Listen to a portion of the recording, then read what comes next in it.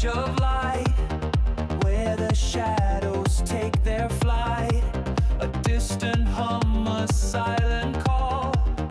Planet X, where we'll risk it all.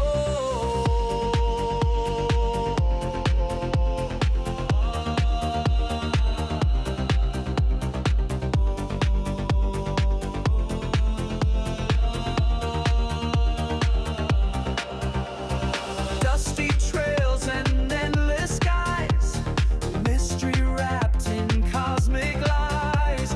We chase the spark, the unknown map, guided by the glow of Planet XXX. Oh, we run to the great unknown, where the stars have secrets shown. Underneath the astral dome, Planet X head feels like home. Through the void, the echoes sing of forgotten worlds and everything. Gravity bends but won't collapse. We're falling into Planet X's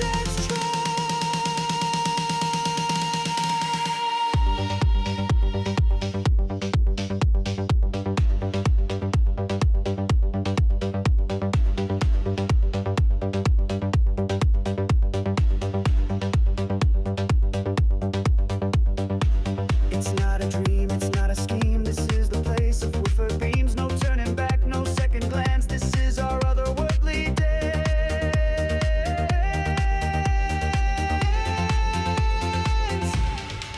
Oh, we run to the great unknown, where the stars have secrets shown. Underneath the astral dome, Planet X head feels like home. Waves are crashing on my screen, digital tides in neon green. Code is flowing like a stream, living life inside the dream.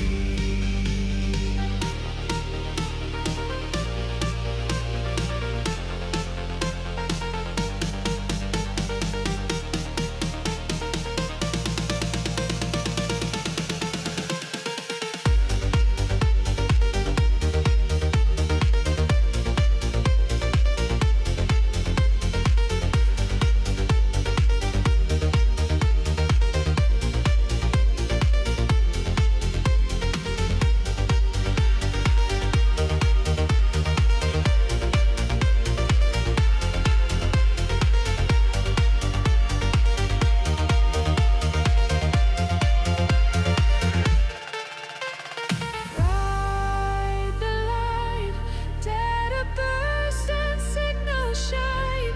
Feel the pulse, it's so supreme. Lost inside the endless stream. Oh, ride the line, data burst and signal shine. Feel the pulse, it's so supreme. Lost inside the endless stream. Endless stream.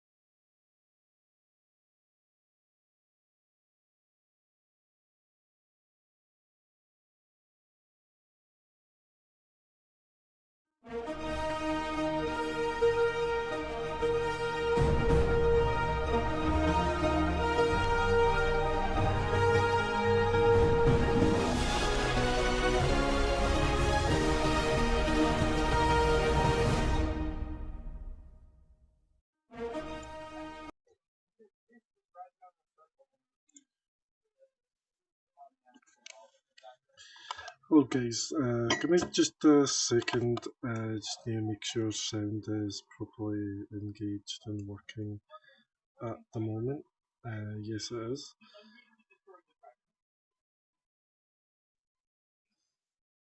Right, we're going to be pretty much playing what we played yesterday, just on a different time scale of 10 o'clock or so. We'll probably play this as much as we possibly can.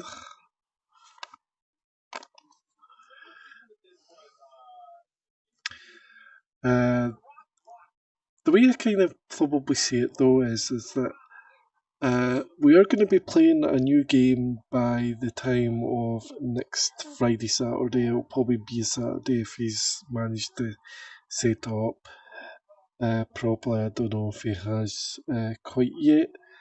I do apologise for the mic because I kind of tested it earlier on the yesterday and today, and it's quite echoey. I have turned off the mic off the other mic, so it shouldn't basically echo through and stuff like that. And if you're on YouTube, don't forget to hit up the notifications and also sub so you know when I'm next live. Most of the time it's not time scaled, but it will probably either be. I can only give you an estimate time of two times. It will either be pretty much 11, 12 o'clock or near about this time, or it will be near about 6, 7 p.m. GMT time usually. So just keep an eye out. We're on our timeline as well for Facebook as well, so you can get us on as James Gray as well. And it's a kind of weird Omega Stone logo kind of thing with Link plushie. So we're gonna, as I said, play Half-Life Alex, continue on where we last left off. So hopefully it works okay like it did before yesterday.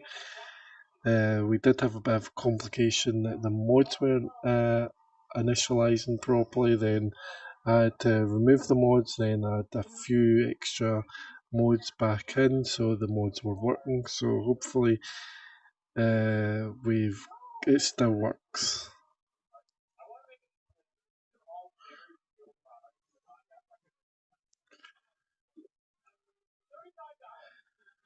But that is going to be a game that we're going to be playing on next Saturday, so hopefully we can get Half-Life Alex done and then we can move on to something else in the meantime before Friday, Saturday, before the new game comes up. We do have Final Space cartoon, which was actually kind of good and a little bit of fun, so probably play that.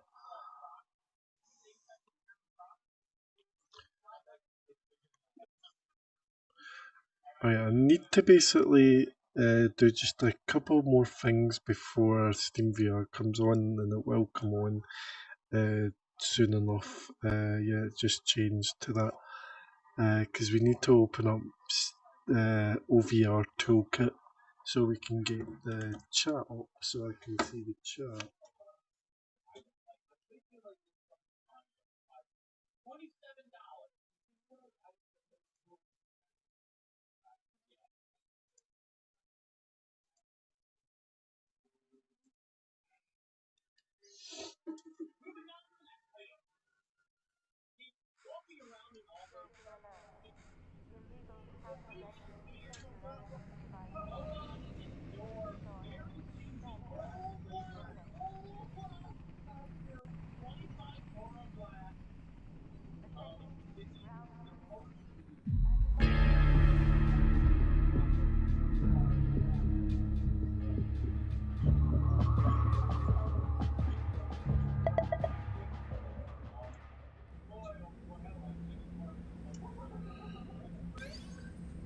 We've got two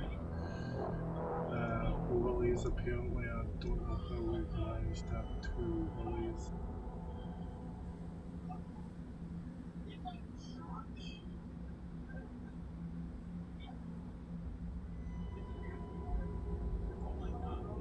Yeah, let's go with that one.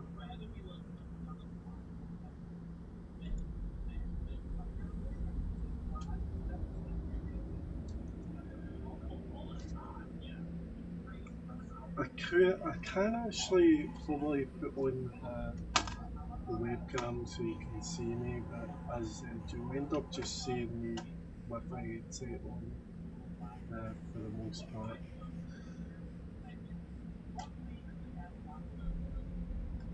And yes, I will be sitting as well.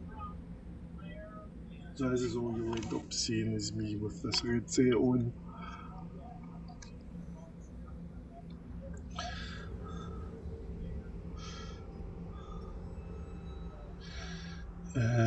We do have this coming up. Let's see, I don't know why it's like that when I want it like, yeah, let's stick it in like that. Search, wait, if I lost it? Yep, there we go. Got the chat back up and it's in the right view side.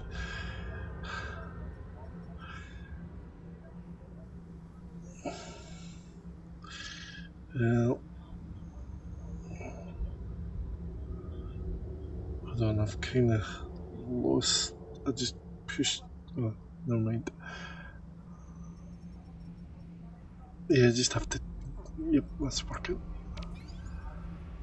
Okay, let's start this up. I'm hoping pray it actually runs.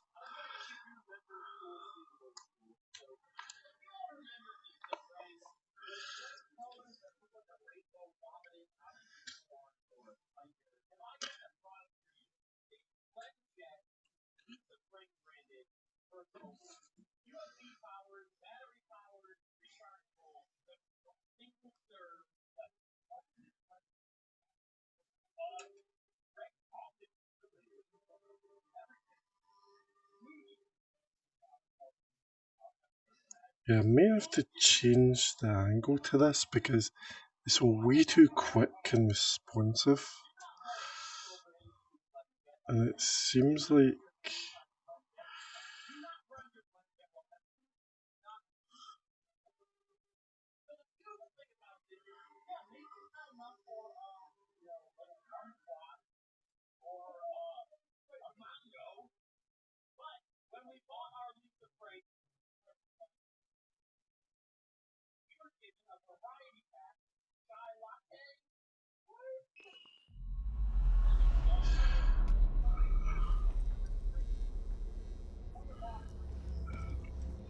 alright, so we are on Jeff in the next section of this. So I kind of think I need to fix this somehow because technically in a way it's too responsive.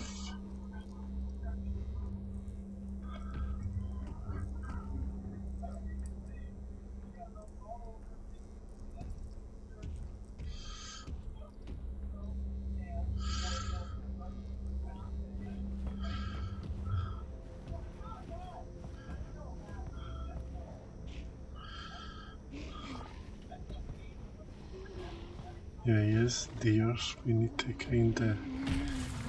Oh, fuck, we just.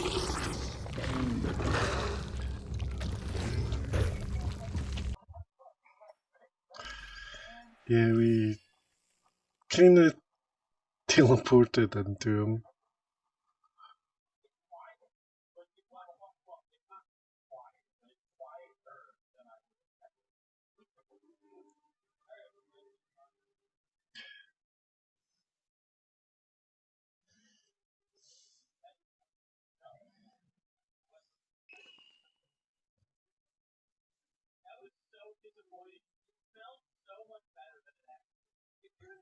Good thing is this thing's got a clock on it on my wrist, and it shows the percentage of the headset, which is a good thing. Good thing is he can't technically see me, but if I get too close to him with that gas and I'm not covered, then it kind of makes it difficult on me.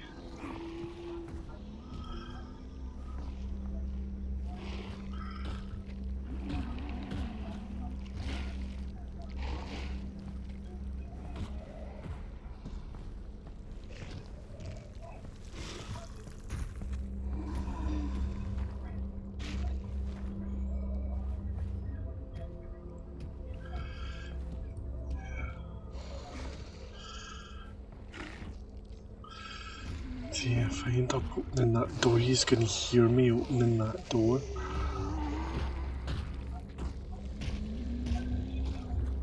There has to be something somewhere I can pick up something and throw it somewhere.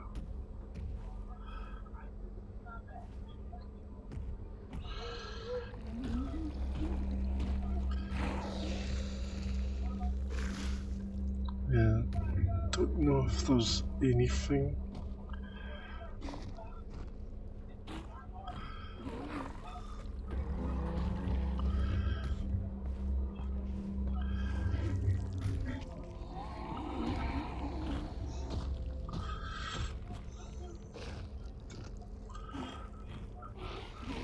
Because we need to get through that door.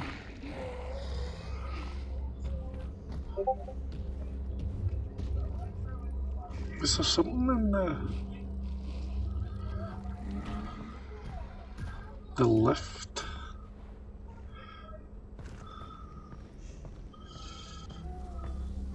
Yeah, there's something in the lift. But let's put it in this hand so we can cover just in case.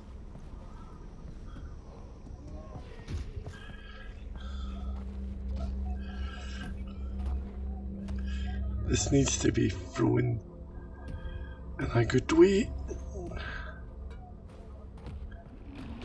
Oh, you didn't hear that. We just have to somehow get him to go away from there. Shoot. Never mind, this is where we're going.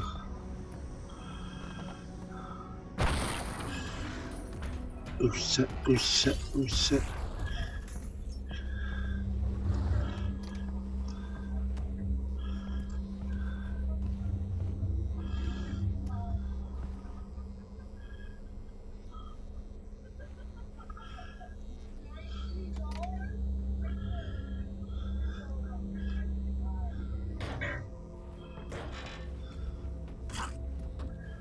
See it?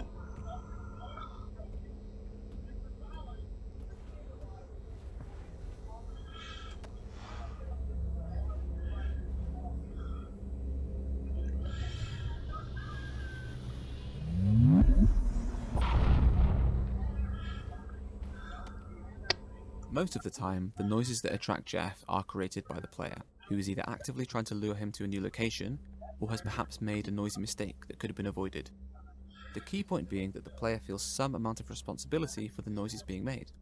The goal of the upcoming hallway was to flip that idea on its head, if only for a moment. Like a misbehaving pet, this cheeky headcrab appears to surprise and infuriate the player, clumsily knocking over a series of bottles before escaping into a vent. Classic headcrab nonsense. We were surprised to find that many players wanted to check and see if the headcrab had indeed escaped. They would climb up onto the boxes and crane their head up into the vents. This prompted the idea of adding a small Easter egg to reward those players. Try it, and you'll find that the cheeky crab has indeed escaped to be annoying another day. The cost of adding these sorts of secrets needs to be weighed against the potential for players to actually discover them. In this case, our playtest observations made the cost appear worth it, in particular for the impact it would have in making the world feel more real. A full reality where living creatures go about their lives, even if the player isn't there to witness them.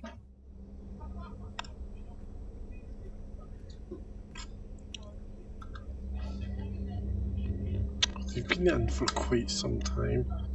I don't know if these have overheated or not.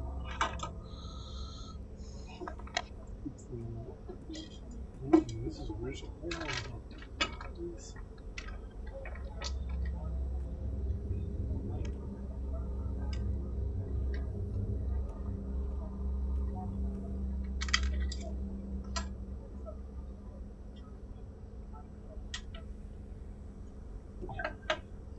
It's coming down to change.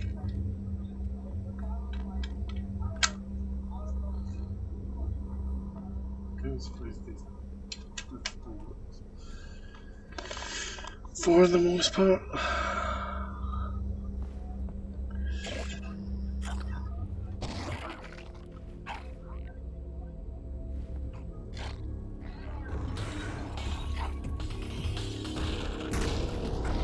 Oh fuck.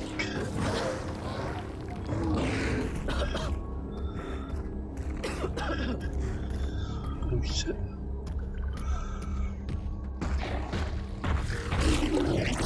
Yeah, okay.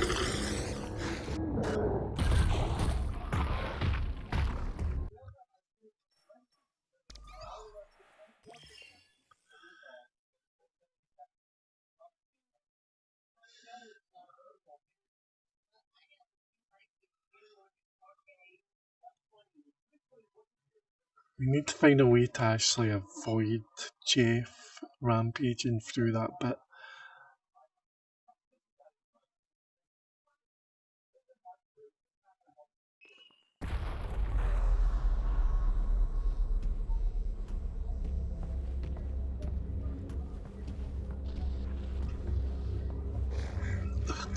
Clappy's right behind me.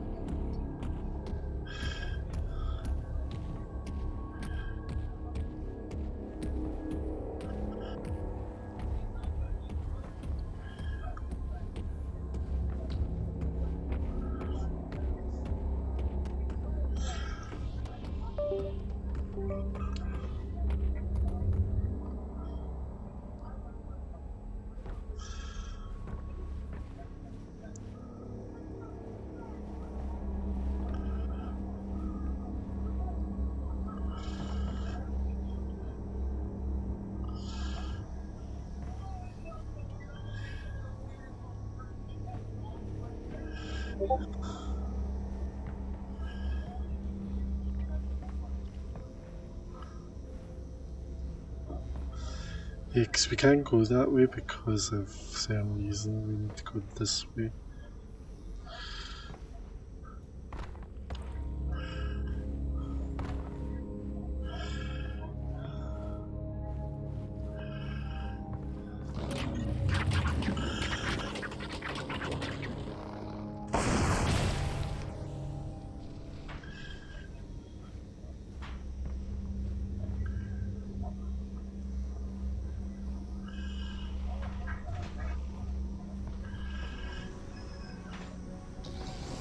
Alex, coming in. Hey, Alex. Oh, there you are. Can you hear me? More or less. You're breaking up. I think you're still in the distillery. I made a friend named Jeff.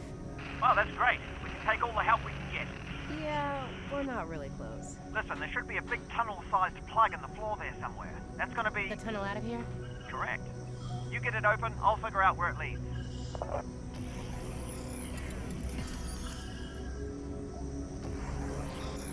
Yeah, the only problem I'm gonna have is if I end up going down there, because we're gonna have to go down there because we need to get power cells.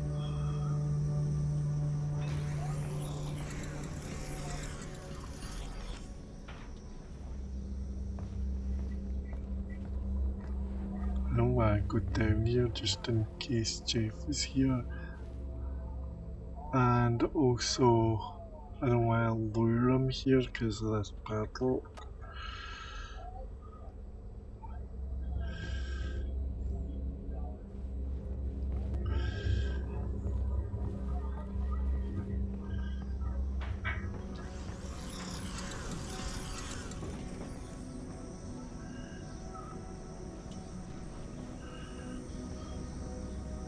Yeah, I suppose the good thing is there's nothing technically down here.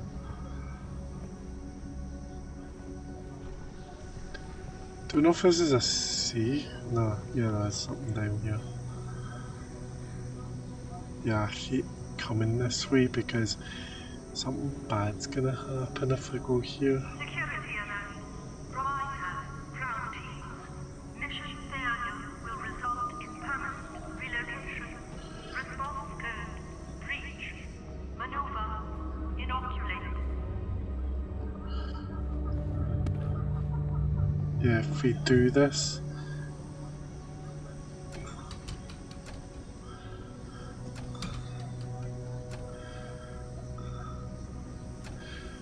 Yeah, we can't do that yet. But Jeff is gonna come through that door or something.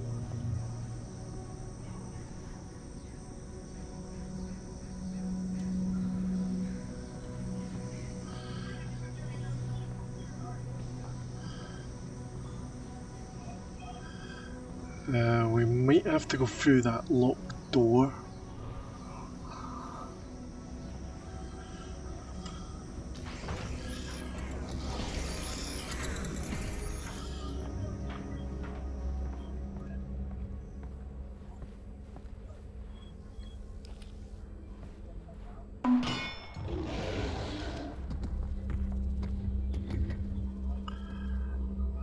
Never mind.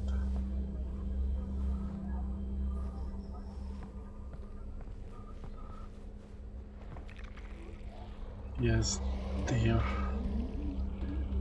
But he's just down there, which is fine, but we need to go down there.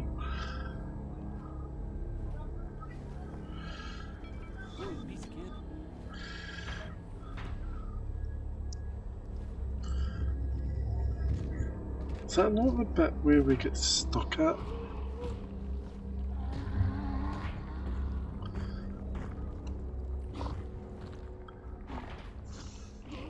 See what this thing says. Since the entire premise of Jeff hinged on keeping Jeff and the player in close proximity to each other, the distillery map was constructed as a series of chambers connected by one-way transitions. Early on, we used two techniques in concert to keep Jeff and the player together throughout the level. First, each new area was gated with a special locked door. These took the form of impenetrable Zen membranes that only Jeff could tear through. The player would lure Jeff to the membrane using sound, and Jeff would break it open so that both Jeff and the player could proceed.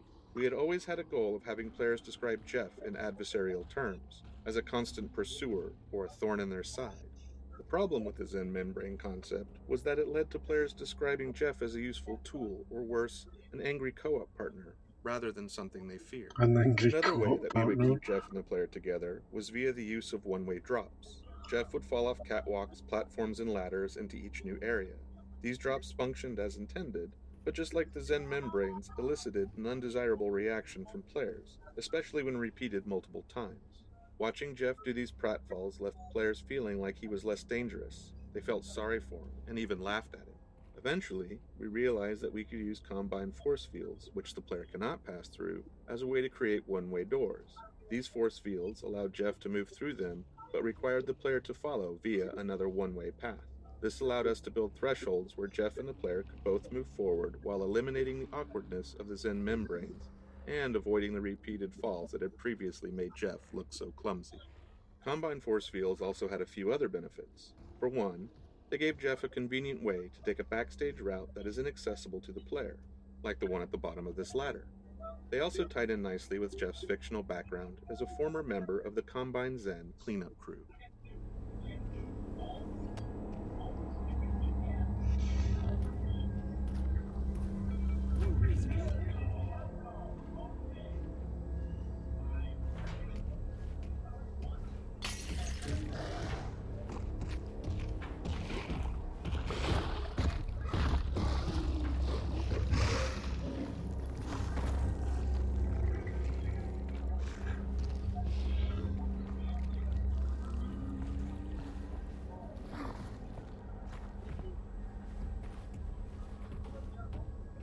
Oh dear God, that's gonna be humongously bad.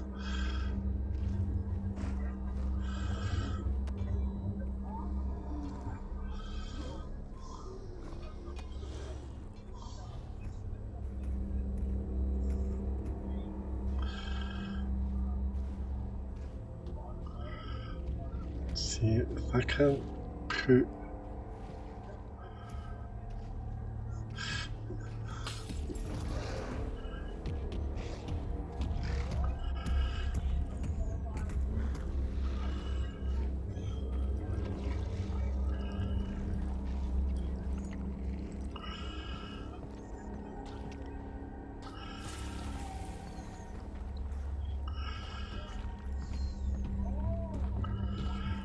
oh shit, he's right there.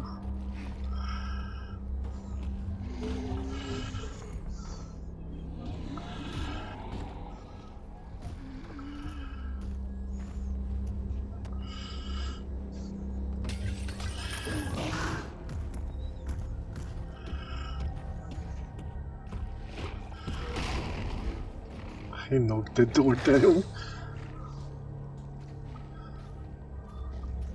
I would say thanks, Jeff.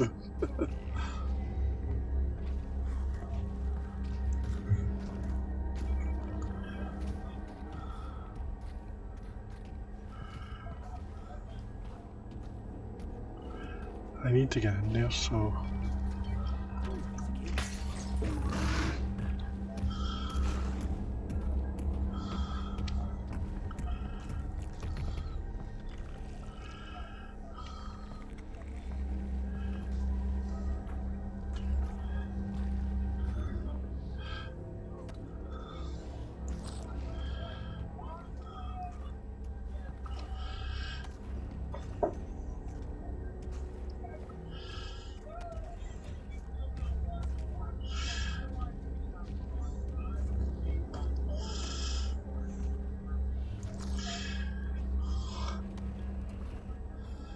Oh, there's a gas mask!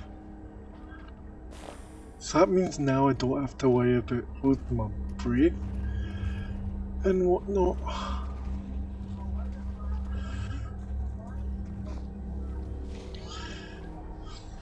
Why can I not put this in here?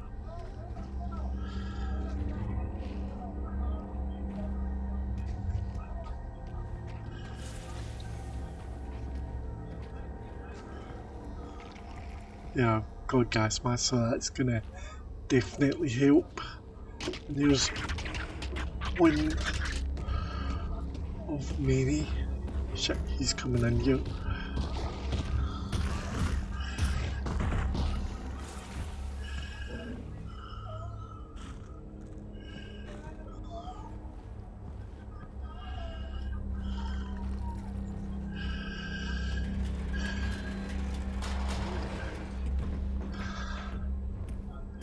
You Jeff.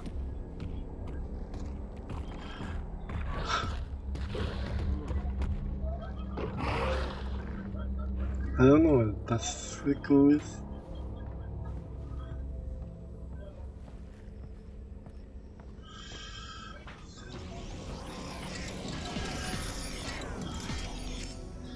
I think I actually know where it goes. So that's one. Nicely done.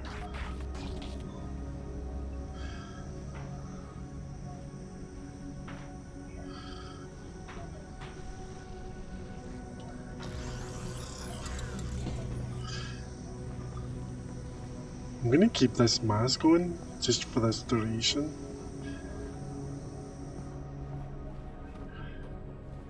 No, it's not going there.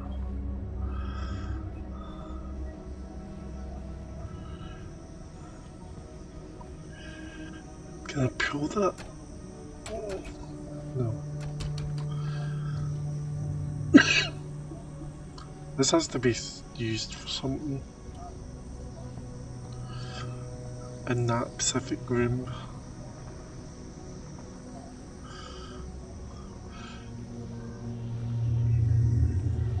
Oh, great. There we go. We go back where we came from in here. figure out where this goes.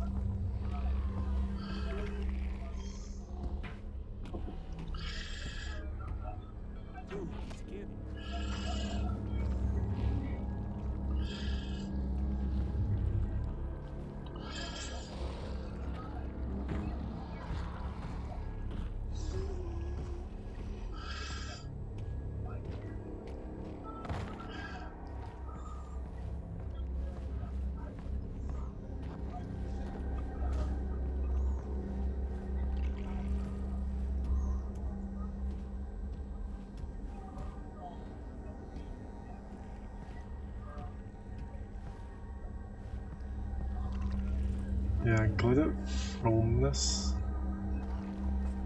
room.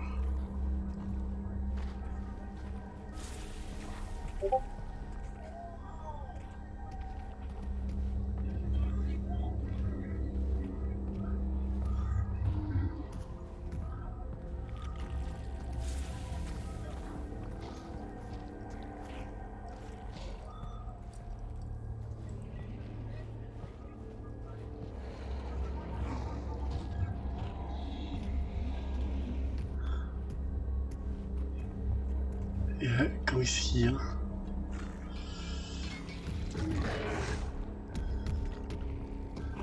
Yep, that was my fault.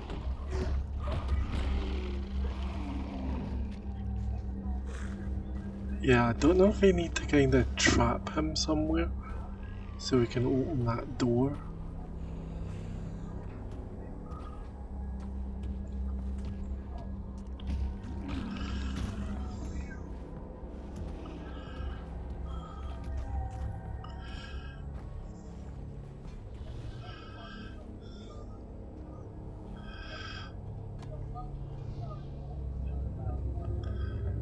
Oh wait, we need to put it in a certain way without basically making a sound. But the only thing is how to open it.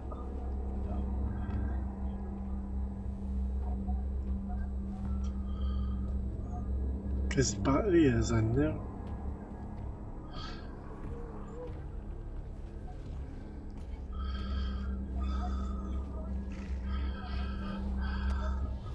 Creating an experience with such a heavy focus on audio presented some unique design problems. The primary challenge was determining which sounds Jeff should be able to hear and making sure that players understood the rules.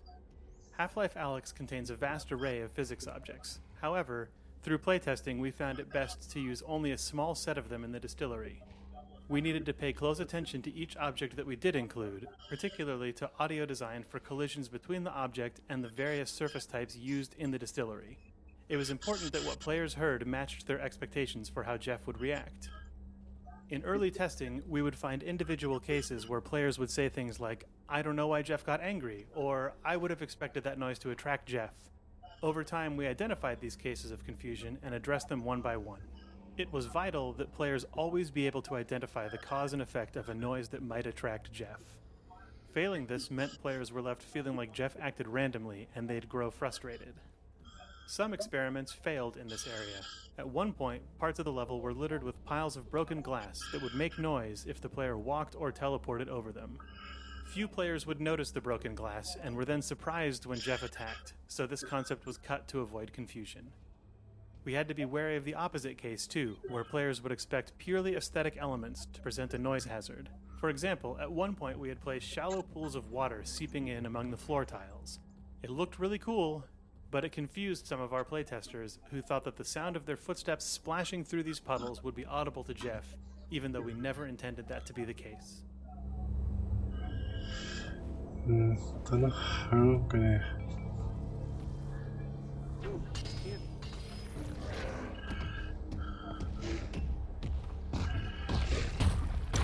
Oh, that was too flipping close. Holy God almighty.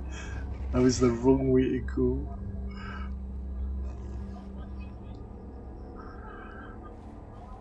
Yeah, we're not supposed to kind of fully open it, just to a point where we can get the battery out.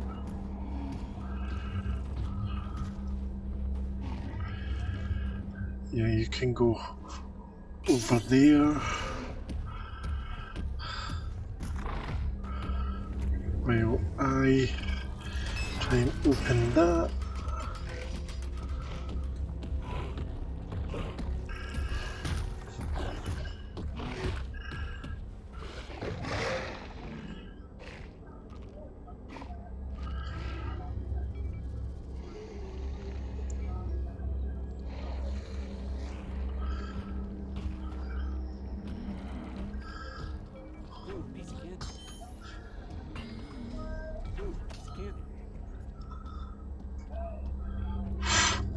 I dropped that and I thought he was going to trigger me.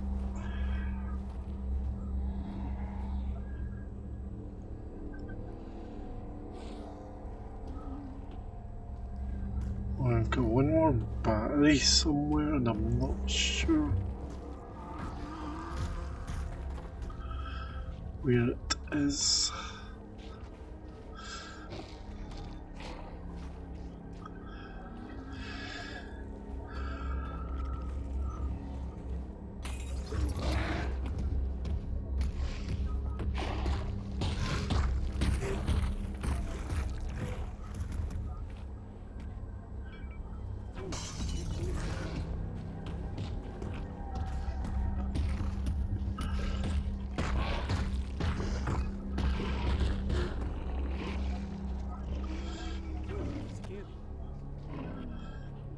I've only got limited bottles for this, so I need to be careful.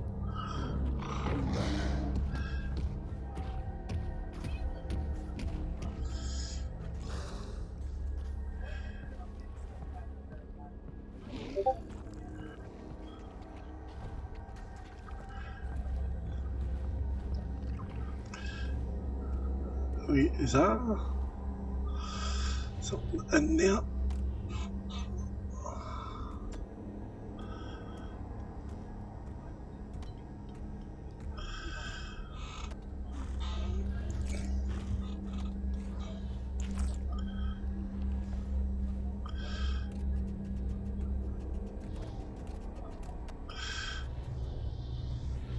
Nothing much in there.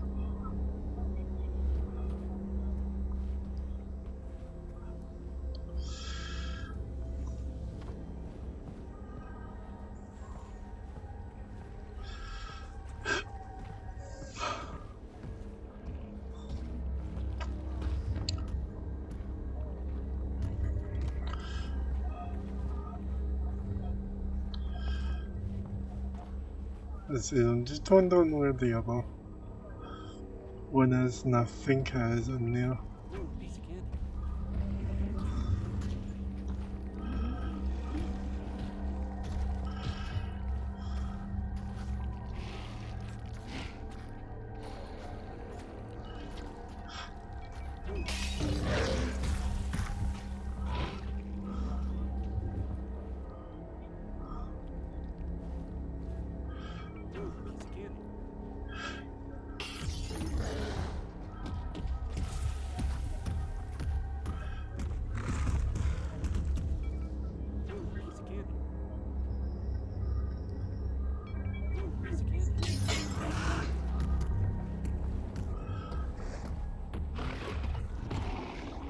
Yeah, I don't think there's one technically. Oh, it's amazing. It's in there.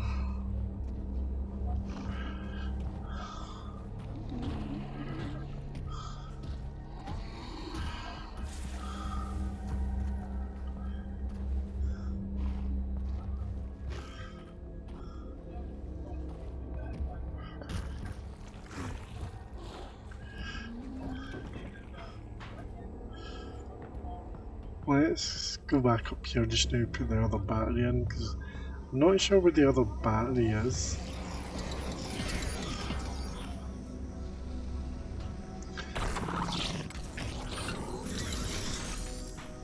That's it.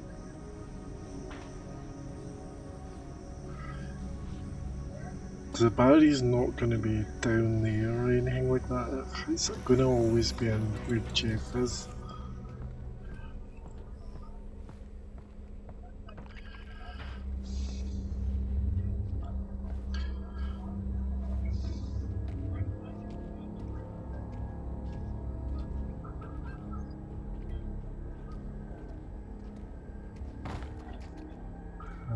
down here.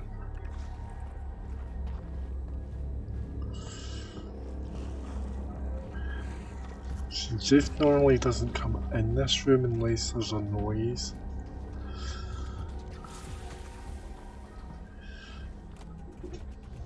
Oh crap.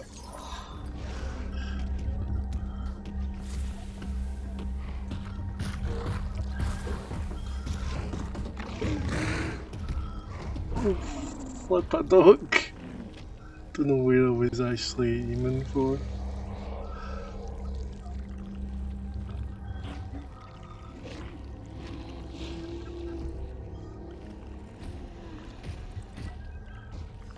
He's going. There's a raisin in there, so that was kind of worth it.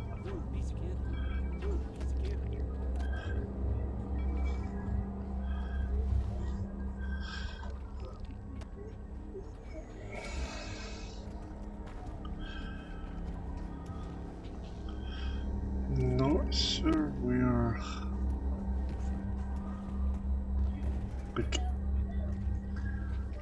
I think clearly there was a battery in here, so there's nothing really else in here that I should be aware of.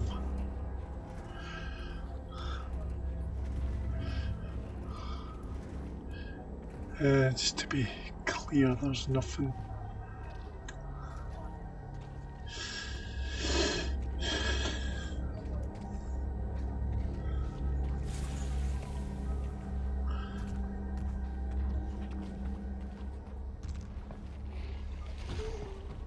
Let's get back.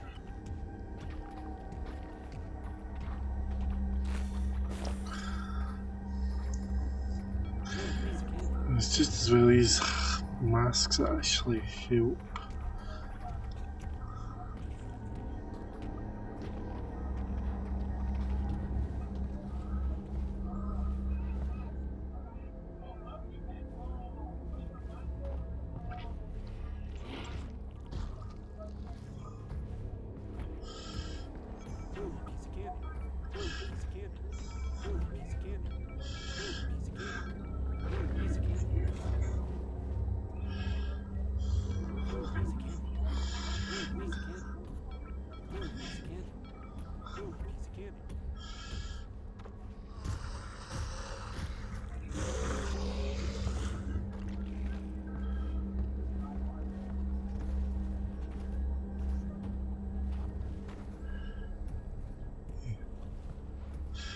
There was some barrier in there, so there's not going to be another one in there. So I don't know where the other battery will be, because there's one in there, there was one in the room there.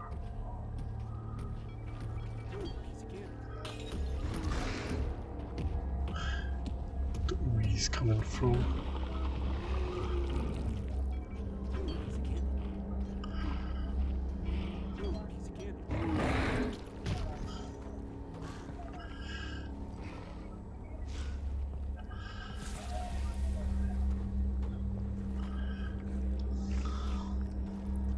I can't go through that way, that's the problem.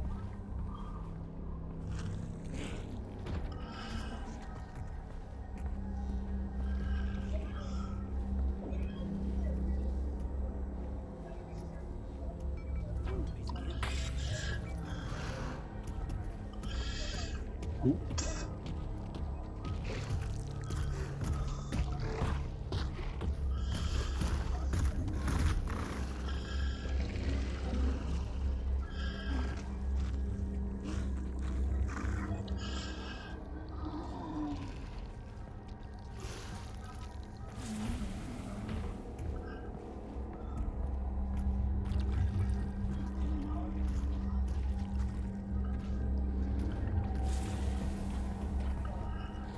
Oh, wait a minute. Hello, gap.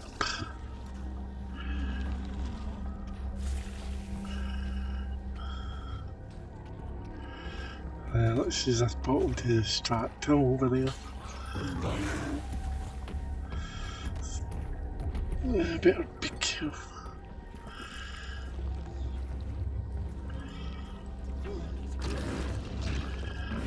Crap, there's something there.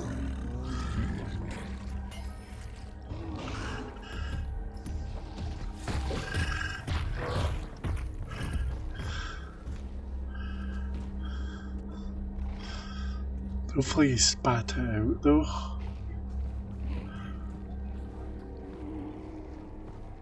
I don't know if he did.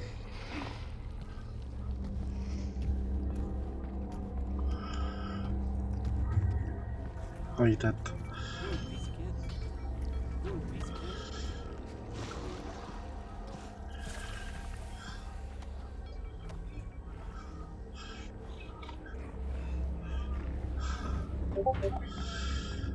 Whew.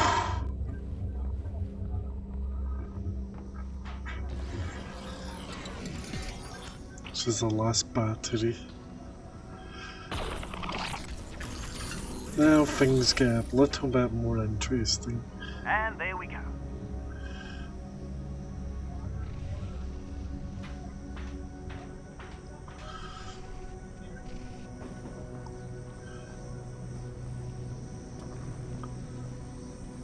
I don't know if Jeff will come through this way, he'll only stay in this proximity.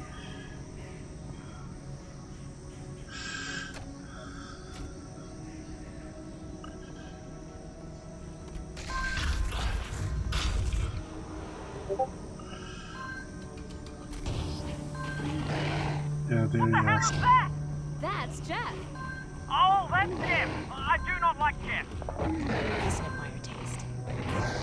I need to put him back in there and lock the door.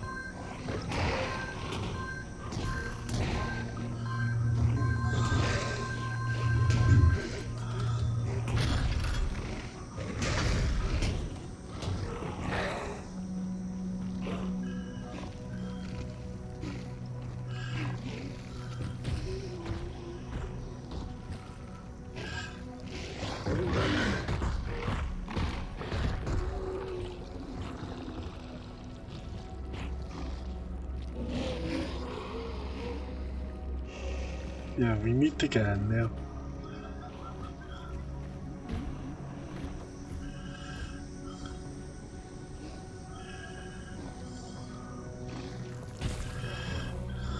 Yeah, we need to lock him in there.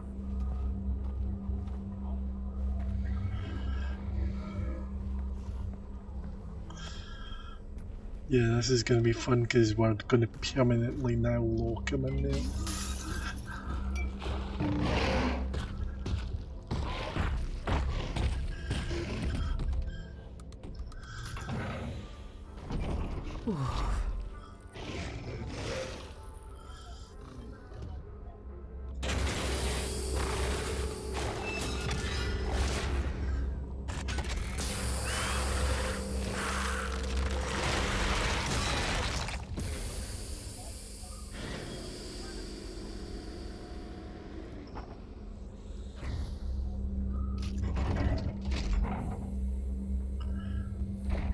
Holy crap, we killed him? God, Jeff, are you okay?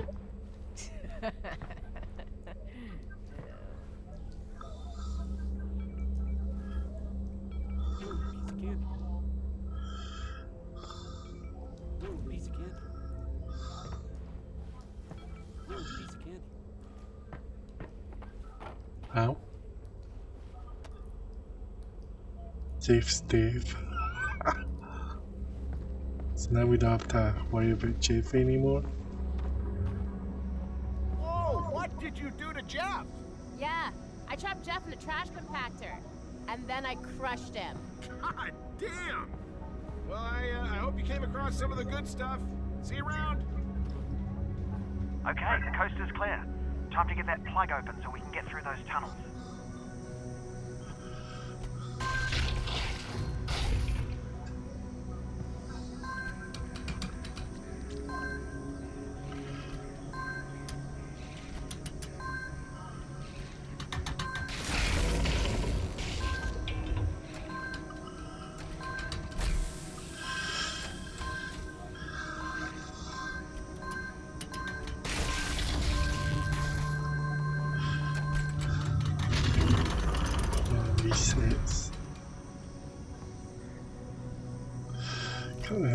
needs to be done here?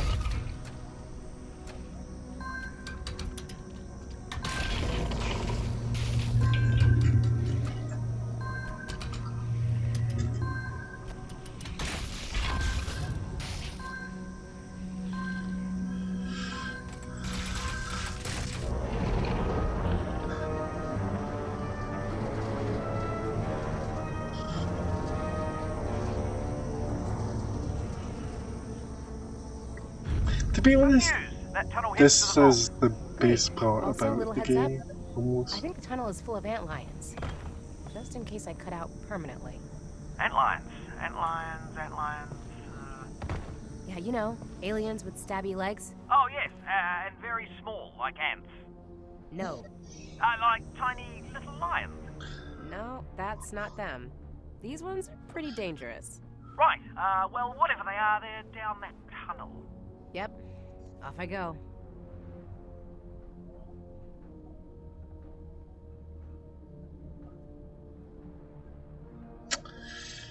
The only thing is how to get down there without having issues.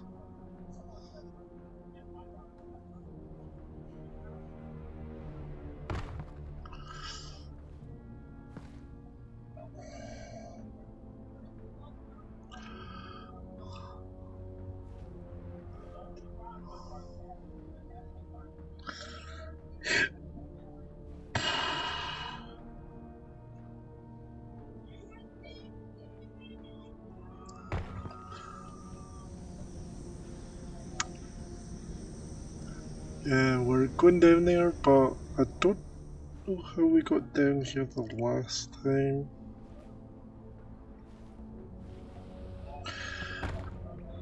No, never mind.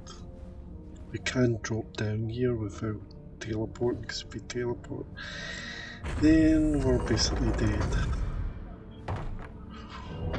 And that hatch just basically closed.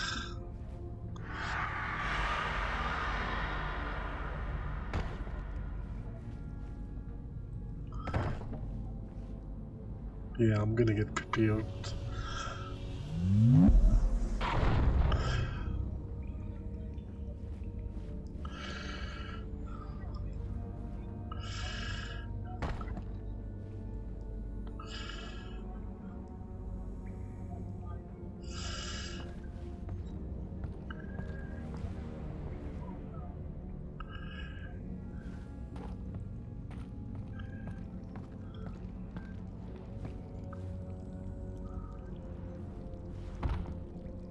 I think we can't go up that way, so we're going up this way. At least we've got the mask still, just in case.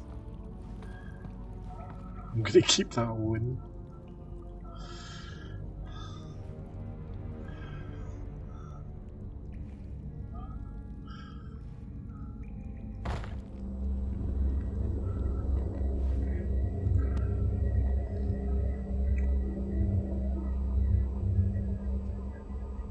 Well, at least Jeff is done, I don't have to worry about it.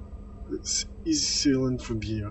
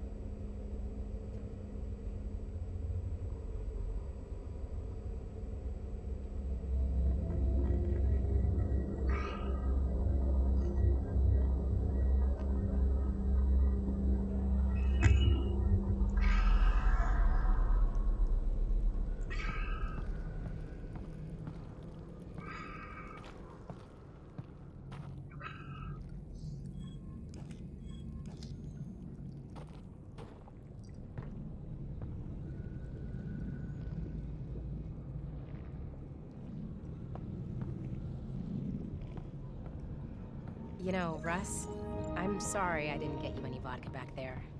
That's okay. Well, you could pick up some on the way back.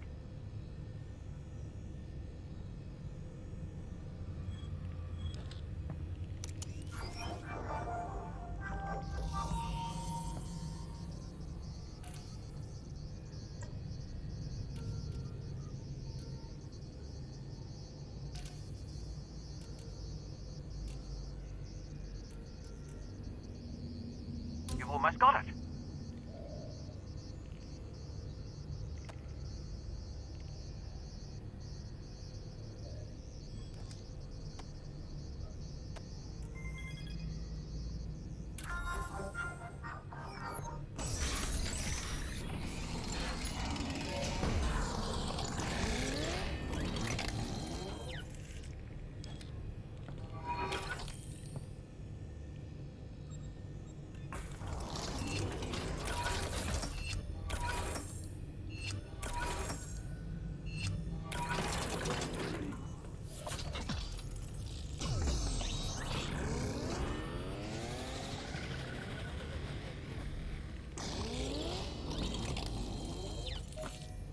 Wow, my gun's looking pretty good.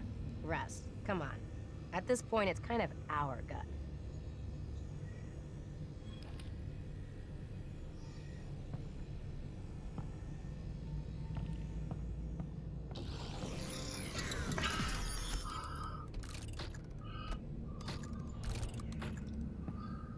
Okay, so that's not taking.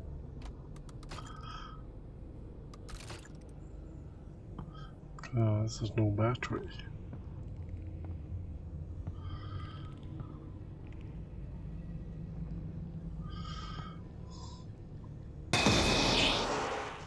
And there's the battery.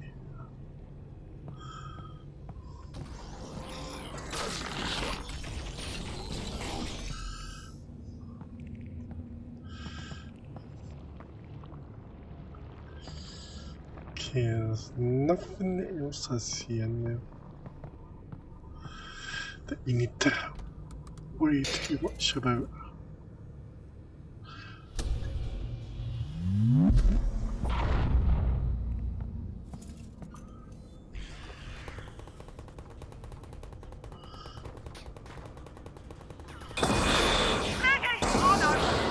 That's an antlion, Russell.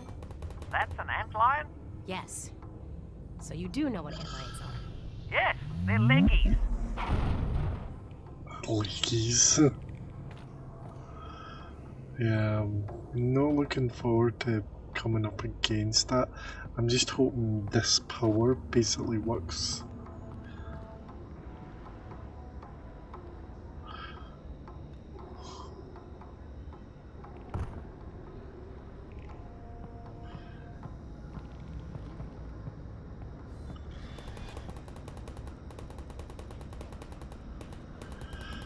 I'm not going through that way. Oh yeah, the turrets. So yeah, the turrets could come in handy for me, basically, but I can't go like in front of them myself. Yeah, this bit's gonna be nuts because there's a certain thing in there that goes all crazy.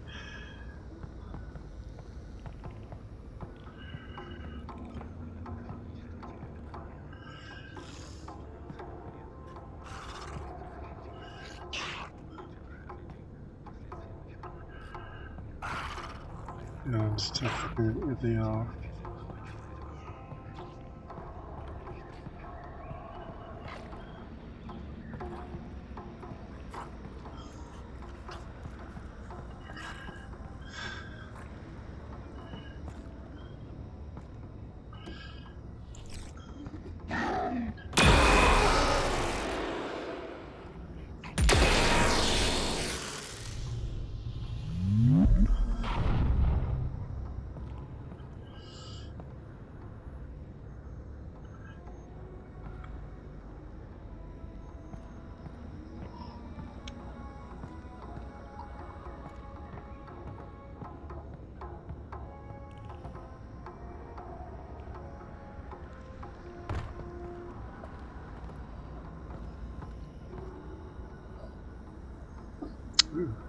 We'll grab that.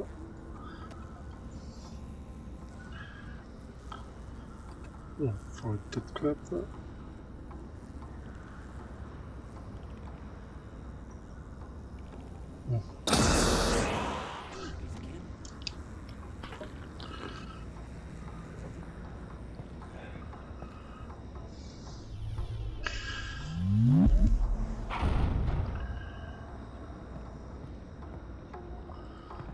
Yeah, I'm going to save it too, so we don't have to go through Jeff's bit ever again.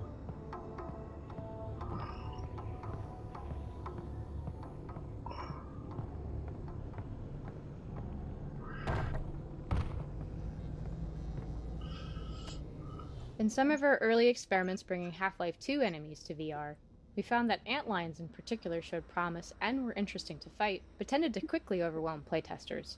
They were able to get into the player's physical space too quickly, and applied so much pressure that players just ended up endlessly teleporting around trying to get away. Around the same time, we were discovering that all players, even relative novices, have surprisingly good aim in VR. The variability of aiming ability amongst players is simply much lower in VR I don't than need for to aim, mouse I've and got this. keyboard games. To take advantage of the idea that players would consistently be able to make precise shots, we started testing an antlion design which players could slow down by shooting off the legs. Playtesters reacted positively to both the need for accuracy and the organic feeling that this gave the antlions when their legs flew off and the injured antlion continued to limp toward them. The removal of the legs Oh was crap, clear to players. that's not working. Presenting the fact that the abdomen was invulnerable until the legs were removed was a long-standing challenge. There was no single solution to communicating this effectively to playtesters, but rather a series of small additions that Well, that does communicate work. behavior. For example, we made the abdomen dull and black when invulnerable, and changed it to match the bright orange legs as it became vulnerable. Shooting armored parts of the antlion would generate sparks and hard ricochet sounds, while shooting the vulnerable body parts resulted in orange blood spurts and soft impact sounds. We also designed This death is really animations to emphasize the abdomen exploding, and ensured that an exploded abdomen chunk was left behind after the antlion was dead.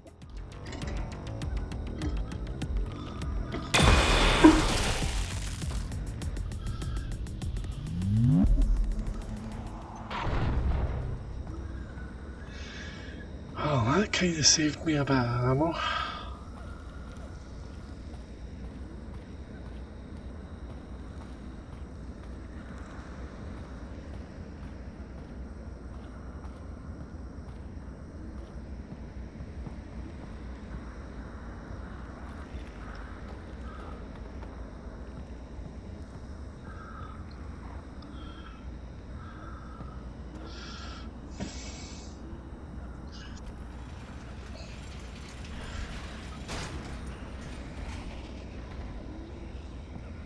That line.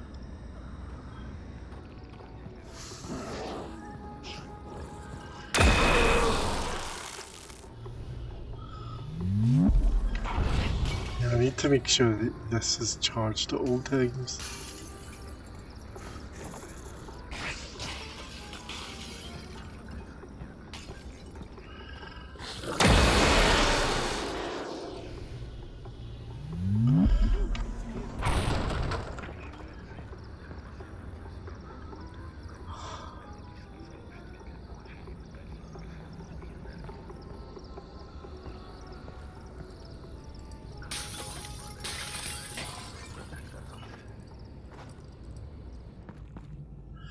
Hey, any news on the data pod? Your dad's head's down. He's working on it. He's got to be close. Great.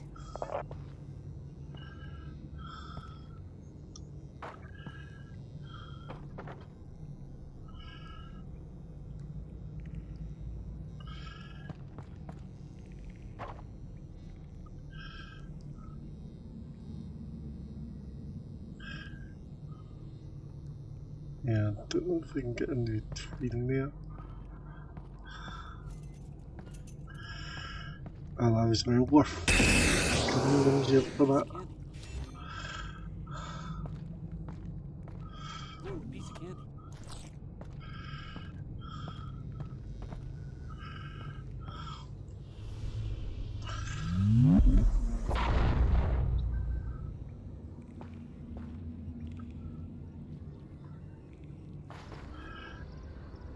Wait, back in here, let's see if there's a way.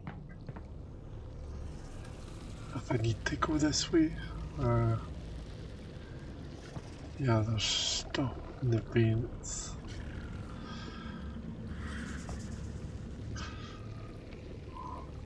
Don't know if I can do that specifically.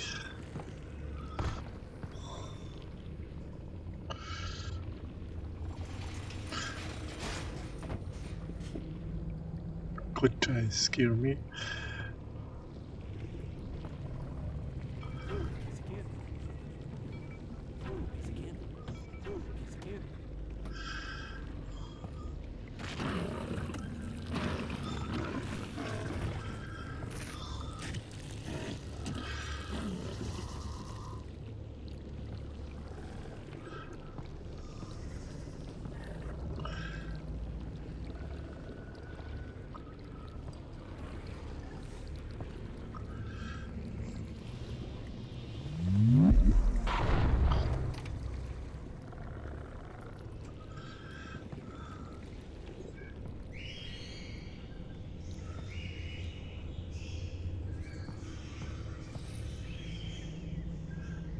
Yeah, probably. I was gonna say I'll stay here, but I need to go someone.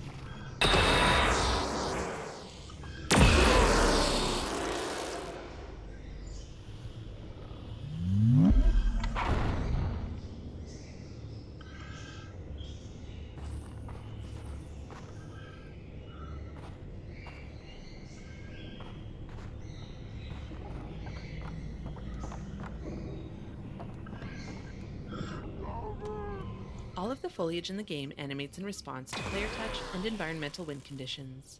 The foliage animation is entirely procedural and is computed on the graphics processor using vertex shader deformation. A voxel field that travels with the player's body is used to track the location of the player's hands in space. The hands effectively draw motion trails into this voxel field, which can be sampled by the foliage's vertex shader and used to drive deformations, allowing the player to bat the foliage around with their hands. The foliage also interacts with wind, allowing us to give ambient motion to the plants. Oh, In order to jeez. accommodate a range of environmental design, we tuned the wind deformations at different speeds, from slight drafts to hurricane force winds. It turned out, though, that the ambient wind was never required to be more than a moderate breeze, and for most of development, the hurricane effect was unused. This particular zoo habitat was added late in development and required a critical extension to the procedural foliage animation system. Prior to adding this habitat, the foliage didn't need to deform in response to enemy animation or grenade explosions, but of course, this area is all about throwing grenades at zombies. To address this, we added a low-resolution voxel field that could be sampled by the foliage shader to apply additional deformations. This low-resolution voxel field, which is about 1 cubic foot per voxel, is fixed in space and spans the entire habitat. For comparison, the voxel field that travels with the player is about 2 cubic inches per voxel. Enemies and grenades within this space can write motion trails and impacts into the low-resolution voxel field, which are ultimately interpreted by the foliage shader as wind forces. This is when preparation met opportunity. When grenades explode, they are creating localized hurricane force winds. Sorry about that. The narrator was overwhelming the thing there.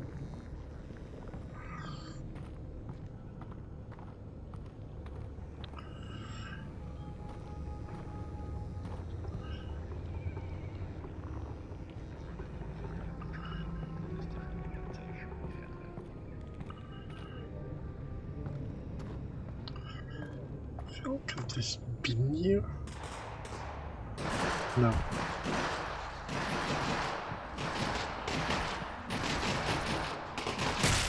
Because there's the fight and the thing up there. Because they're high up, I can't aim this.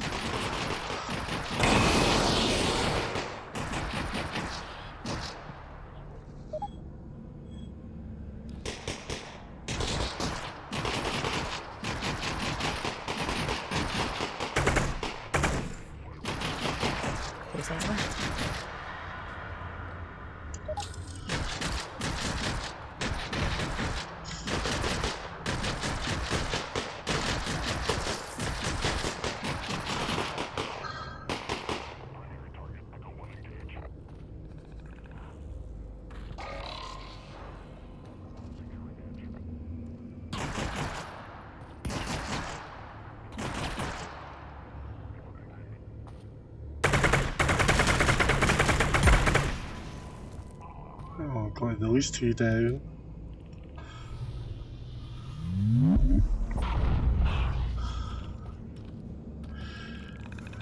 Do we?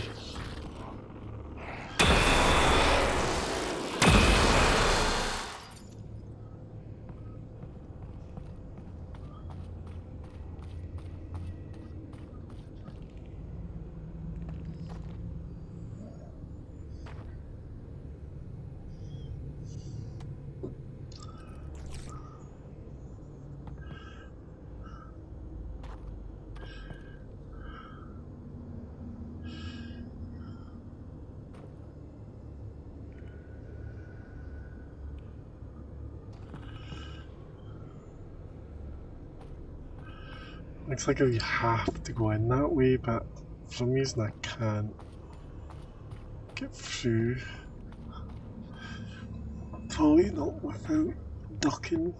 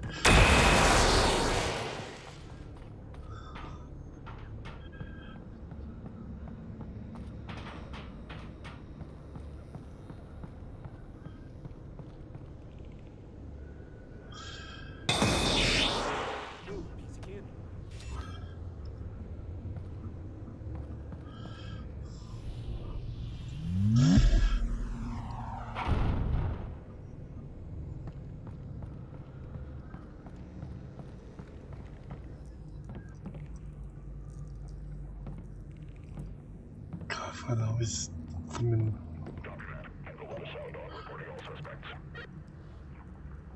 Oh, flip. Oh, just as well they can't hear me do that.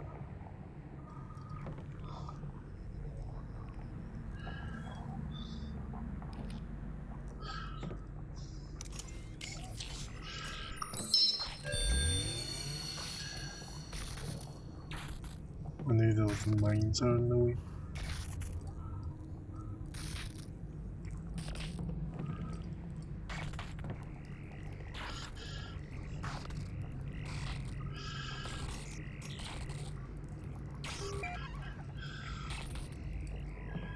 And just opened this door, which is good.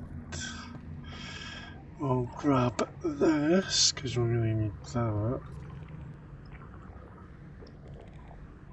We are gonna need to do something about this without doing any of that dumb stuff. And zombie just walks in. Alex!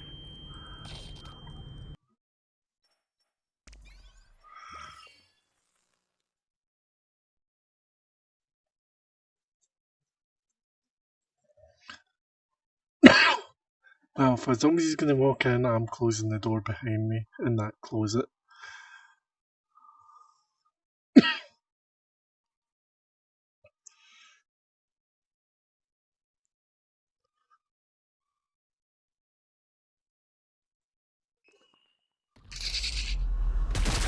Oh Christ. I was not expecting to be back here, but especially with that thing kind of exploding as well.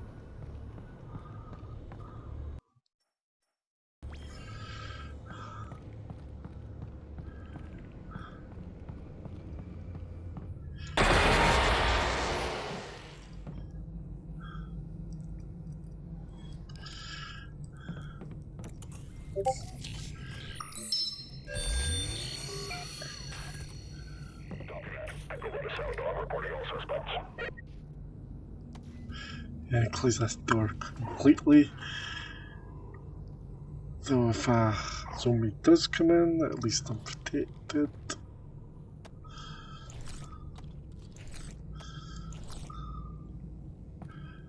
Yep, here comes a zombie.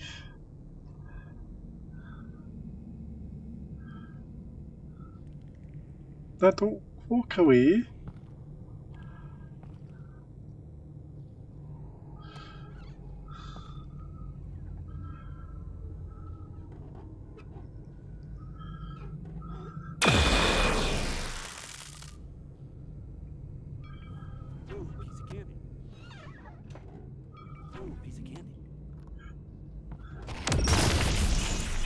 Yeah, that took that thingy in.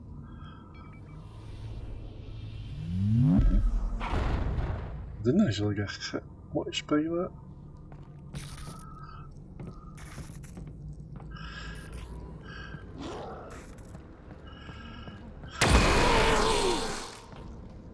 Should have fingered when you had the chance.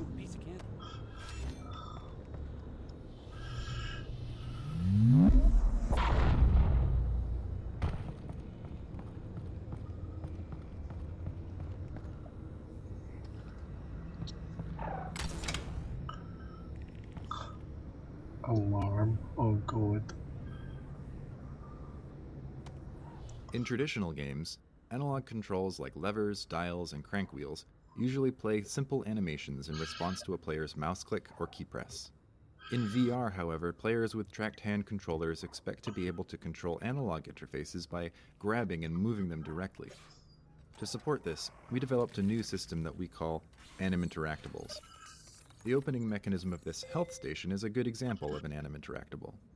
To your left and right, you can see some more examples, such as a large railroad switch, the Vortigaunt's fire alarm doorbell, a crank wheel, a rolling cabinet door, and both the antenna and tuning dial on the radio.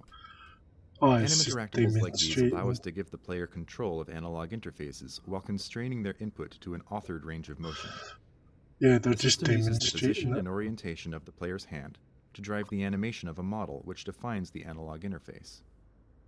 As the player moves their tracked controller, the Anim Interactable continuously performs a search to determine if playing the animation forward or backward will place the interaction point closer to the tracked controller's position in space. This allows the player to drag the animation forward, backward, or hold it stationary. The result is an intuitive correspondence between the player's body and the virtual interface.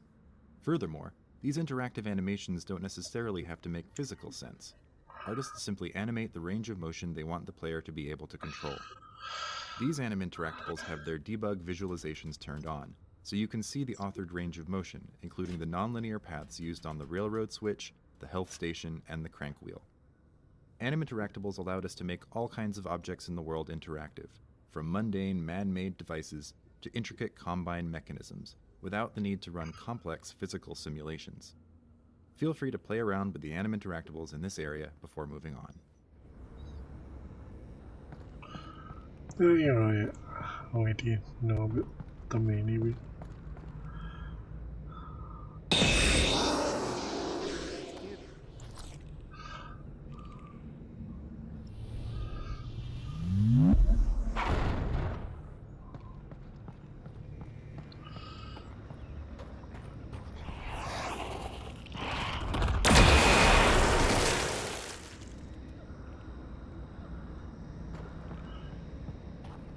Yeah, for that I have to use my 2 because this might not go and that might go, or that might go and that might not.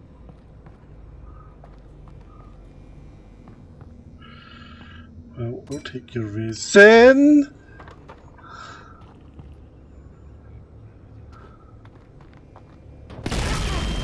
Wow, really?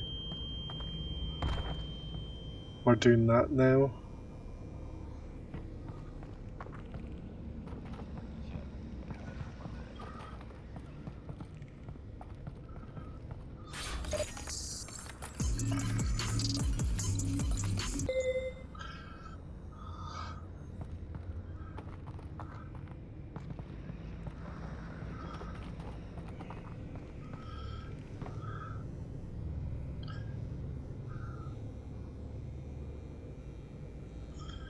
Yeah, they bugged that room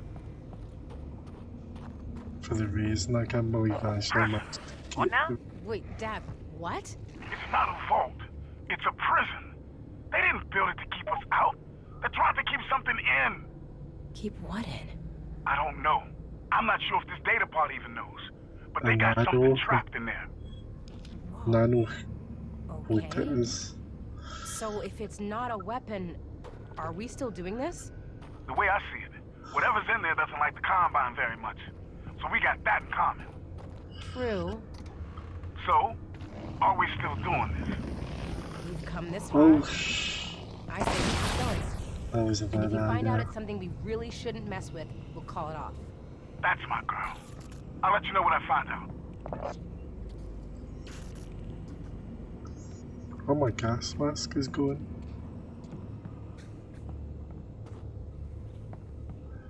Yeah, we're definitely not going in there.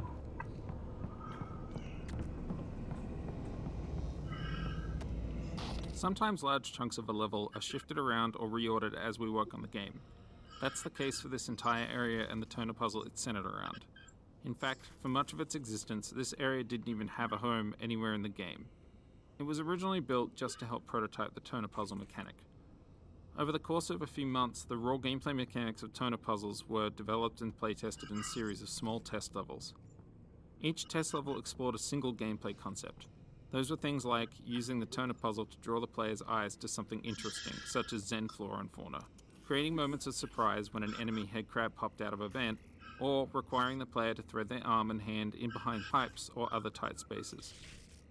Once we figured out which of these ideas were working well, we combined them into a single test level with the Toner puzzle that strung all these concepts together in one single puzzle. Further playtesting in this level made us confident that Toner puzzles should be included in the game, and we started adding them into other areas. But we didn't include the test level itself anywhere in the game. It wasn't until later that it became apparent that the zoo was in need of a pace break. We pay careful attention to player fatigue when we playtest, and look for cases where a puzzle or some exploration and resource gathering can be used to give the player a break from combat. There was such a need toward the end of the zoo level, and thankfully in this case we were able to make use of the Toner prototype level that had already been built.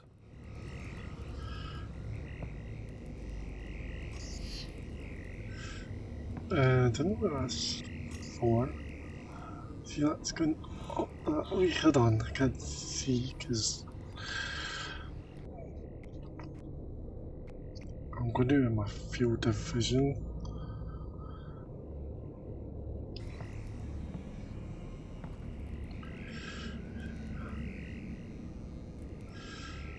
Oh, there's nothing up that way.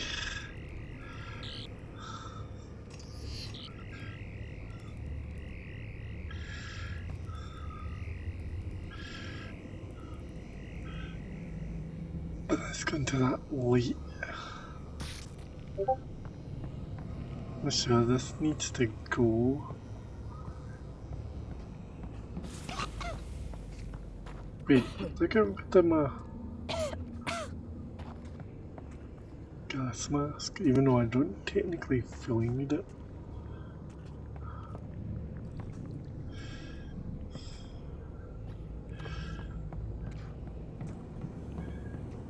Because Jeff isn't technically about anymore.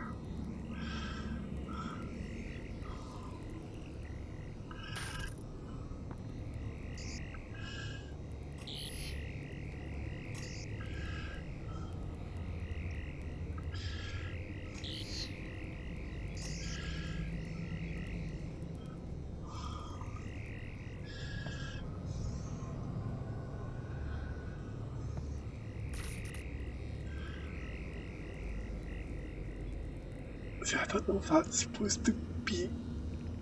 That's going up to the green line.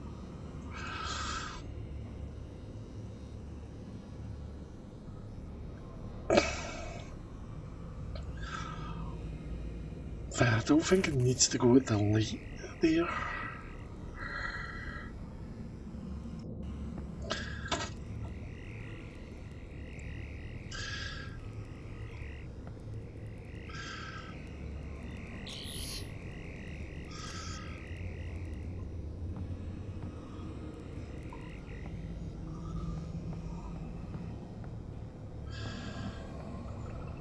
Yeah, we need to get in there somehow.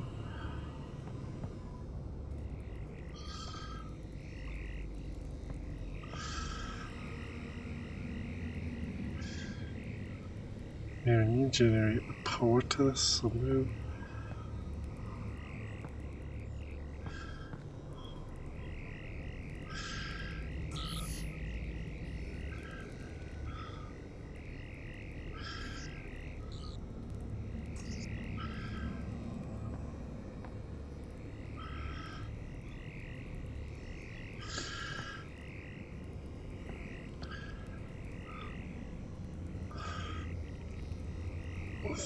Yeah, it doesn't look like there's power going into that.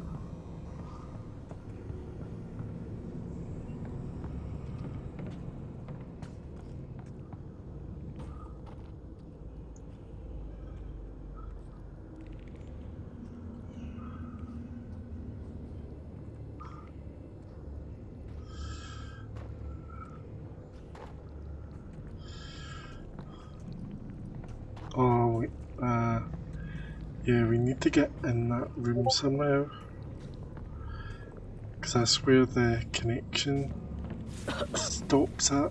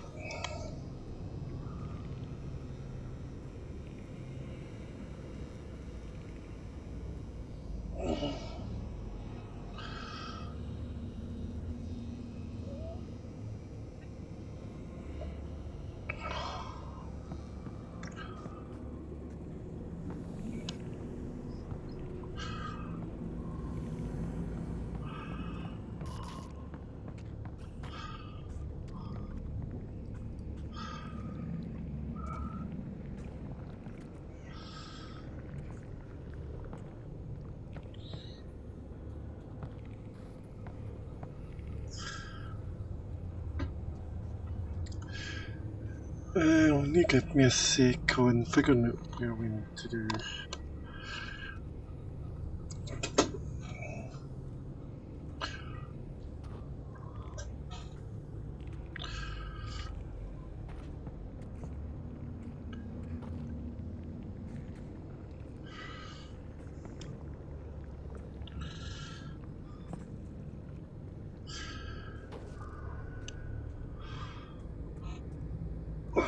There's something.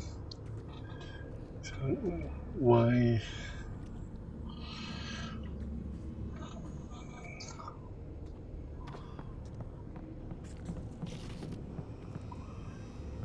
Yeah, that whole line is going into that room, so as I say, we need to get into that room some way.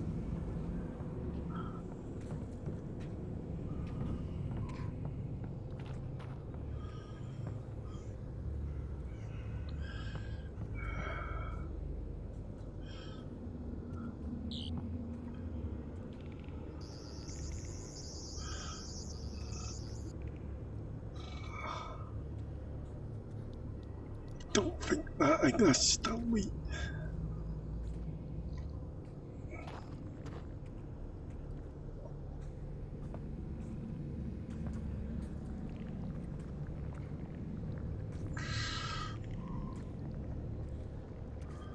I can't get in that way though because that's there.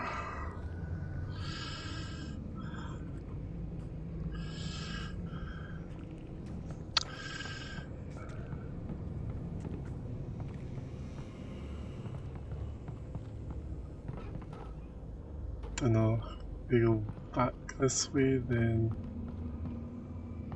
I think that just takes us the wrong way.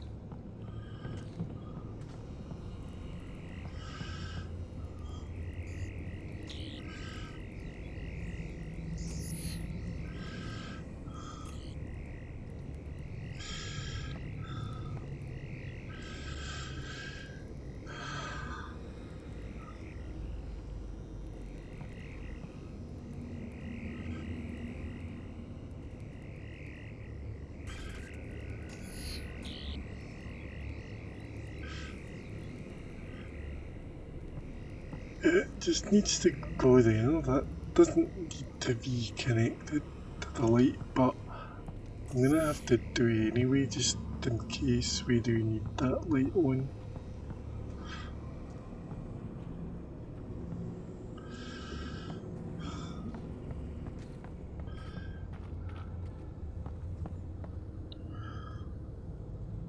This technically won't open unless that is on a certain light and it's yellow, so it's not getting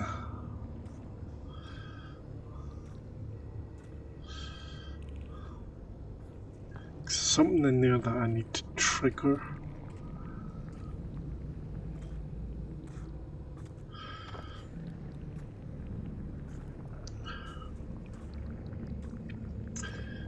Can I reach that?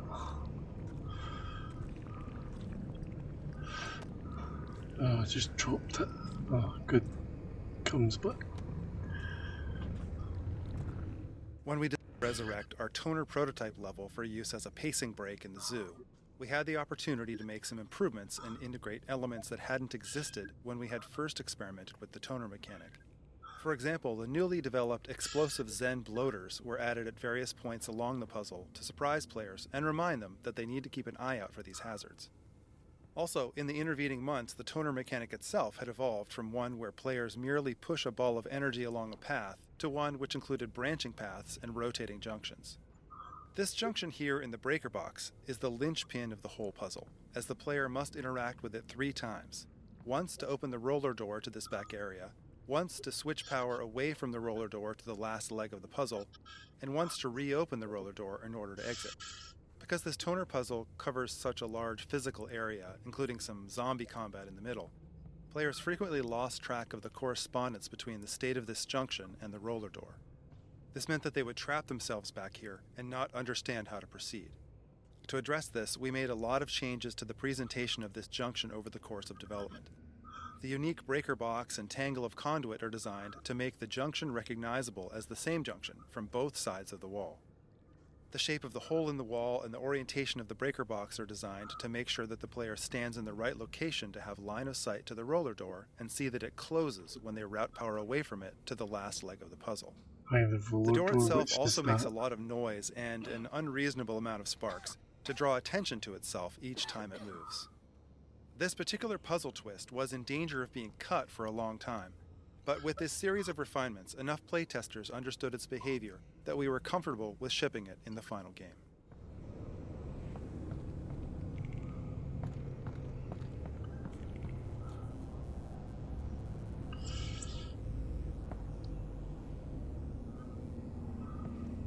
Yeah, I did this before and I can't actually mind how. Sometimes large chunks of a level are shifted around or reordered as we work on the game. That's the case for this entire area and the toner puzzle it's centered around. In fact, for much of its existence, this area didn't even have a home anywhere in the game. It was originally built just to help prototype the toner puzzle mechanic. Over the course of a few months, the raw gameplay mechanics of toner puzzles were developed and playtested in a series of small test levels. Each test level explored a single gameplay concept. Those were things like using the toner puzzle to draw the player's eyes to something interesting, such as Zen flora and fauna, creating moments of surprise when an enemy head crab popped out of a vent, or requiring the player to thread their arm and hand in behind pipes or other tight spaces. Once we figured out which of these ideas were working well, we combined them into a single test level with the toner puzzle that strung all these concepts together in one single puzzle.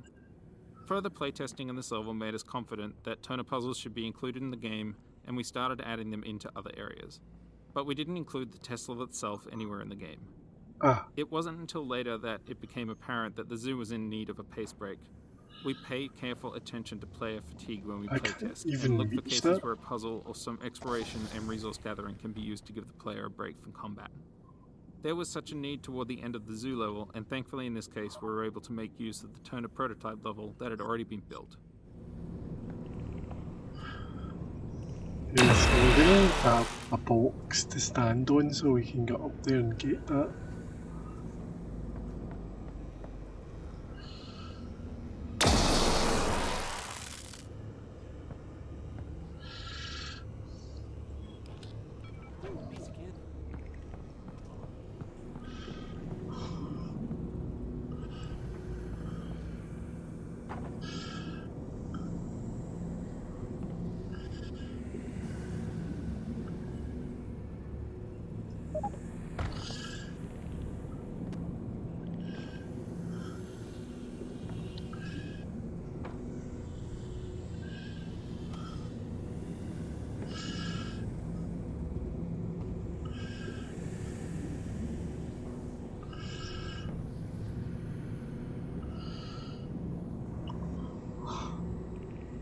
Yes, we already had a box up here to get to that point.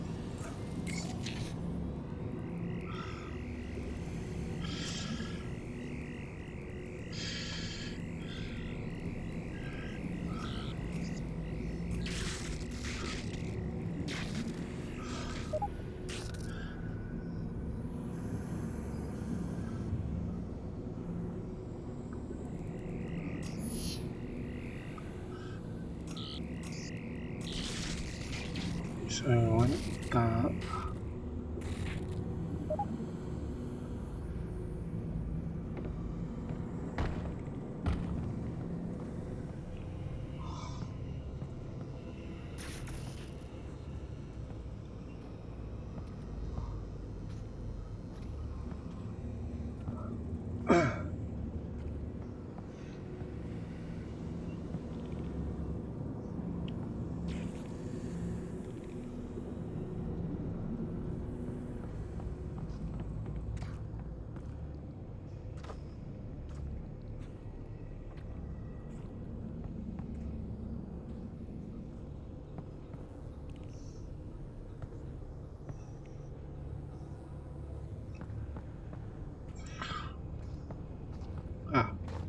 Missed this one.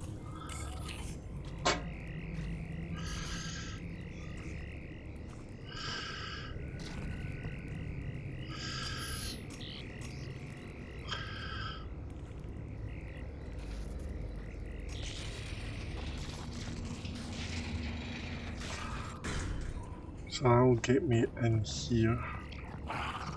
Oh hi. You do that.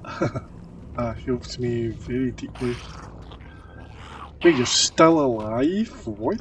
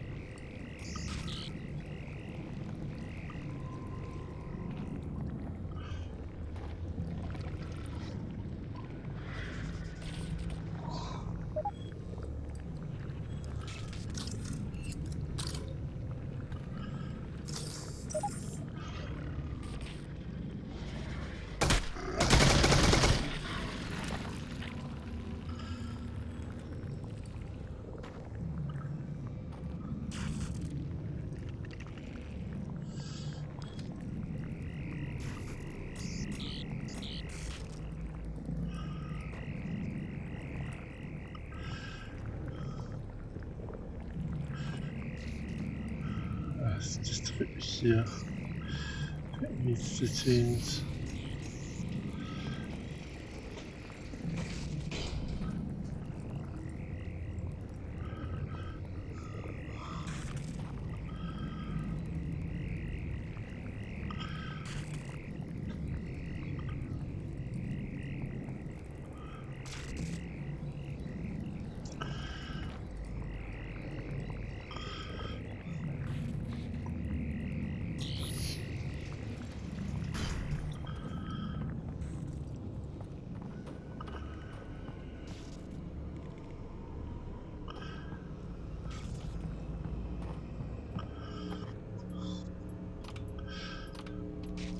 that needs to get power somehow.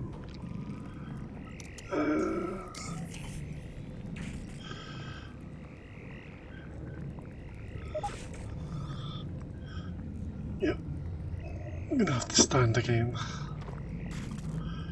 with this TV.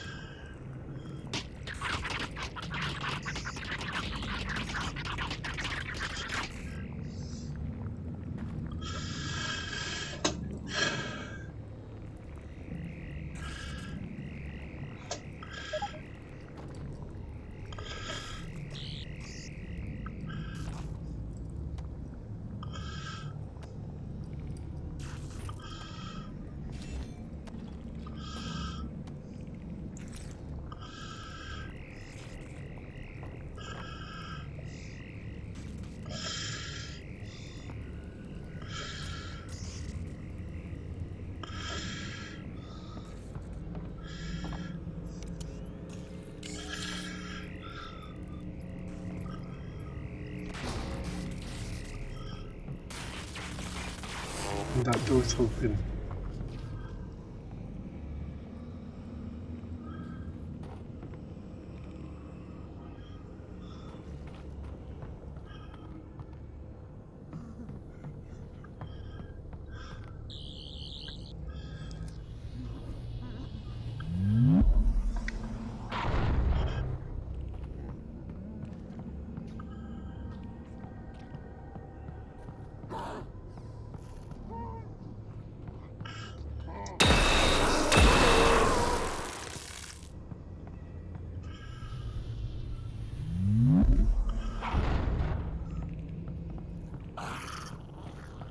Realizes we will need to open that latch again.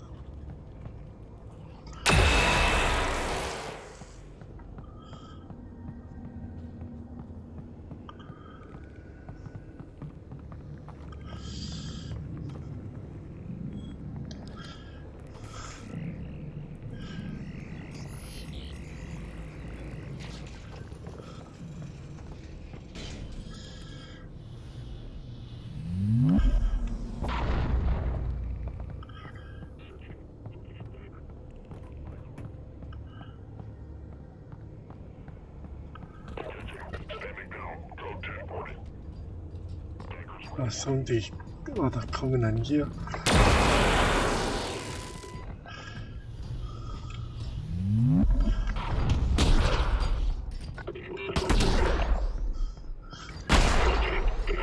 Oh god, they actually hit me in one hit. And I never saved it, so I don't know what progress I just did.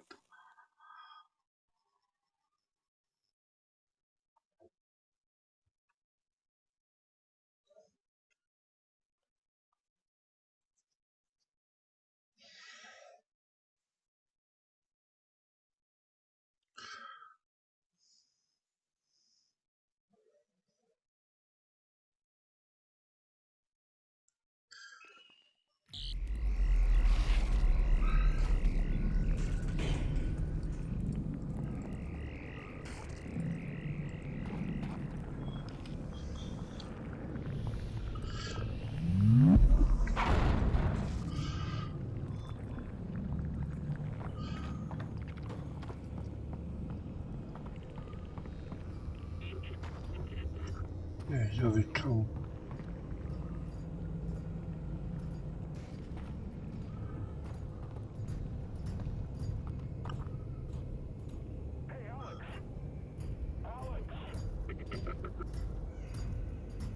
Why is he saying my name?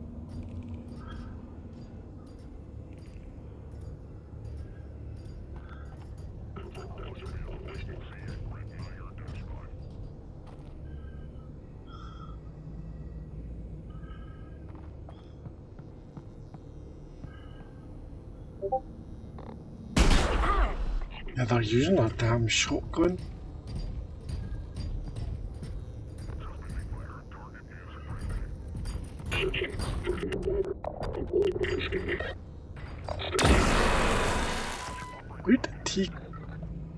where did they come from? It's like he teleported right next to me.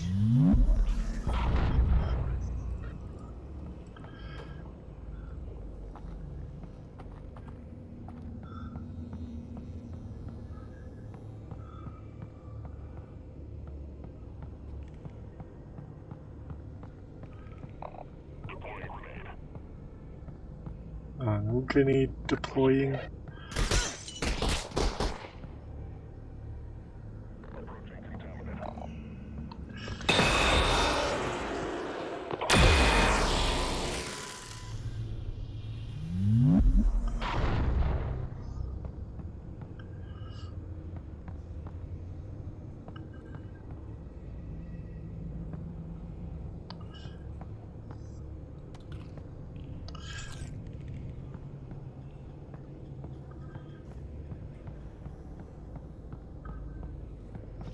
Yeah, they must have came from in here, but last time they weren't even in here.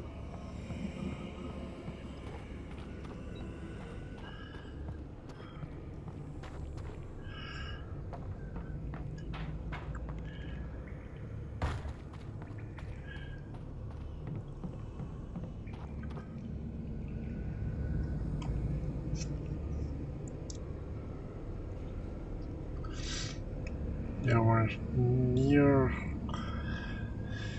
the crazy part.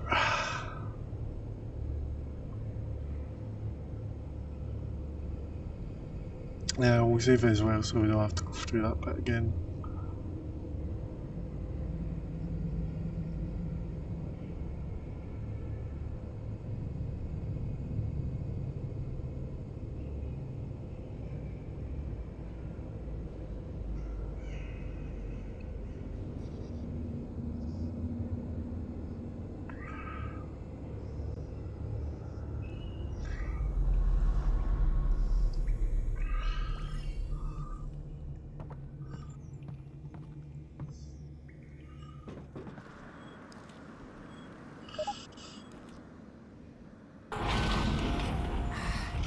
They're locking down the area. Good luck trying to lock out someone wielding an Alex. Yeah. Good luck.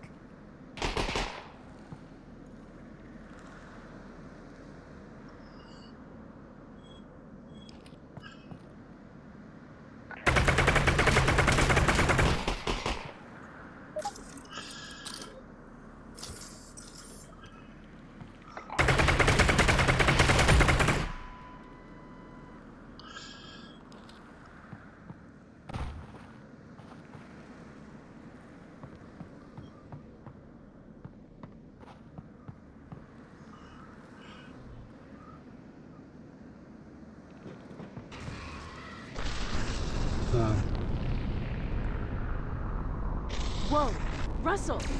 Forge just took down the last substation. Oh, let me see. Eli, the Forge just took down the last substation.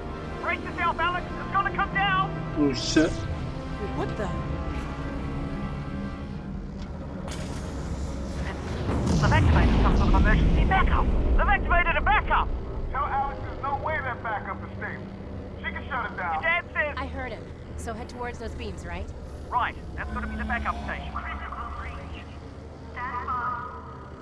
There's the ant lines. What's that, Alex? Nothing. I'm on my way. Well, obviously they had to have backups. The emergence from the zoo gave us an opportunity to present players with a dramatic vista and to show them how much progress they had made in the journey to the vault. This was challenging because the vault's position in the world was already determined to be above the parking garage, which the player would reach at the end of the map. But placing the vault correctly and to port of that location left the vault looking too distant to create the dramatic view we wanted here. We also intended to portray the cutting of the vault's power cables by the Vortigunts at this point, but having this take place at such a distant location was unclear and confused playtesters. The solution was to move everything closer. The vault looked more imposing looming above the player, and the effects of the Vortigunts' cable-cutting efforts were much clearer. All we needed then was a conceit to justify the two vault locations, the location here at the start of the map, and the eventual location at the end of the map. Around this same phase of development, we were in the process of defining exactly how the player would bring down the vault, and our solution to that problem also helped justify the 2 vault locations. Tractor beams are a familiar cliché in science fiction and often share a common visual style of an enveloping force field emitted net-like from a single point. Using a tractor beam as a combined failsafe device to catch the vault served us well here. It allowed us to prevent Alex from being crushed by the vault dropped out of the sky when the Vorticuns cut the final power cable, and it gave us a satisfactory mechanism for moving the vault to the location we need it to be at the end of the map. Throughout the map, the beam itself also serves as a beacon, ensuring that the players are always able to recognize their new goal, the tractor beam control station.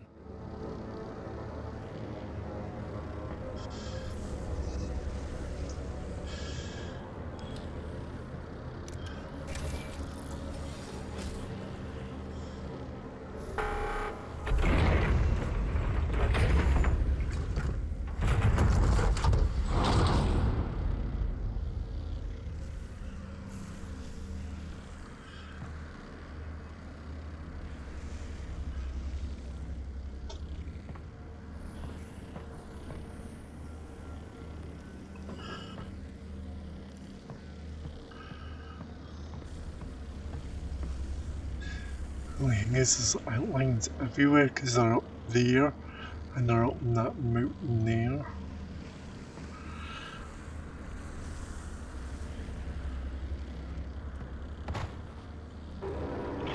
Here they come.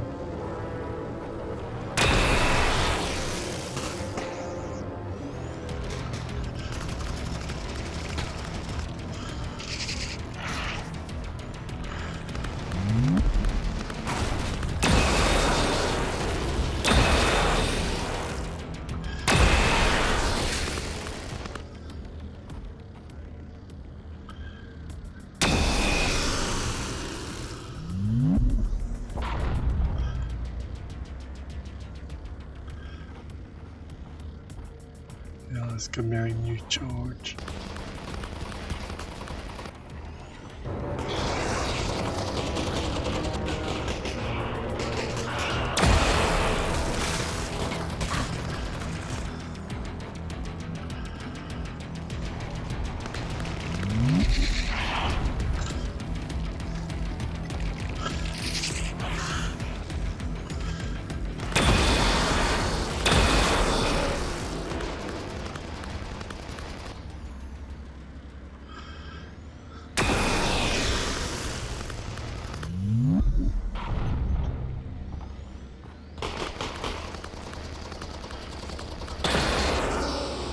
You're lucky you didn't know it. Hit that.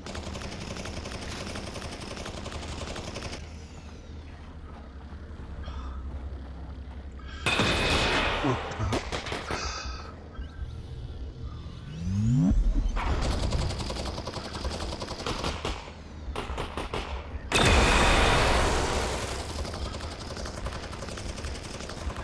Damn, I don't have any healing.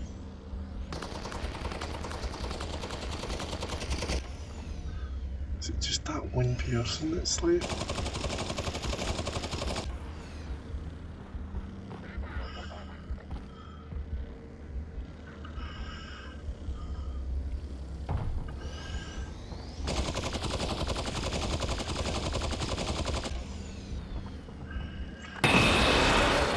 What the left thing?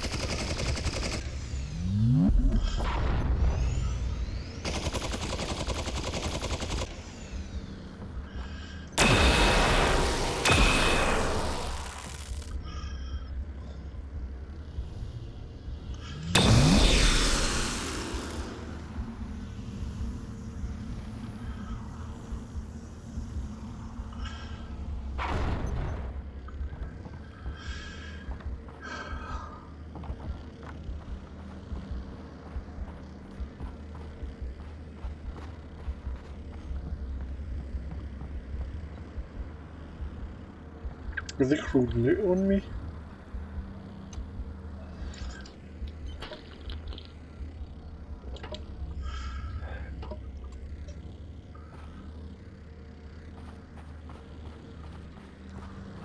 There's somebody up there.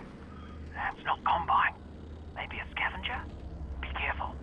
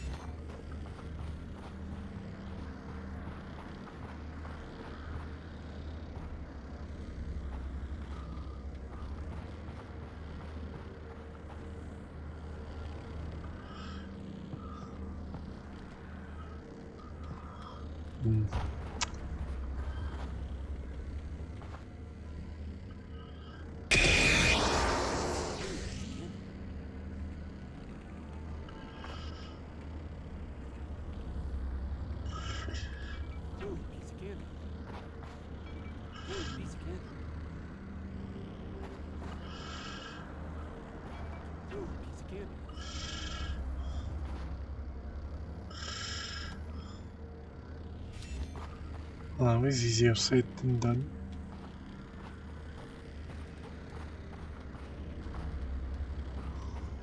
I have to close this and then go into it. 'Cause I don't know if I can get up there.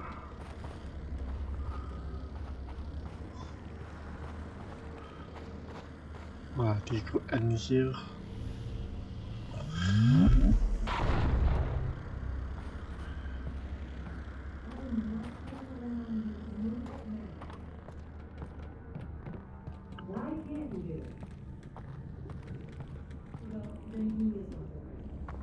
Eli, come here! What is it, Russell? Listen to this. Okay, well, go get them. You took over the entire planet in 7 hours. How is it taking so long? Oh, no, it's fine. I can wait.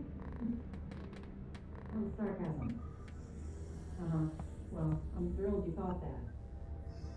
Yes, that was sarcasm as well. And just to remind you, the thing I need to talk to your boss about is how we're running out of time. Well, what if I went and got my supervisor? Would that move anything on this thing? No, that's the point. I am my supervisor. You're killing me.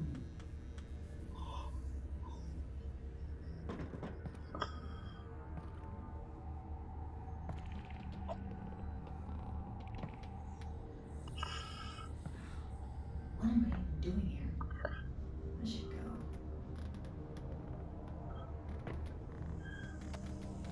The final twist of the game presented quite a few storytelling challenges for the writers. The game is long, much longer than a movie, and the surprise reveal of the G-Man at the end felt almost impossible to sustain over the entire experience. Everyone on the team assumed that through basic deduction, most players are going to figure it out along the way.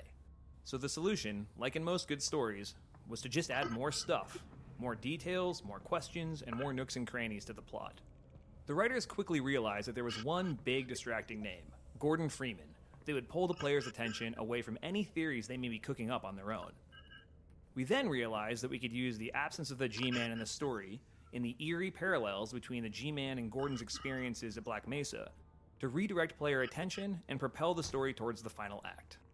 If the player thought they had uncovered a new mission to save Gordon Freeman from stasis, then the twist at the end could be secure.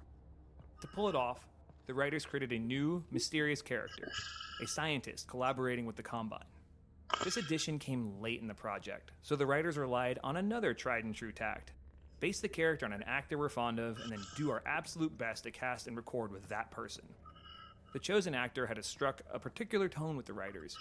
She has an easy, in-command confidence, and a smooth Southern Missouri drawl. This not only sets her apart from the other characters in the Half-Life universe, but makes the character easy to hear on the page, which is incredibly important when time is short at the end of the project. And once she was in the studio, her pitch-perfect performance assured us that we'd made the correct decision. Of course, then the scene still had to be built. Level designers figured out what existing chunk of level track could be bumped out to fit the scene. The area we chose previously held some barnacles and a few light puzzle elements, which the designers weren't upset to lose. The level track had to be altered to funnel you into a place where the scene could unfold and the player could eavesdrop without getting a good look at the character. This served two purposes. One was that it would benefit the mystery for the scene to feel furtive and for the identity of the character to remain secret. But also, we could shroud the performance and the intricate facial animation necessary to bring a character to life, all in shadow, for the animators and the choreographers. Like in a lot of cases, not doing the work was the correct thing for both the story and our tight shipping schedule. Oops, I think I fell down.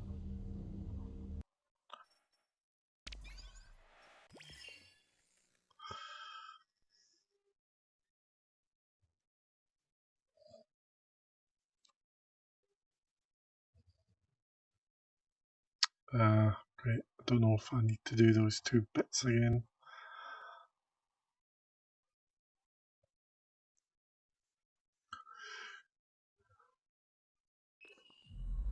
And no, I don't.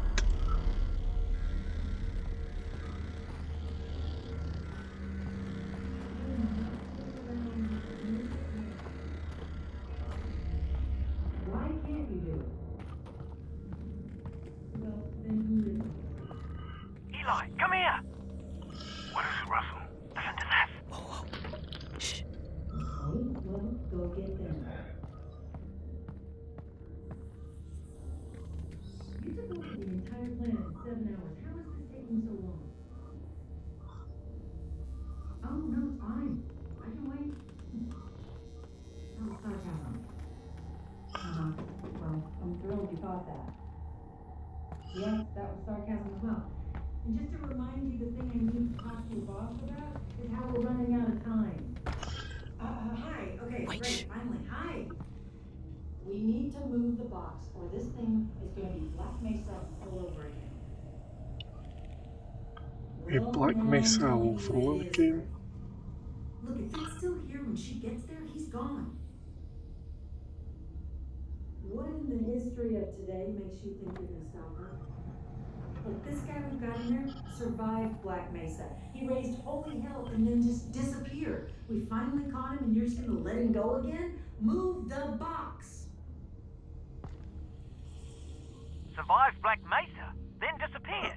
Eli, they do have a super weapon. God damn it, Russ, they got Gordon Freeman. Wow. That's good, right? This is very, very good. This is a miracle. All right. So, let's go save Gordon Freeman. Oh, incoming. Hey, give me a second. I don't think where I'm going from here.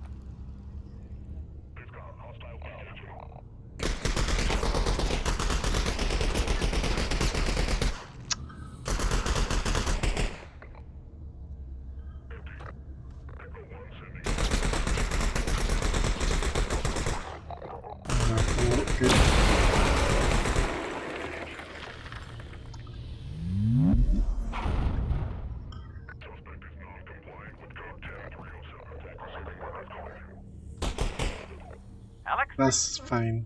Alex! I would rather do that than have to worry about all of them. I just have to be in such a way that that thing does not see me.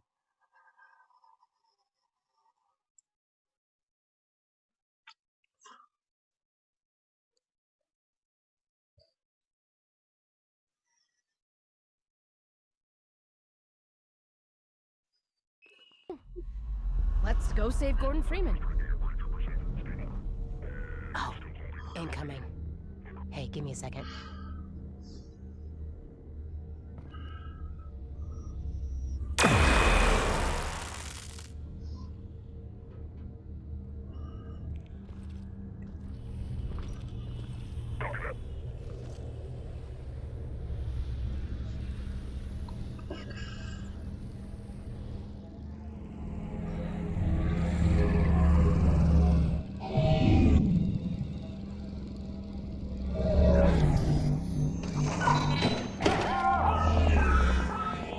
because it's mandatory.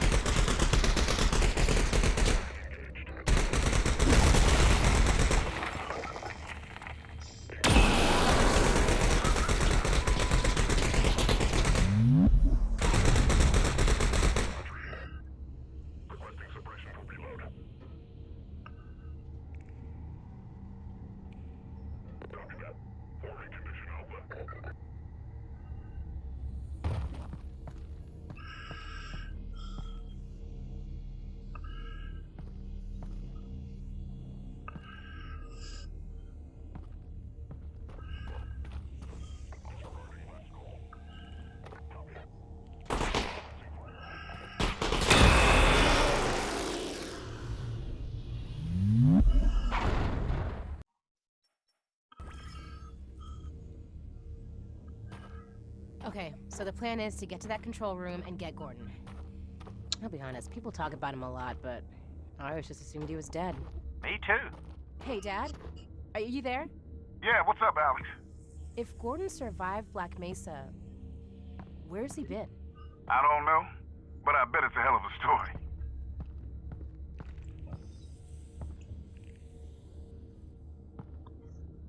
I don't have a thingy for that.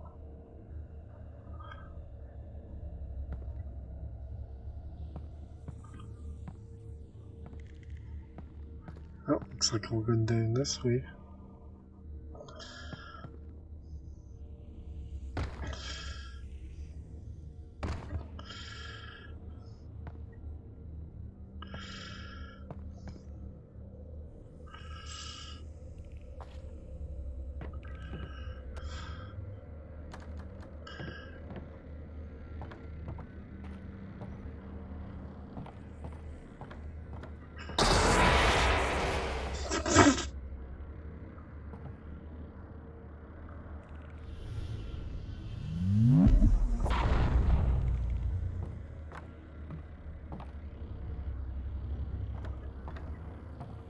Yeah, I'm not taking any more of that because technically in a way it's going to reveal too much at this point.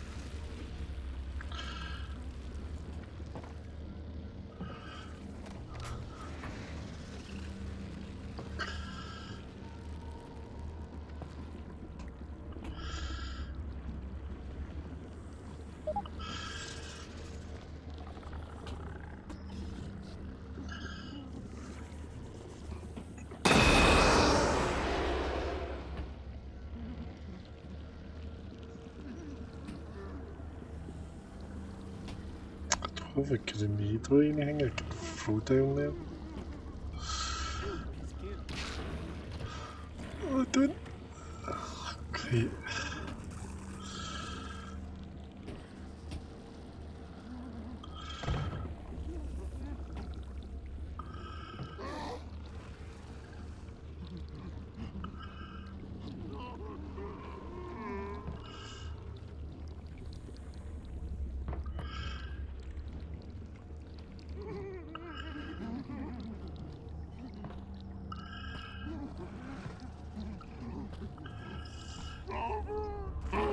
Bye.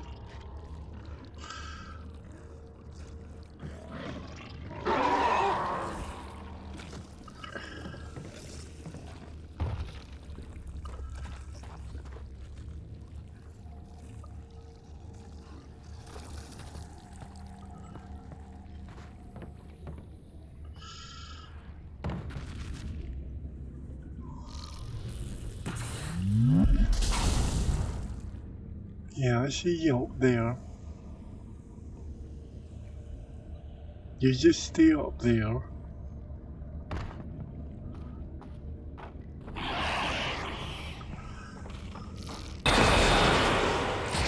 Oh crap, they're doing lightning bolts.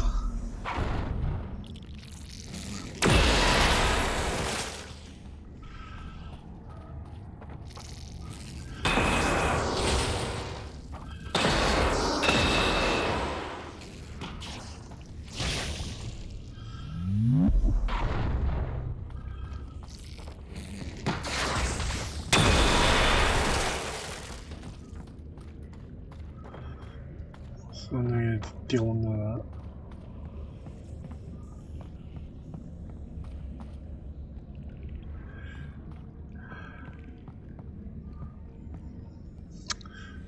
Great.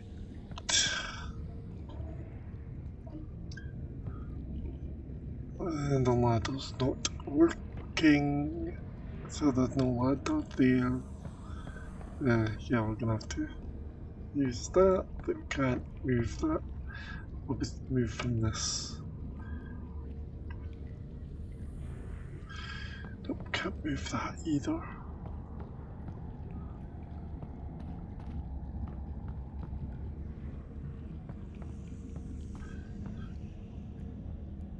And I need to somehow get up there.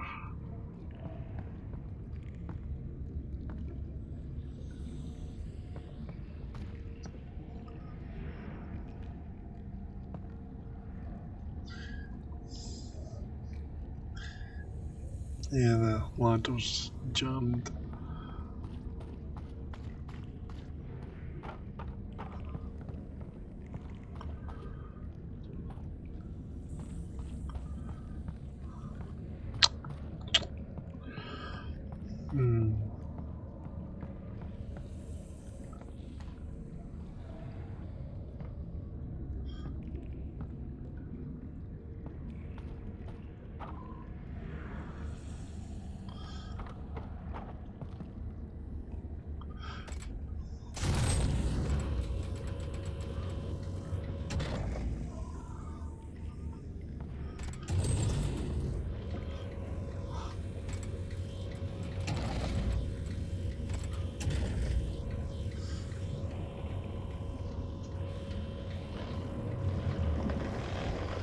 Oh crap. Yeah, get rid of that.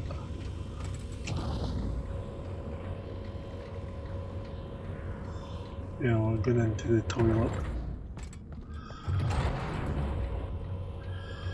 Even though I should Once we technically... get Gordon back, we can really get ambitious, don't you think, Russ?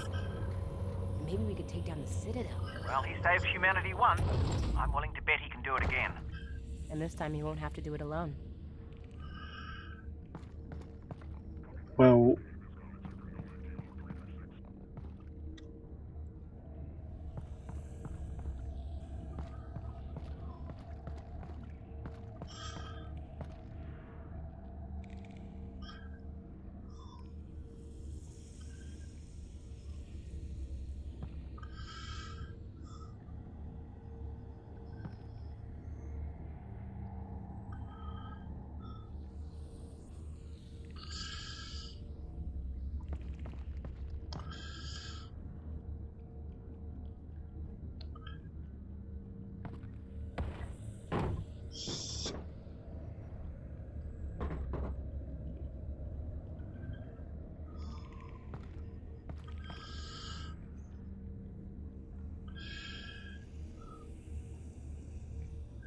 Do you need to go that way? So we need to somehow get in that way. Can I get...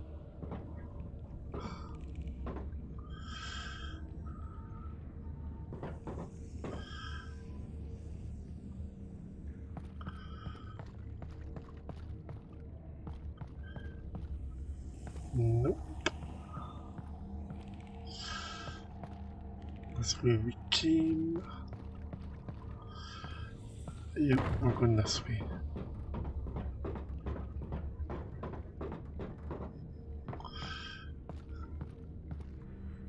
Ugh.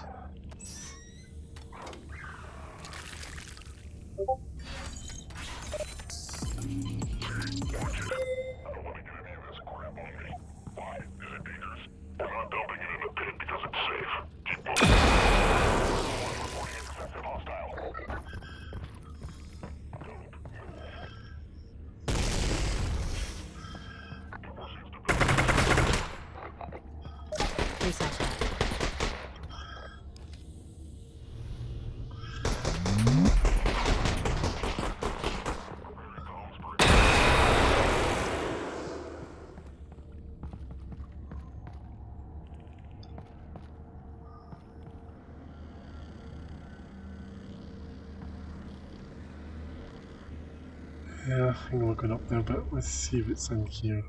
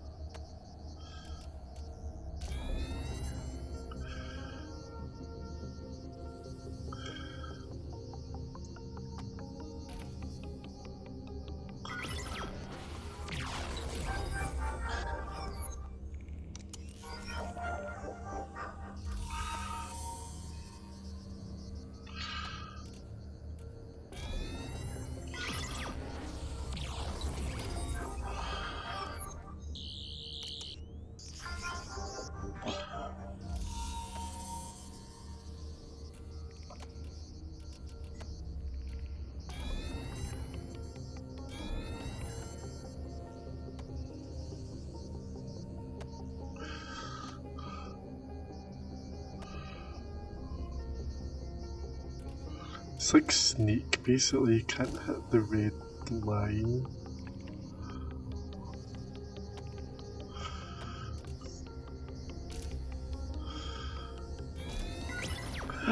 In front of me too.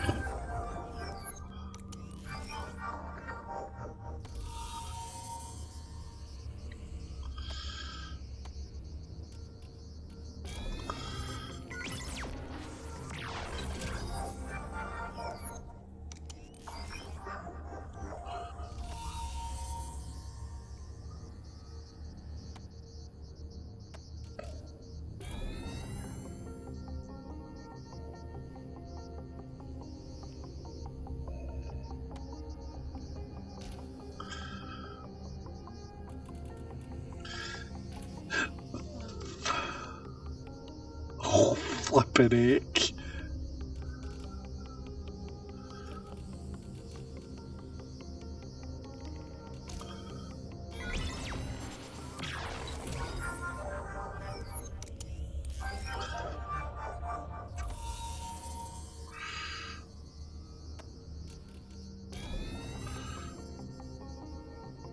Hold on, I don't know where I'm going.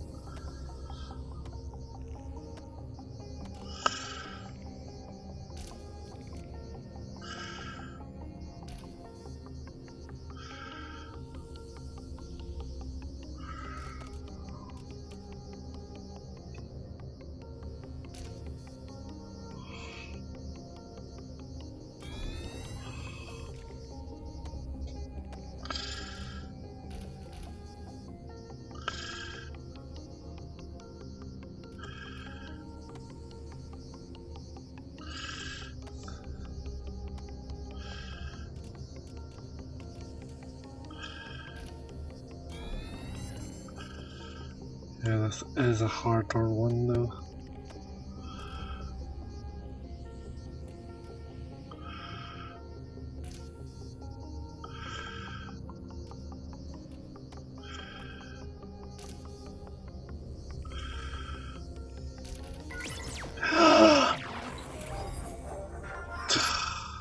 Should have stopped when I did. There's better be good stuff in here. Go a bit.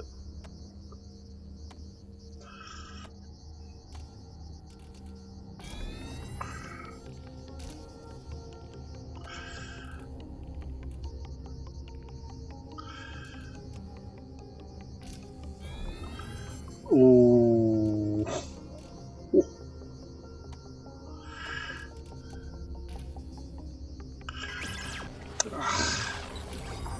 It's way too much weight.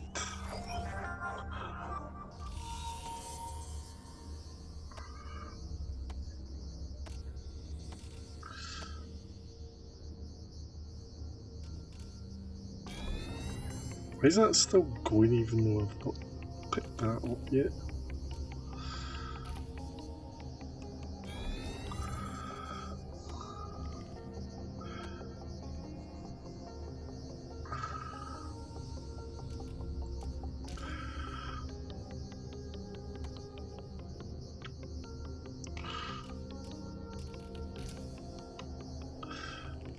Oh, that was too crazy.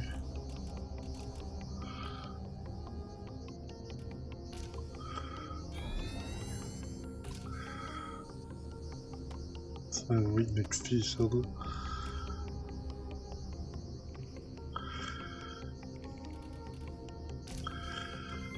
Oh my god, that was crazy.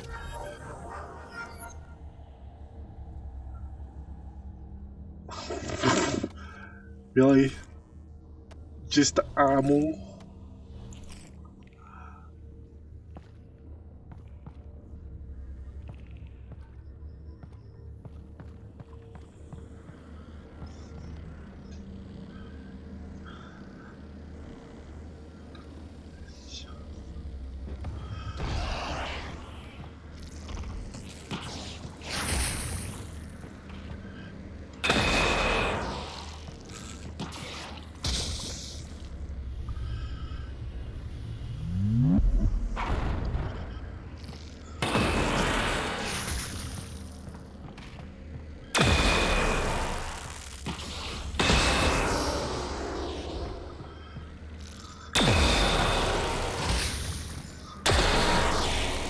I cannot even.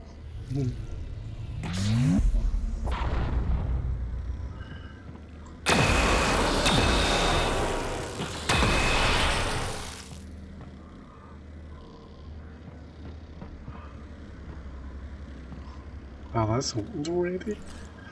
I didn't even have to try.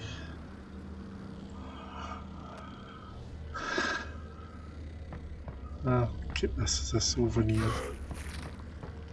Oh, hi. There you go. They're not gonna take my gift and take my lightning gift instead. Russ, what do you think they're doing to Gordon Freeman in there? That's a good question. Are they, you know, sucking his brain out? I think they're gonna move him off world. Well, either way, let's not find out. I'll get there before it happens.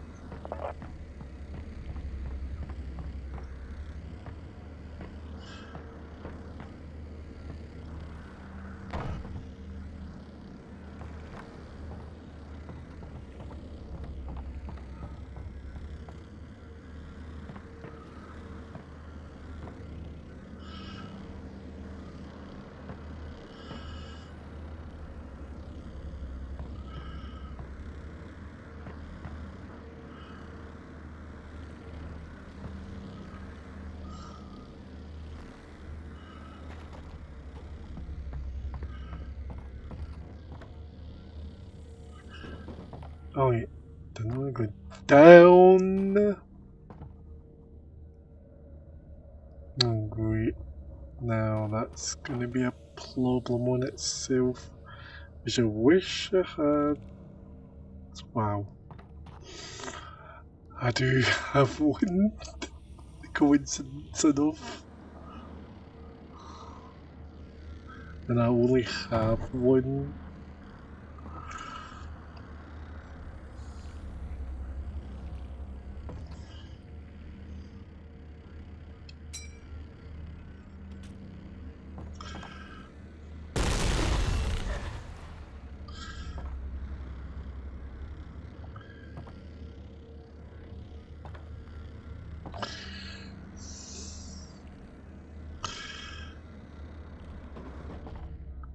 You're kidding. It did not do it. Shit. Shit.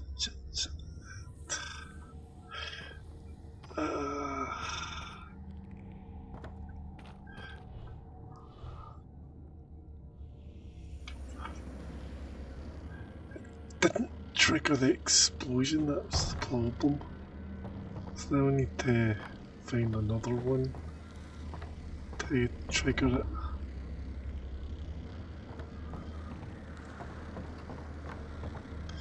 Don't think there is going to be any other. Because I could go down there.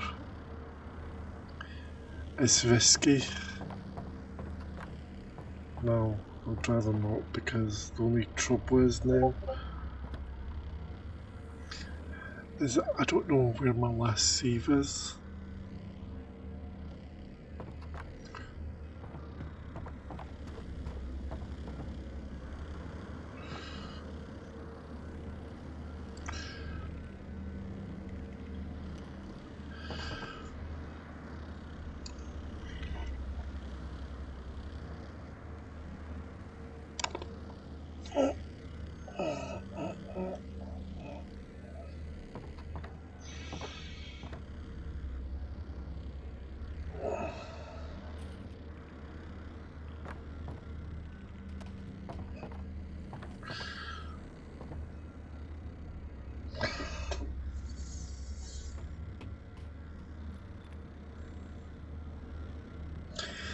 See, I can keep trying to chuck stuff down in such of a way that it triggers the laser.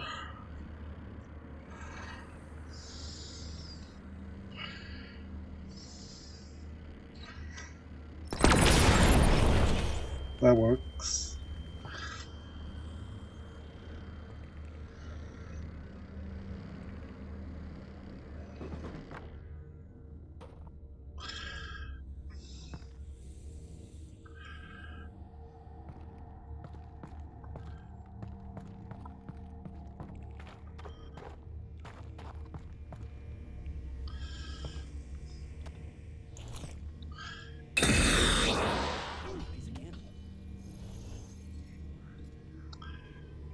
Grab that, because we're going to need that battery for something.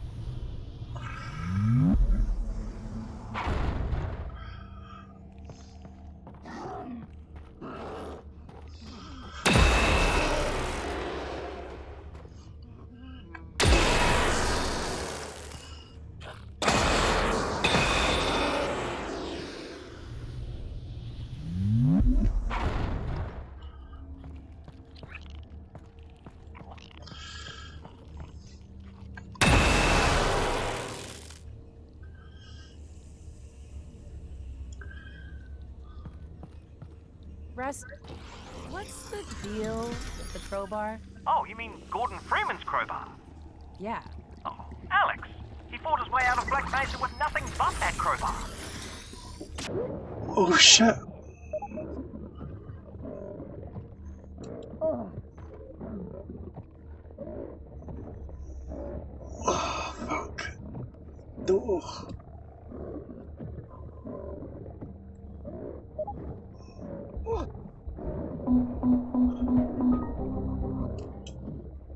I need it too late.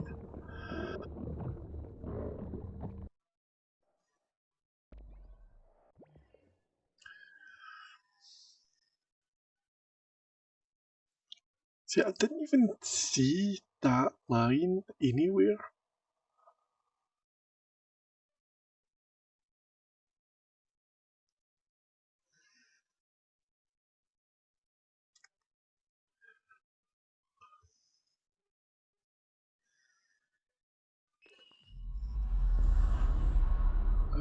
Where are we at? We're back up to here again. So it means... Yep, it's fine. We've dealt with that. And now we're dealing with these again.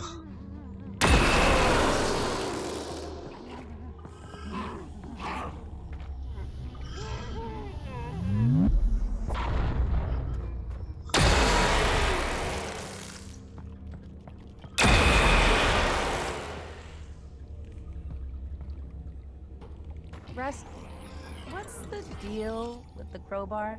Oh, you mean Gordon Freeman's crowbar? Yeah. Oh, Alex. He fought his way out of Black Mesa with nothing but that crowbar. No way. It's true. Well, it's true that that's what they say. You know, nobody knows for sure. Well, when I get him out, let's give him a gun. Yes. Not mine. I'm out of the gun lending business. Okay? Gun and lending business.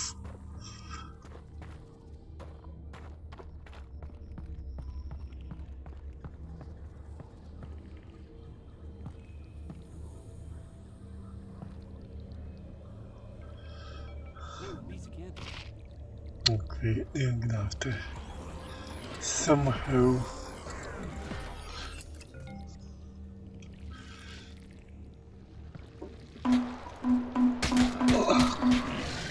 yeah, give me that back.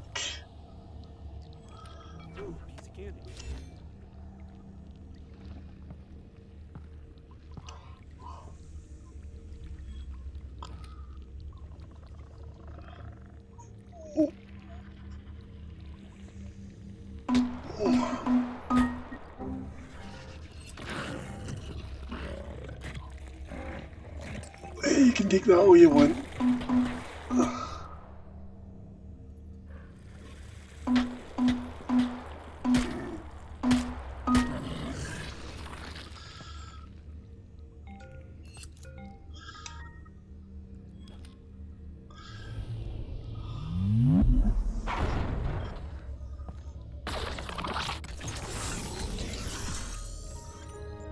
Wait, why is that floating?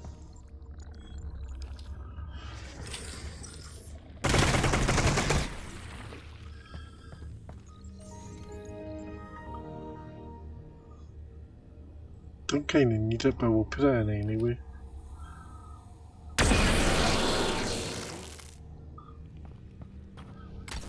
Just in case we're gonna need it.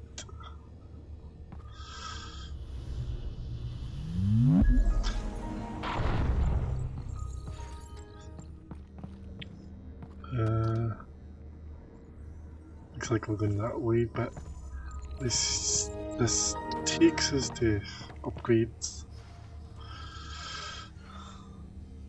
Even though we probably don't have to need to upgrade the gun at this point.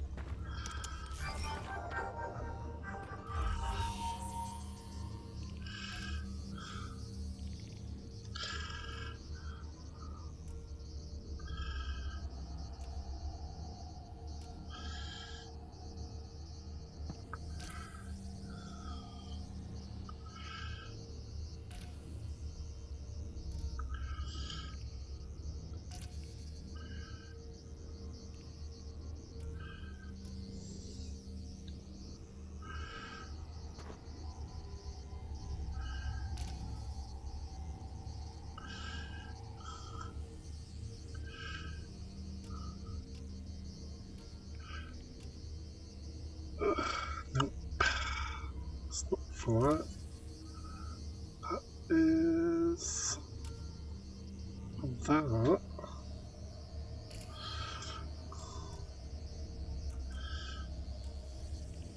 It's for that.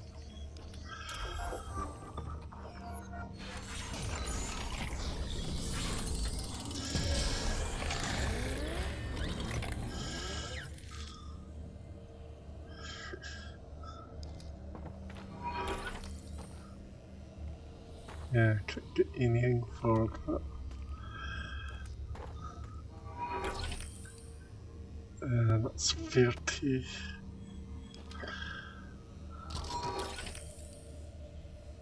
I can get the one for 10. Which will give me a scope vision.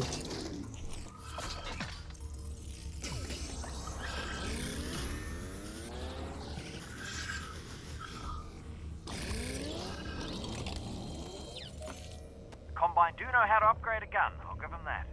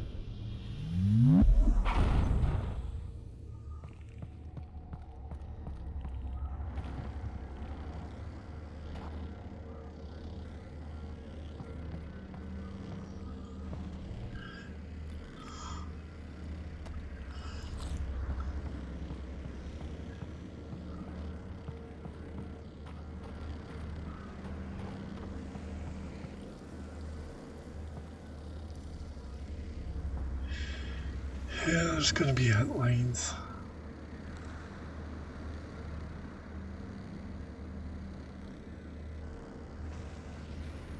Yeah.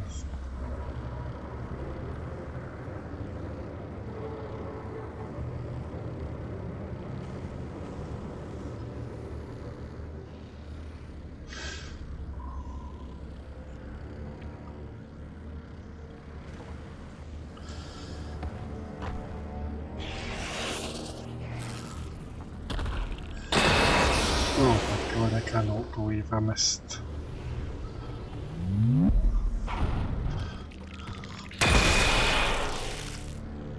Any more? One zappy zappy.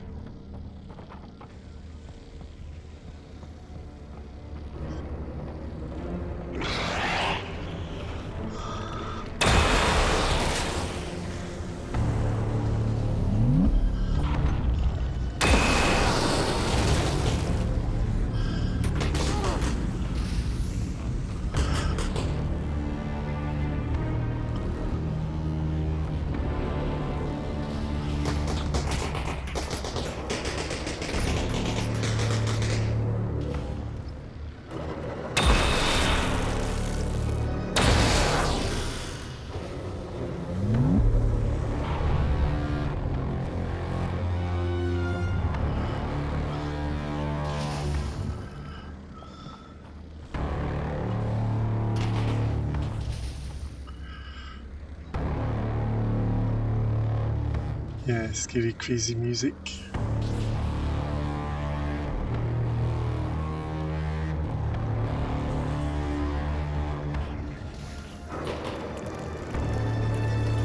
Oh shit!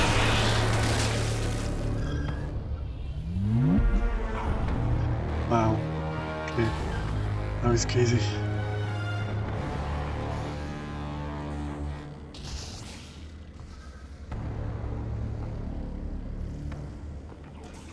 Yeah, there's a guy up there.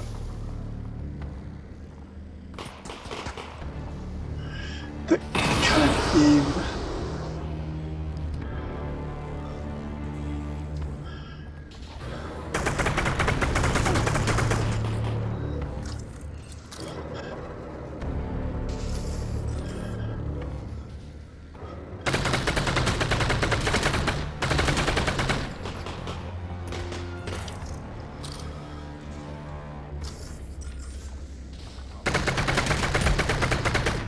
I dealt with you. Mau.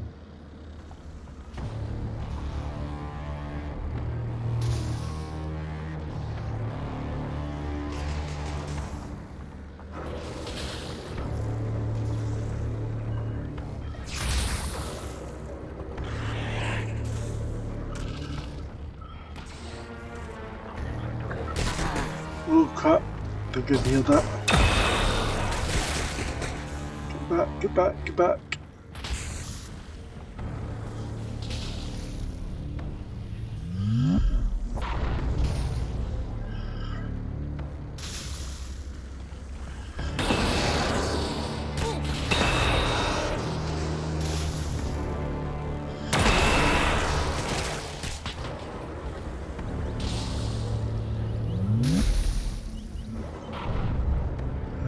Okay, so let's get back here.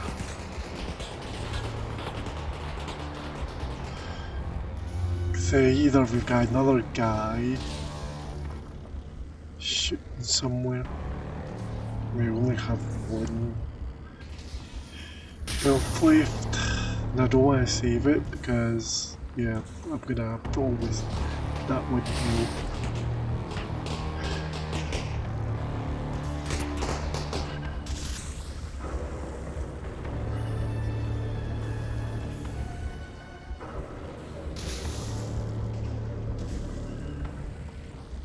And if I go down that route, it might be a bad route because there's so much gas cans.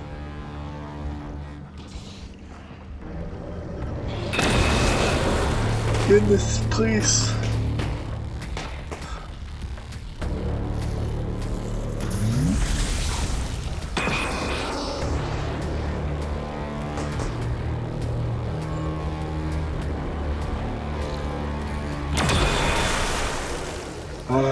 Should have healed when I had that chance.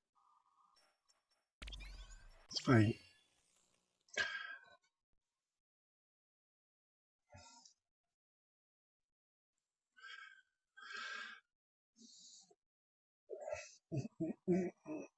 Just have to be a bit more cautious where we're going.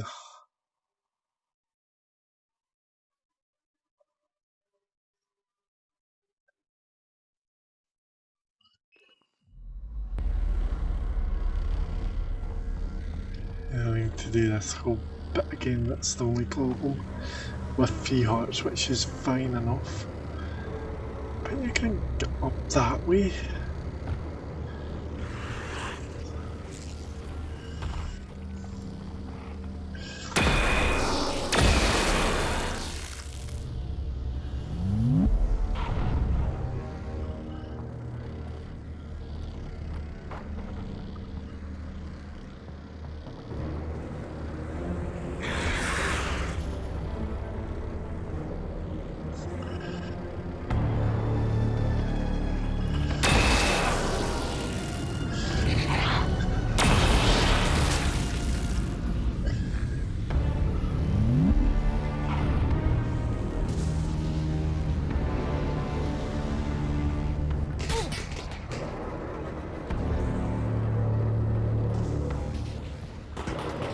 And you deal with that guy again.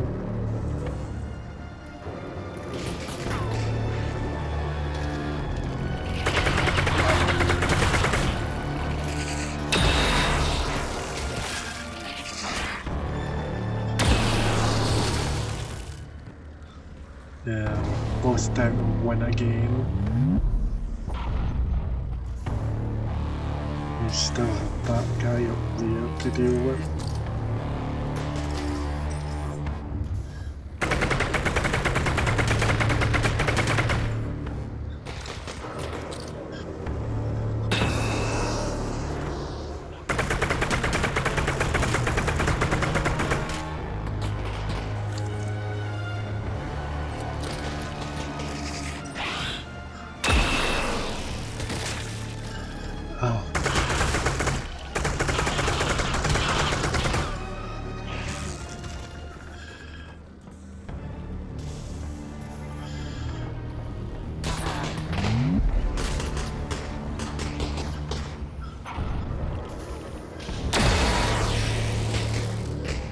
I need to burst them.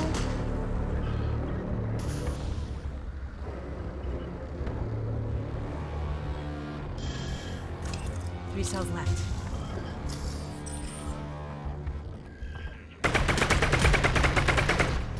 Go down. Now the only thing is run into that health potion.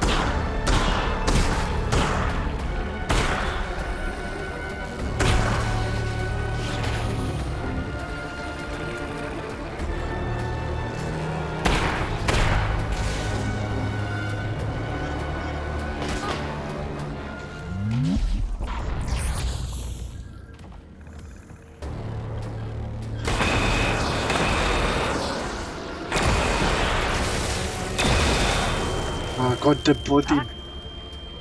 Alex! Yeah, this is definitely going to be crazy.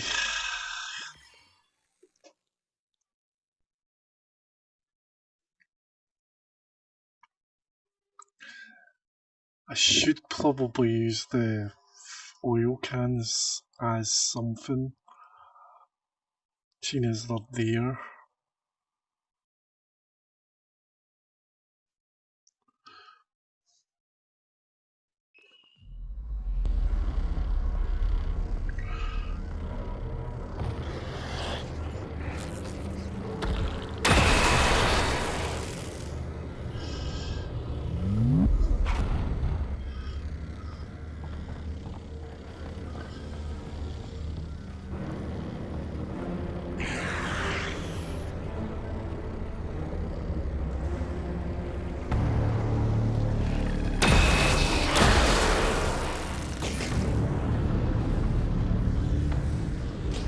Sorry that there's going to be more of those lines coming. I want to be prepared.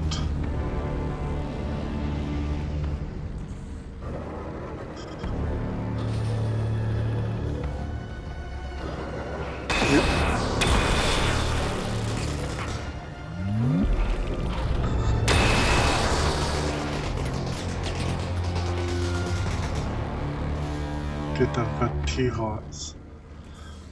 Let's make sure there's not many more coming.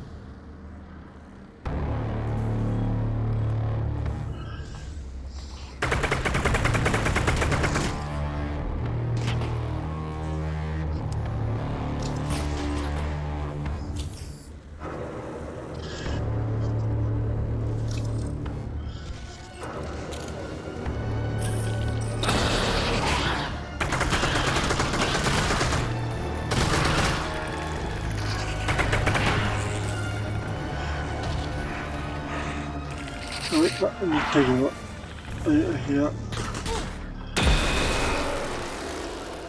Yeah, that was a bad idea.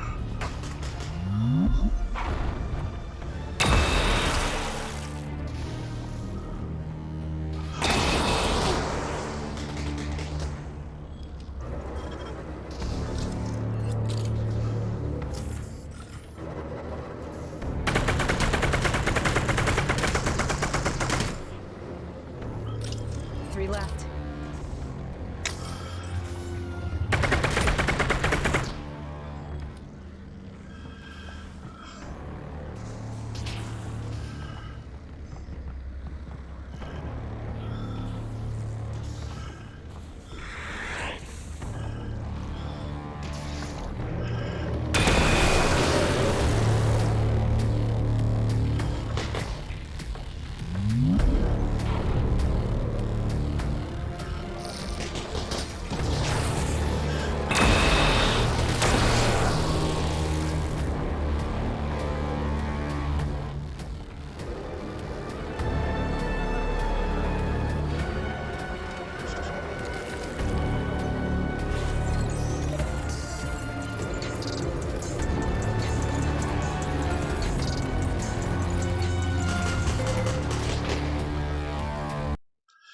Yeah, please save it here.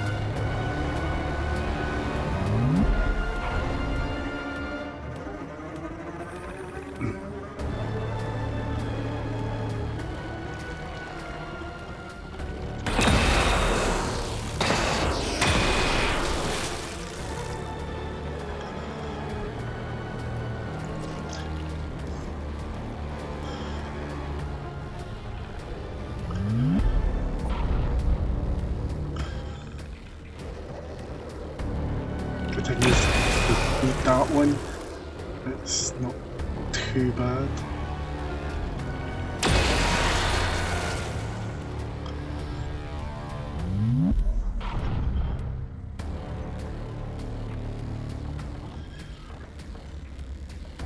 This is just a halfway point. Let's take the last of the health.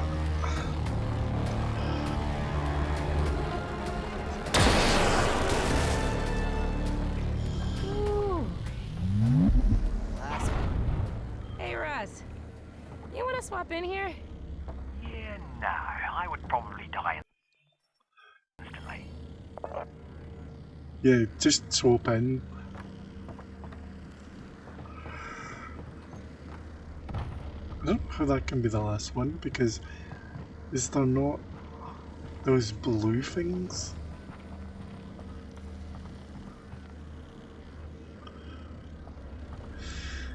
Let's get this.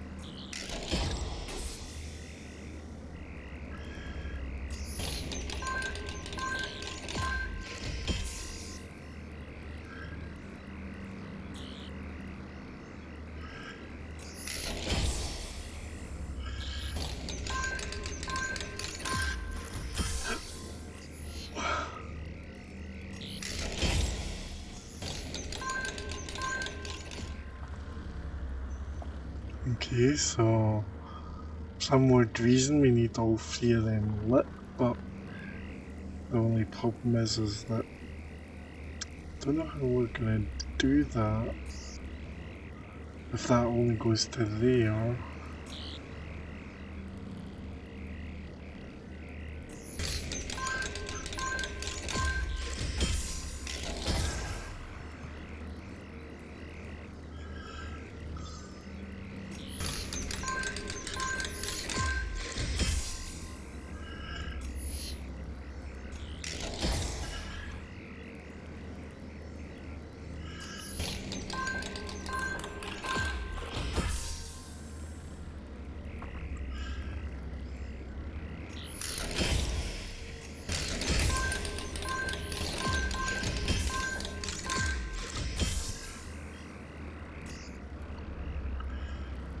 Is there not another one somewhere? Because this cannot be possible. Oh wait, we only need the two because that doesn't open much. Oh, it does. Never mind. So I'm gonna need all three.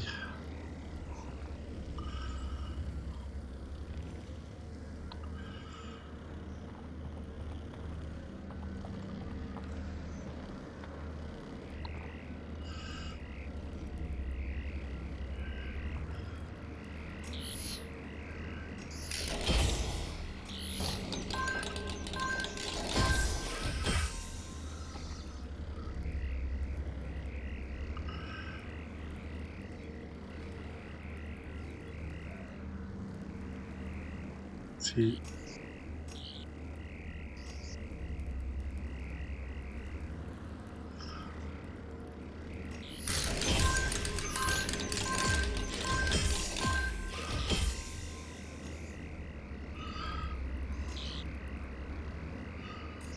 See, going up anywhere doesn't really kind of do anything though. Or down. So that's a dead end on itself.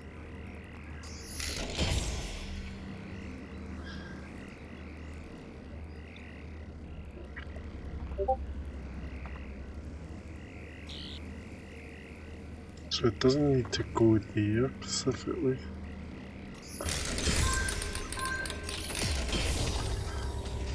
Well, I don't know why, but I didn't see much of the logic in that.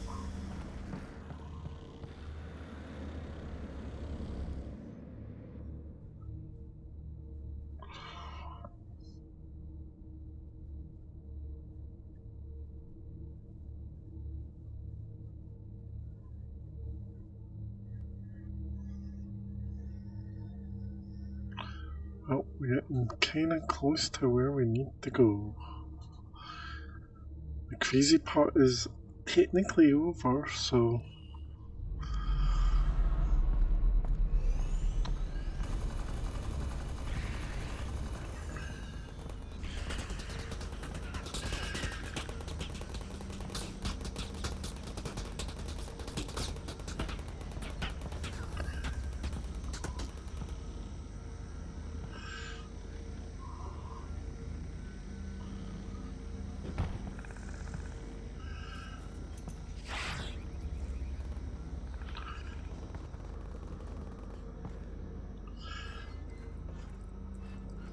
Yeah, that turret's just about nearly here.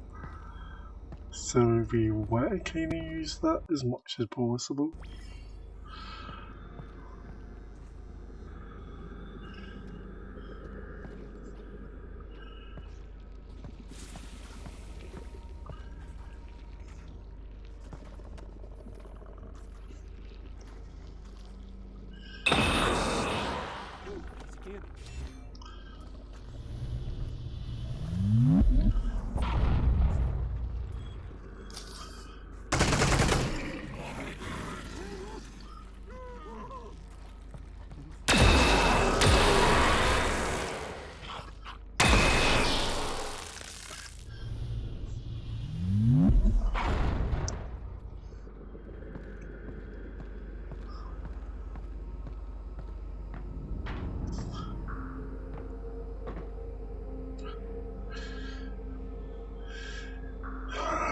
Okay, so we want to get to there to get to that crane.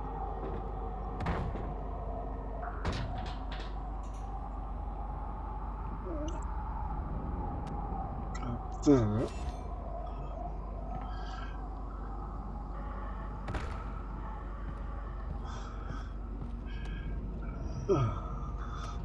Grab this mask again. Wait, that wasn't a mask?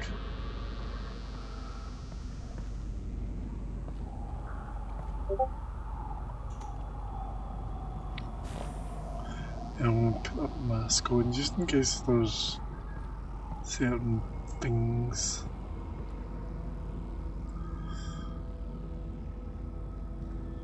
Tractor beam. So yeah, there is a tractor beam in here.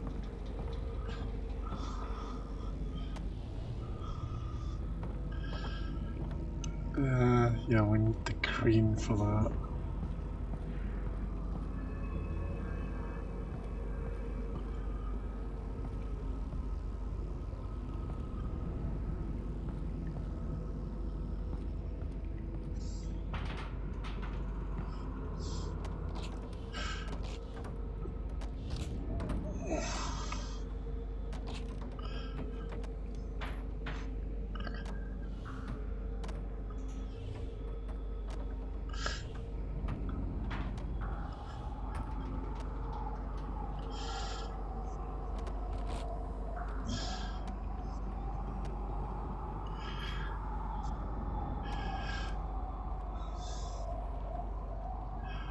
Is it not fully opening?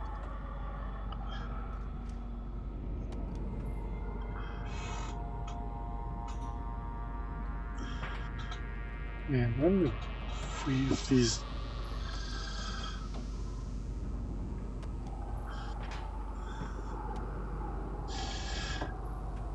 See if that door is actually stuck and we need to go through there, then we're stuck ourselves.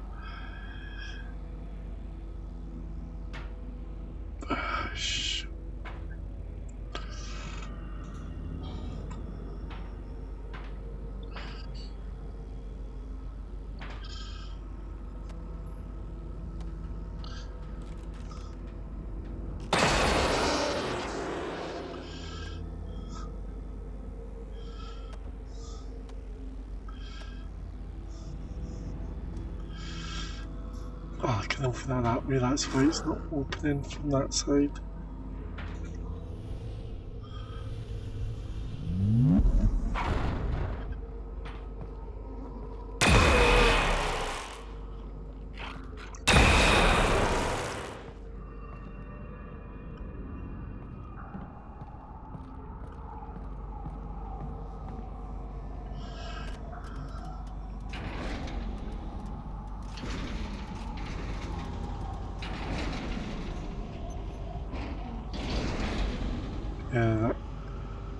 interference in the way.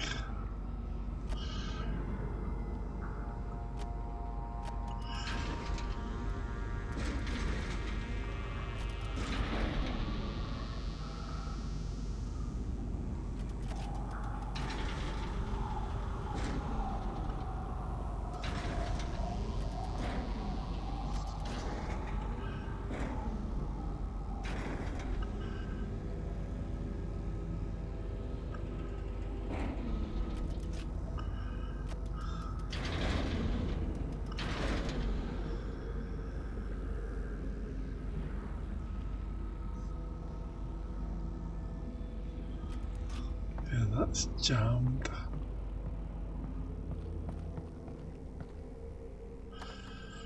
Oh, that's actually locked. Was a padlock, no doubt.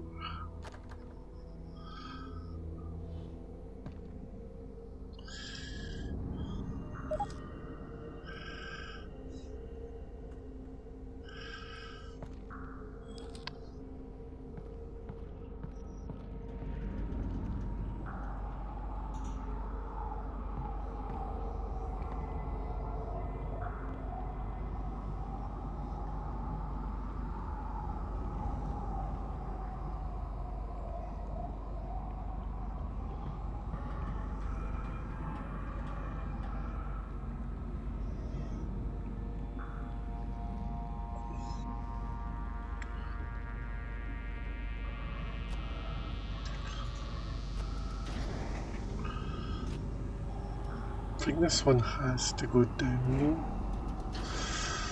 but then we've got a problem with that one though. No wait, this one has to go up.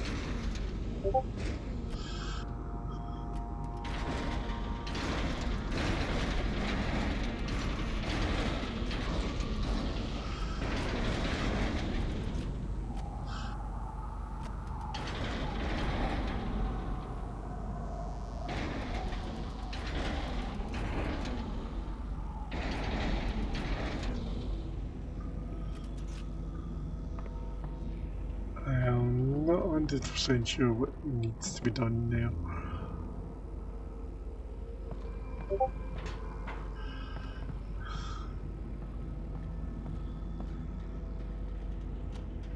Emergence from the zoo gave us an opportunity to present players with a dramatic vista and to show them how much progress they had made in the journey to the vault.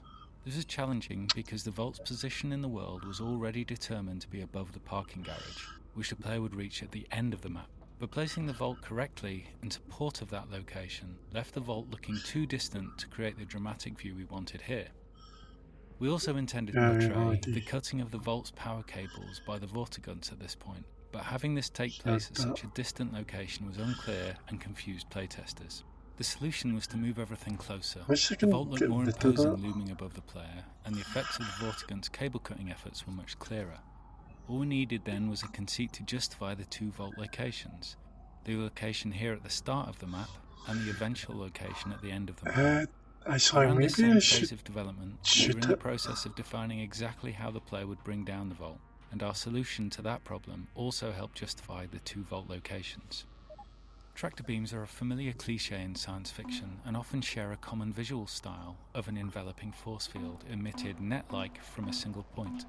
Using a tractor beam as a combined failsafe device to catch the Vault served us well here. It allowed us to prevent Alex from being crushed by the Vault dropped out of the sky when the Vortigaunts cut the final power cable, and it gave us a satisfactory mechanism for moving the Vault to the location we need it to be at the end of the map. Throughout the map, the beam itself also serves as a beacon, ensuring that the players are always able to recognize their new goal, the tractor beam control station.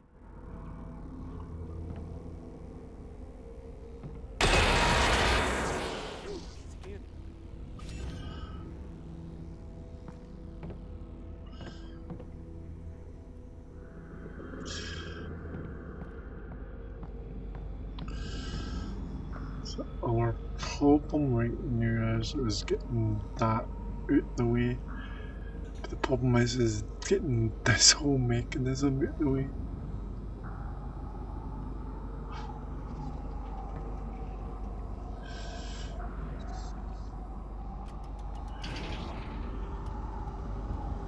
See, that's for that.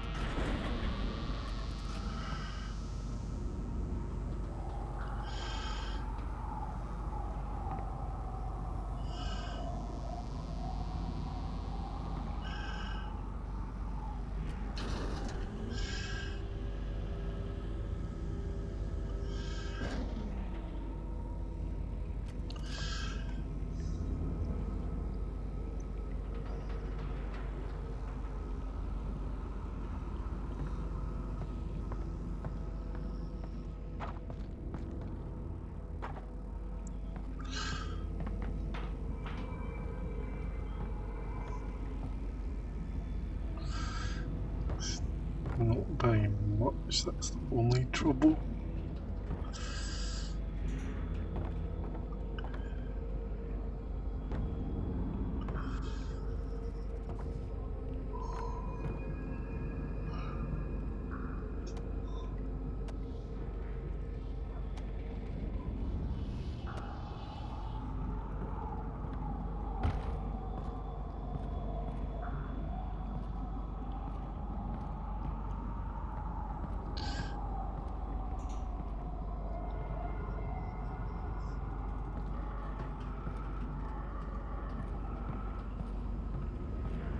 Wait, is that something up there? If we can go that way.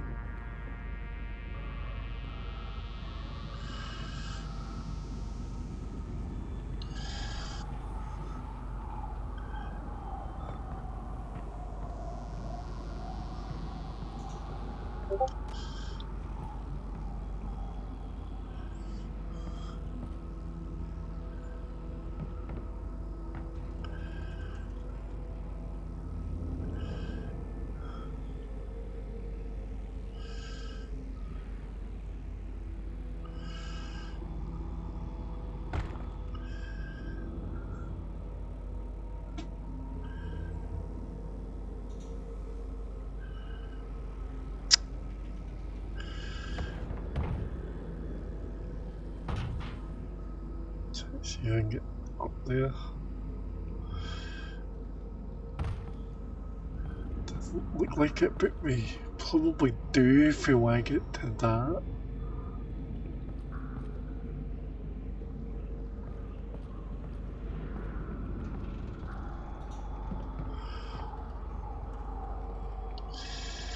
Let's see if we can pick this up. I don't know if I can reach it. No, I can't reach it. Let's see if we can get this box down.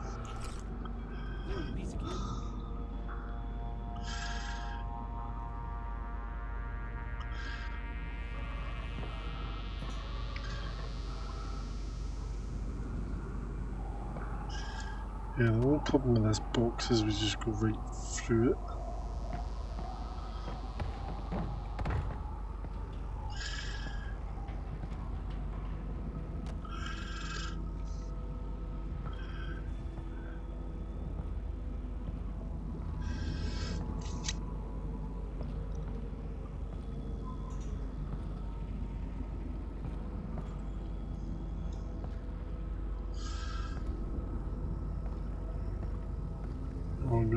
through that.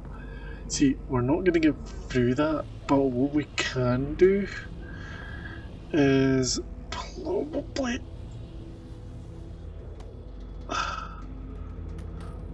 Oh, this fell over my back. But yeah, if I can stack it up like that,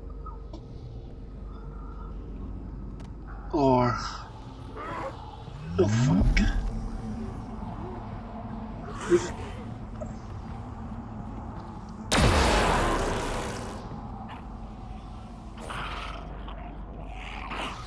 I don't know where you came from, but it is though.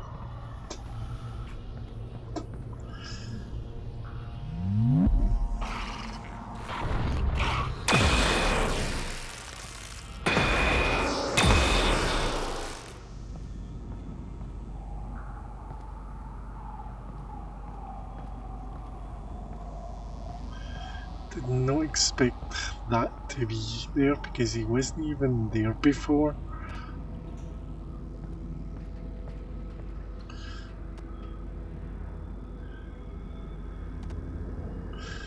If I can grab that and put it up there, it might not go. Come on.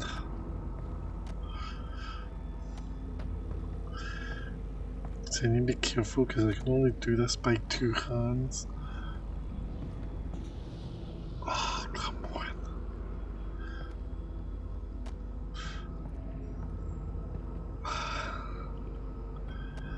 Let's do it over this way.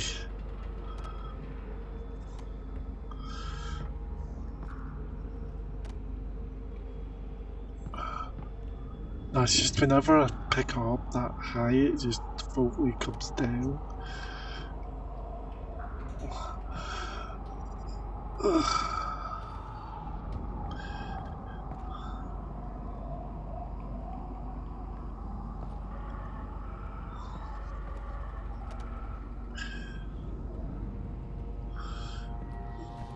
Oh, wait, stay, stay.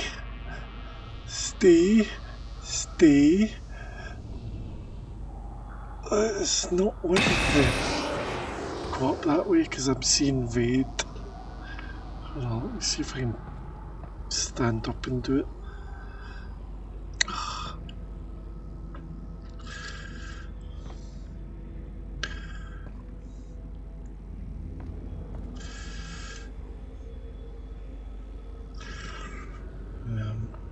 Get the point where...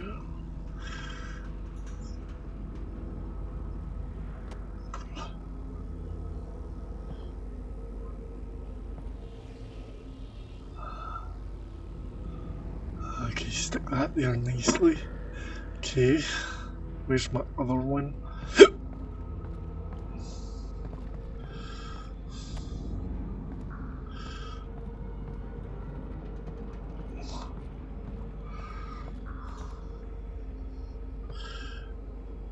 Well, when we stand on that, then hopefully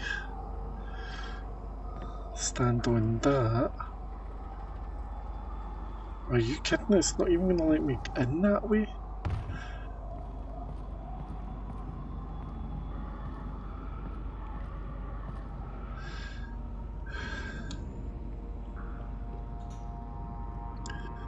Yeah, worth a try.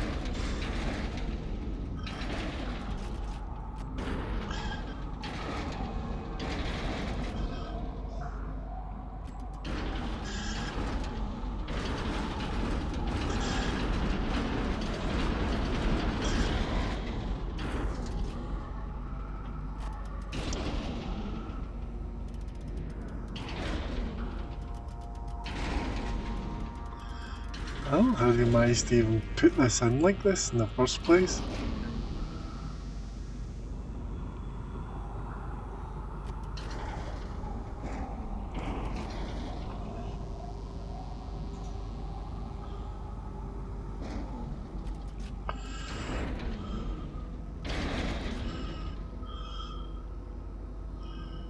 Unless, hold on.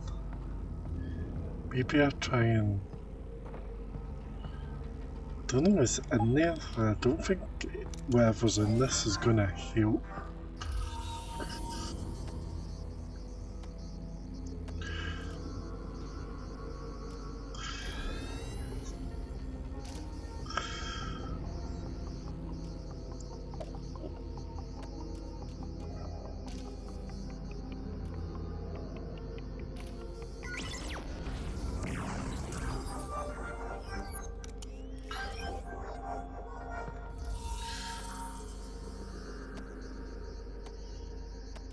It's probably just going to be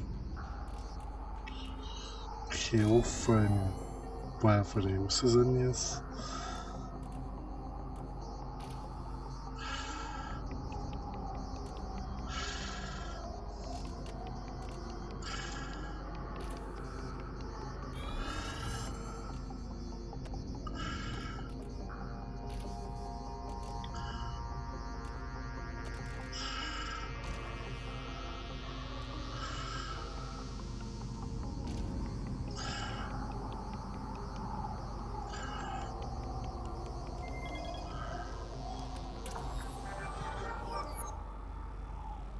Health.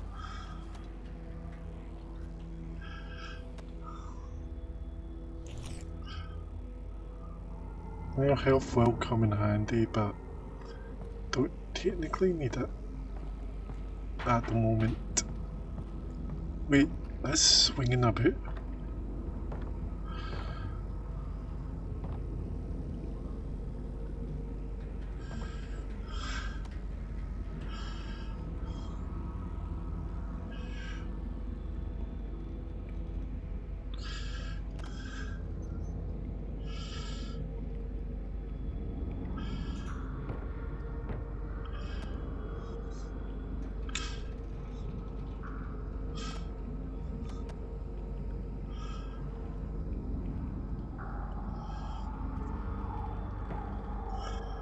So I'm kind of wondering if it's just supposed to be swinging about, but it looks like it's nearly off the mechanism.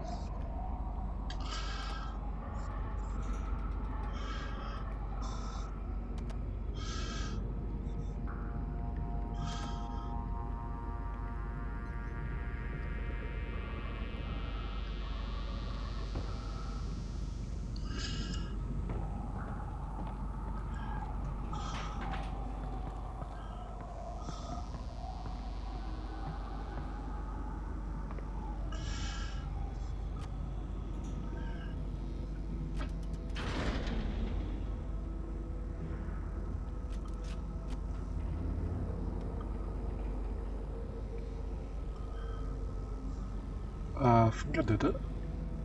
Somehow.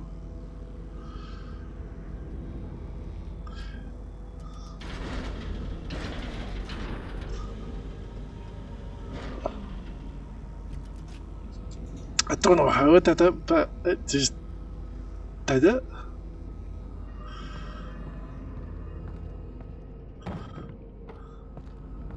Because I've seen it basically whatever the case was.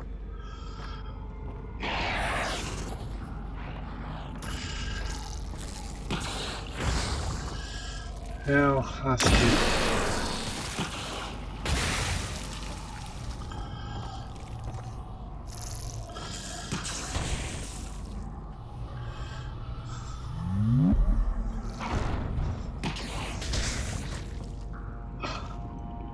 Hold on. Need to go to the bathroom, so we'll take a break here just now and we'll be back in a second.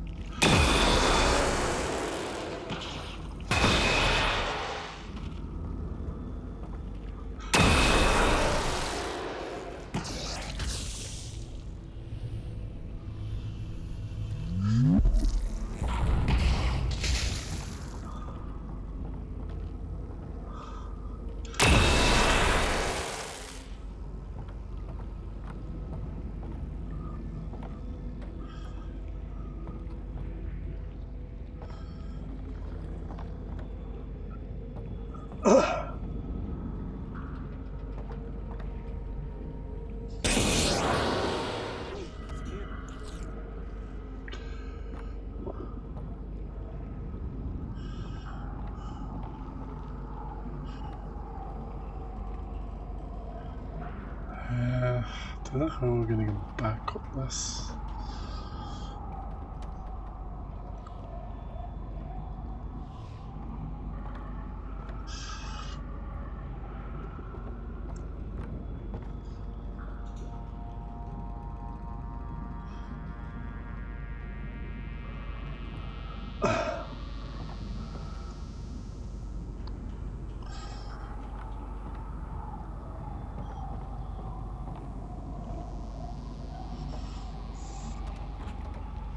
Oh, right.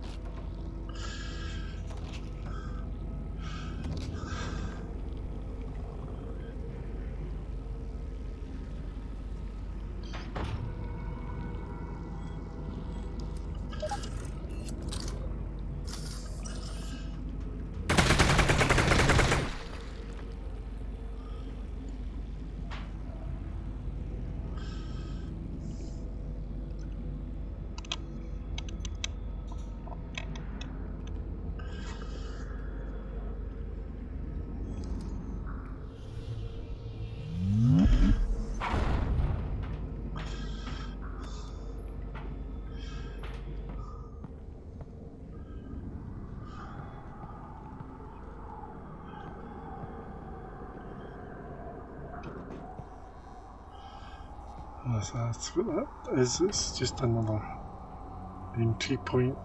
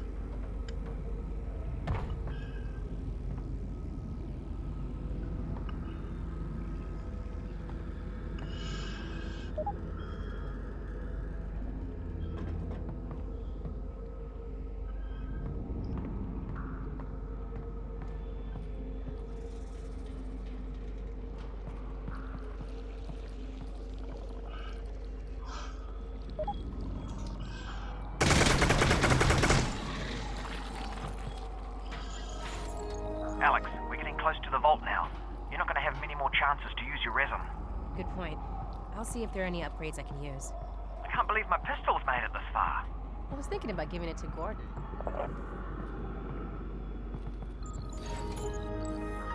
He didn't see much of anything.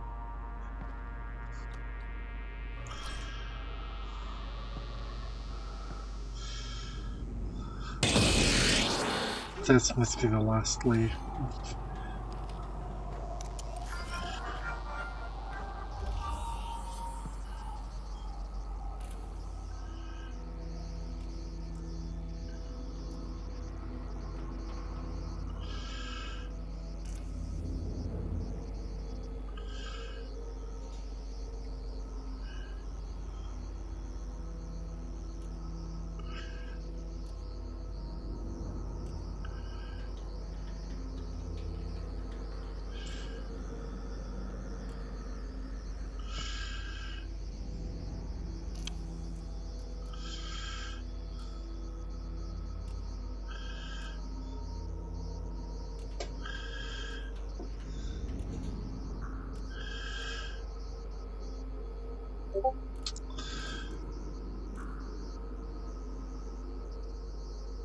Goes there.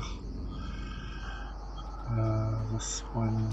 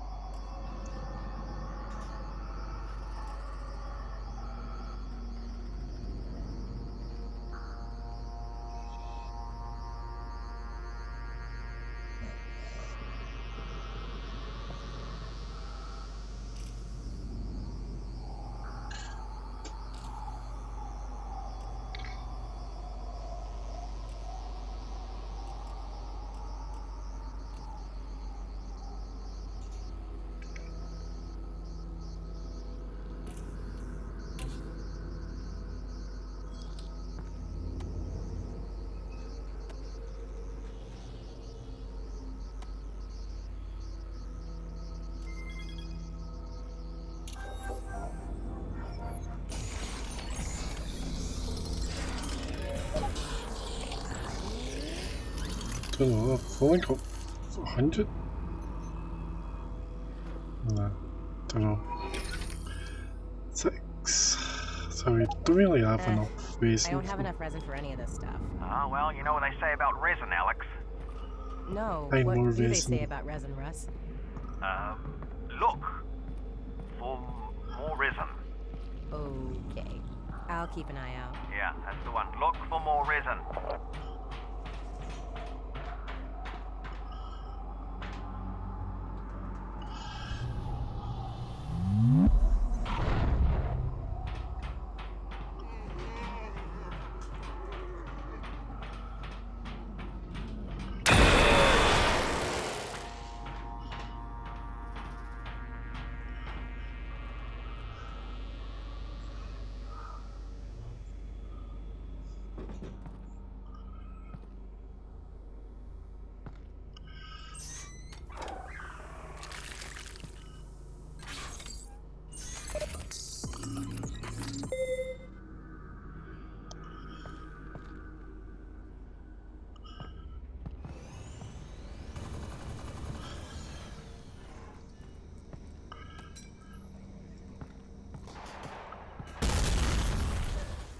I was just trying to get away from that door. I did not think there was a grenade on it. Yep, but this is going to be a crazy place.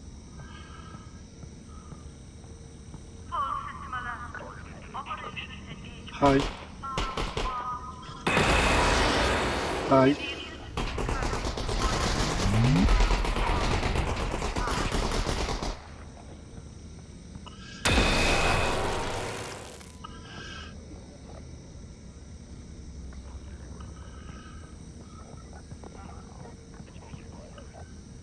Combined combat that we're going to be up against these guys.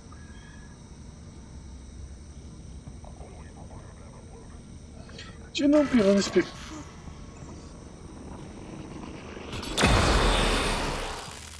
you know, be honest, after all that, we haven't had much combat with the zombies.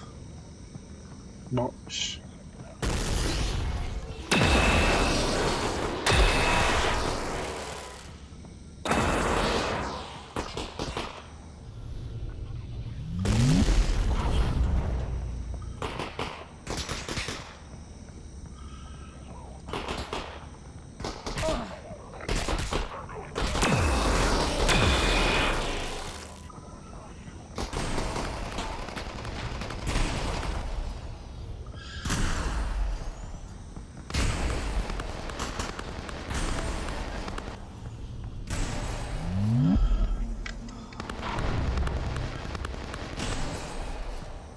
Yeah, we're going all out for this last bit.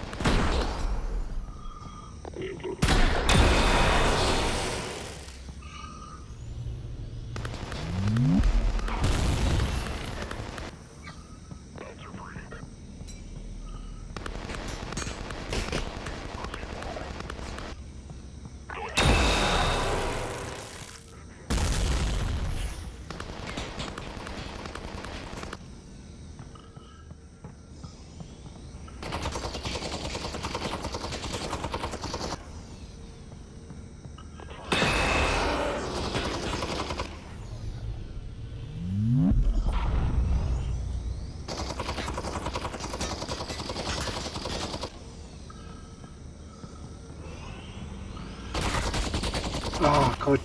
Alex? Pushed it in too much.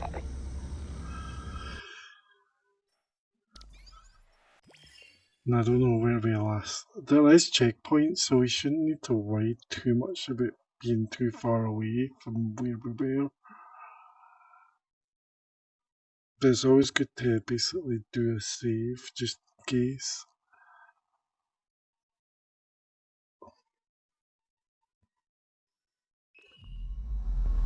Yeah, so we'll save it anyway here.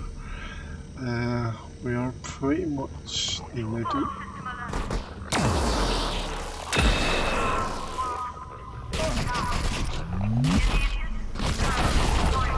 Oh, that guy. Wasn't paying attention to him.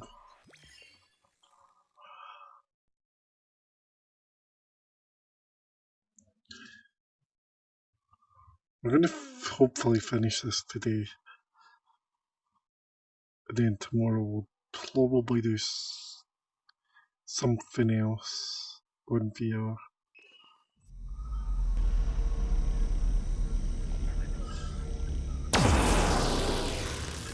Let's recharge these.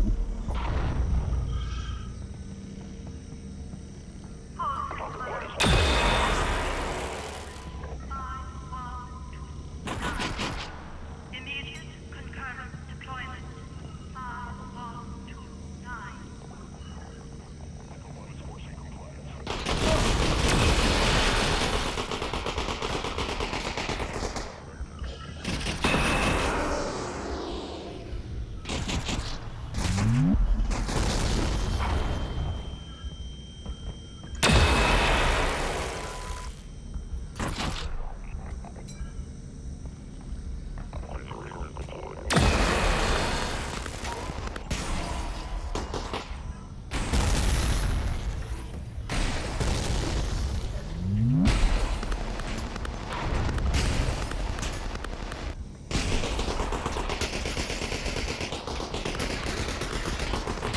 Might be a bad idea. Alex!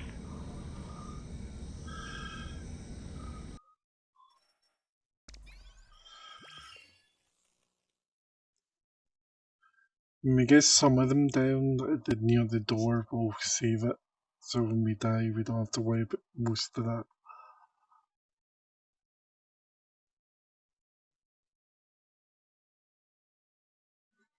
This bit might take a bit of time to do, but after that, it gets a little bit easier beyond that point. Oh, I've already got charge.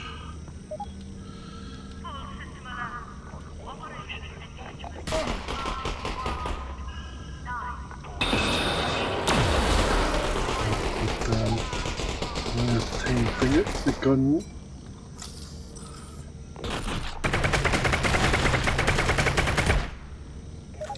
Last one.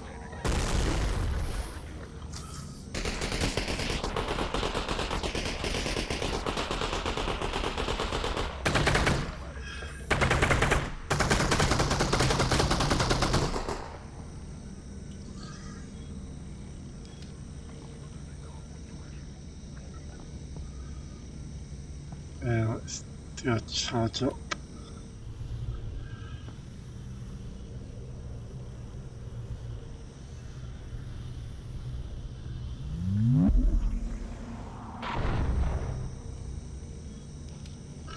Bring this gun, 'cause why not?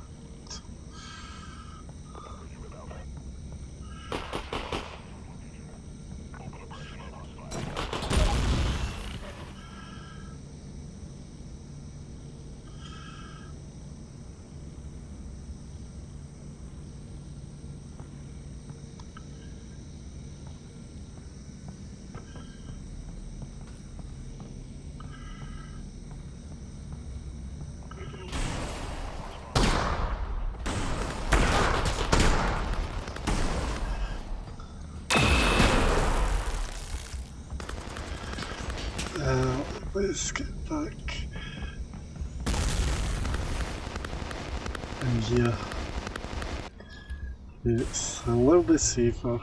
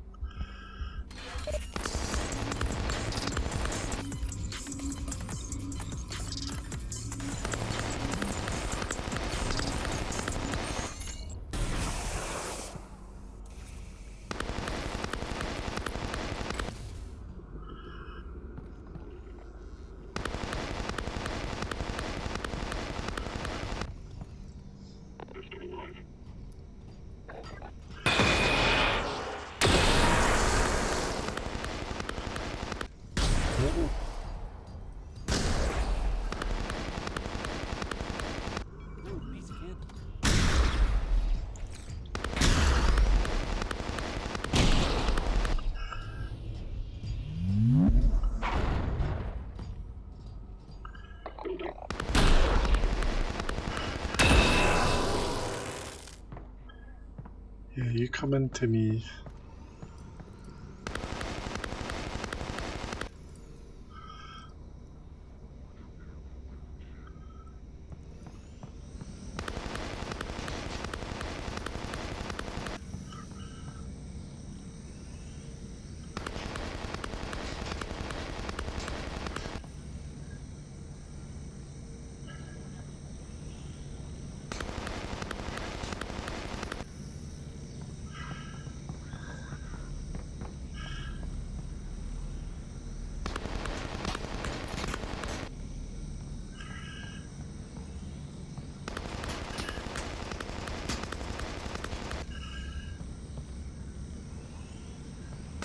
Nice. Oh. So it's not going to be an easy task.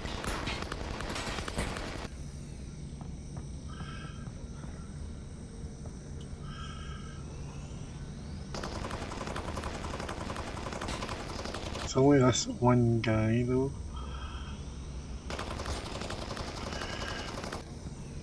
Hopefully it is just one guy.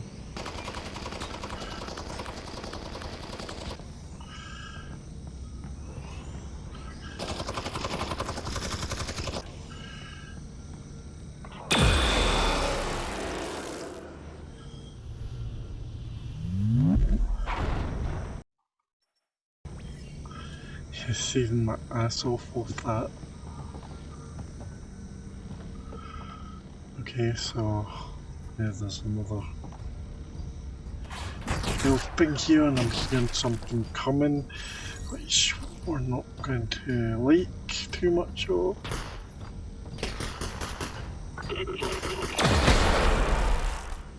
Alex? Just as well I saved it. Alex?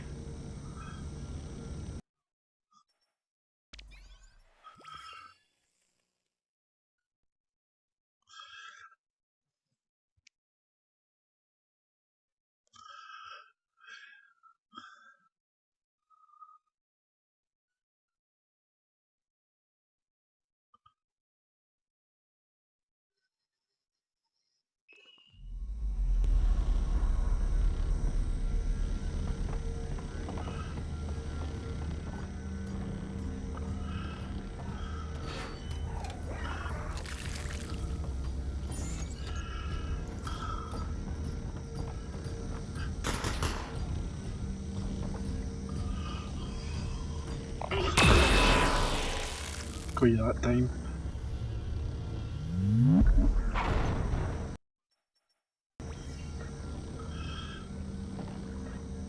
A grenade.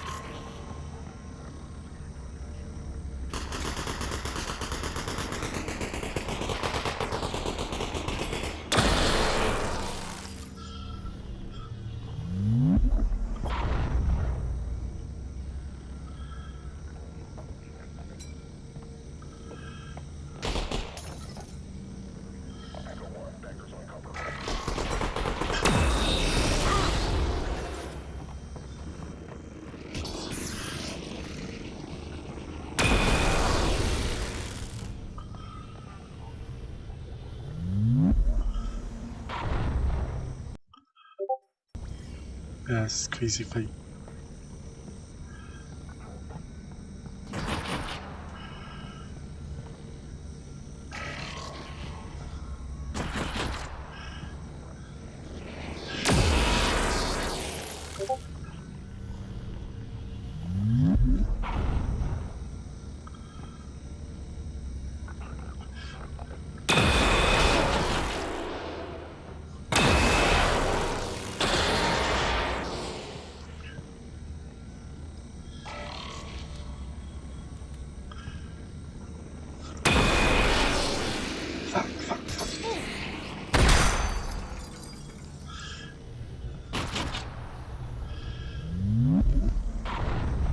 I don't know what I'm gonna do.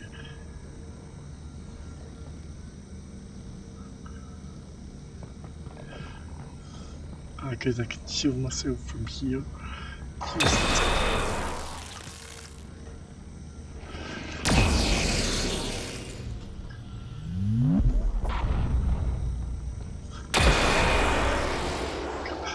Save it. Go back in here. Get health.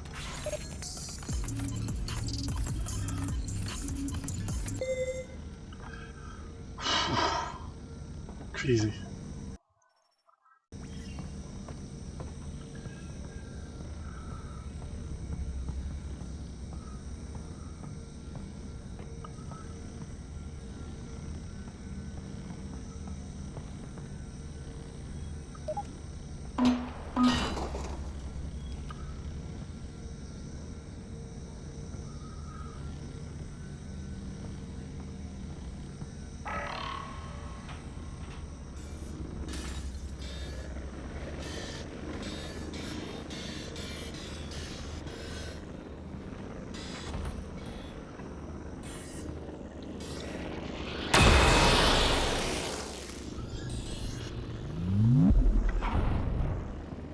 There's another one, try to get down. Do have another healing thing though. Those beams are coming from the top of this tower, right? Yeah, that's right. Oh crap. There's another. This tower. Oh, 2 and 1.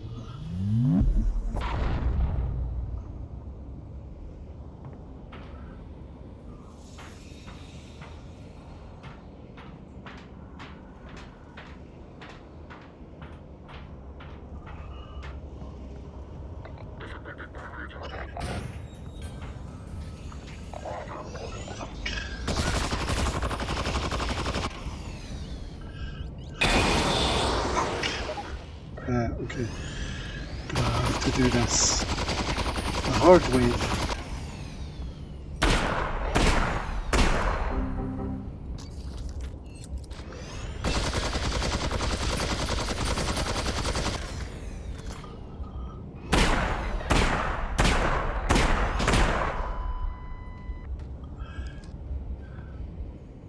Yep, as I said, do it the hard way.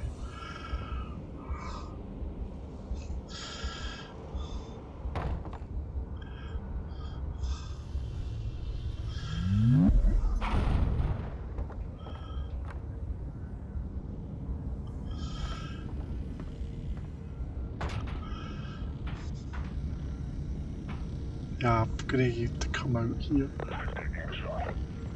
Yep, very much.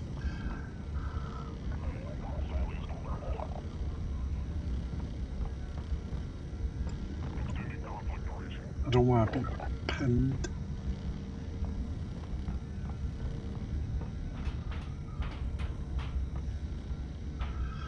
I suppose nothing that I can do.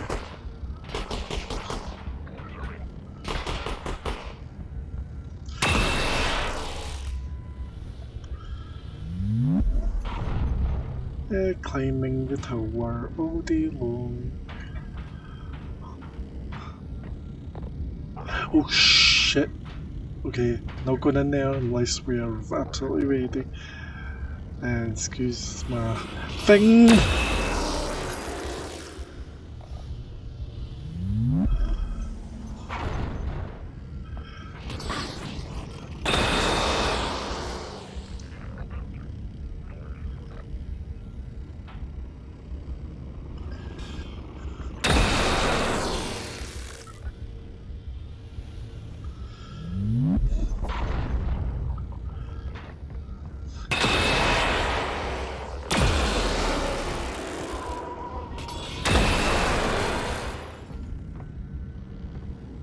You don't have much go of yourself.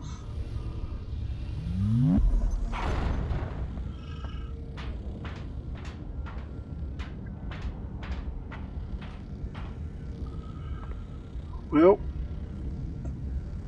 we're pretty much up here, nearly about. There's the control room. I see it. We're almost there. See when you say there's the control room and we're almost there?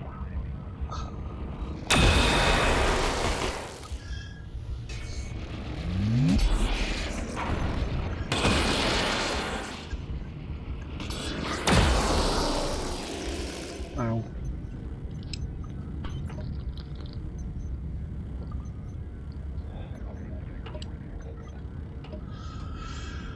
Well, that didn't give me much. I'm dead. Alex!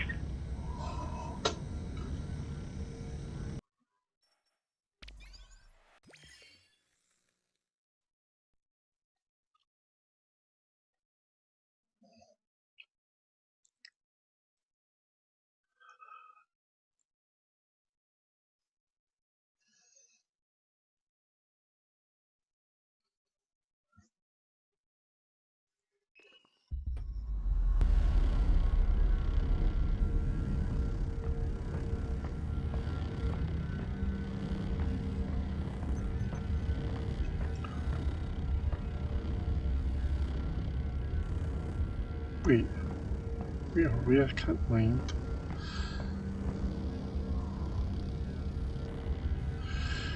Yeah, we're going through this way. And then there's Manhacks.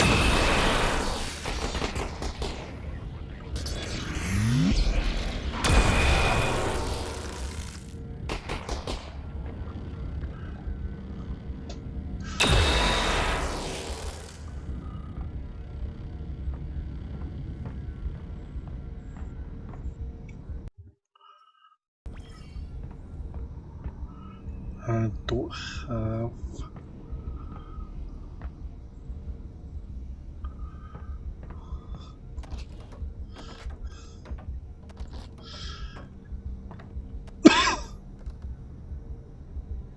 yeah, open it from that way and go. Alex, you there? Yeah, Dad? It looks like you will be able to get into the vault from up there. There's a terminal that extends a bridge to the entrance. What's the security like inside? Got it all laid out in front of me, and I tell you, there is security. But I've never seen anything like it. It doesn't make any sense. I guess I'll have to improvise. Don't worry, honey. I'll figure it out.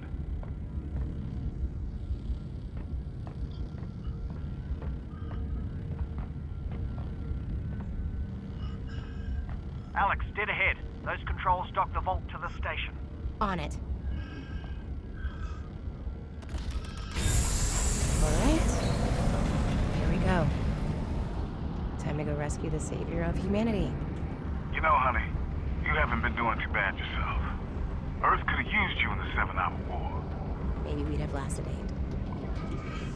8. Alright. Looks like the bridge is fully extended.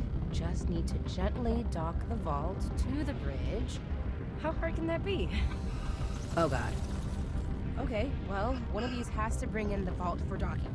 Right? Right? Almost certainly. Maybe?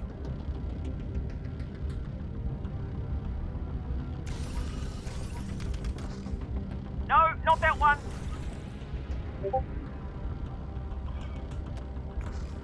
Alex, the bridge isn't moving. Why isn't the bridge not moving? I know. Russ, I can see it not moving. Definitely not.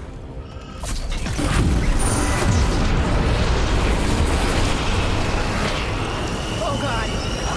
Alex! Alex!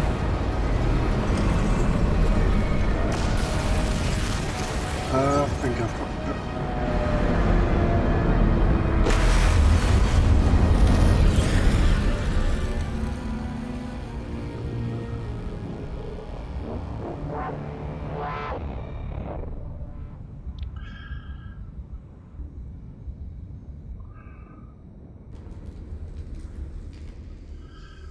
Wait, now is meant to happen? Okay. That was gonna happen anyway. Wait, why is this upside down now?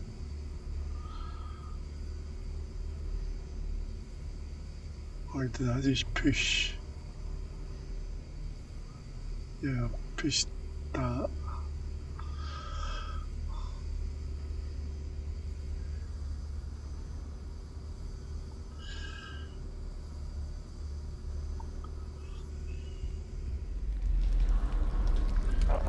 Alex? Alex? Alex, are you okay? I think I just killed Gordon Freeman. The vault's right there. Just go in and get him. Or what's left of him. I'm on my way. Alert. Response team. Overload protocol. Angle. Compromise. Flash. Angle. Compromise. Flash.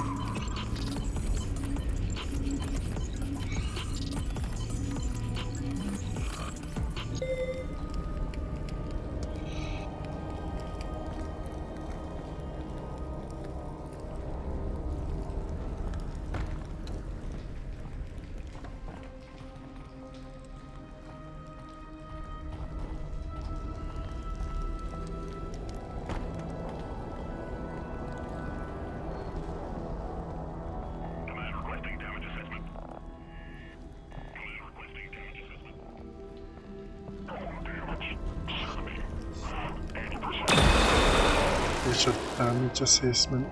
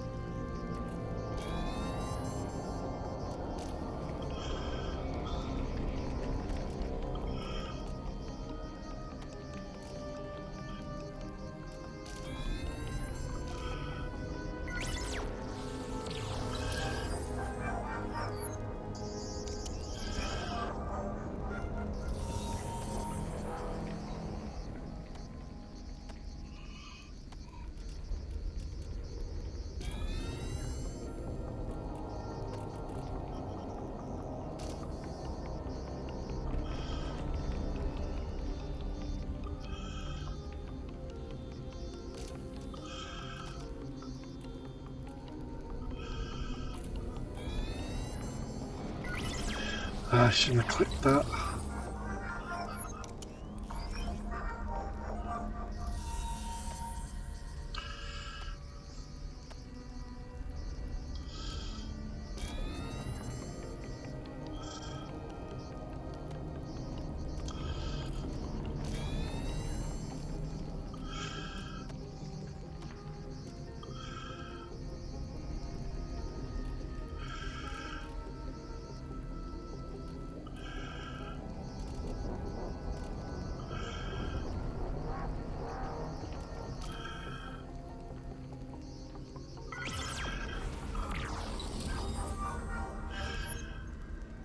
Probably just going to end up being ammo and stuff that's in this.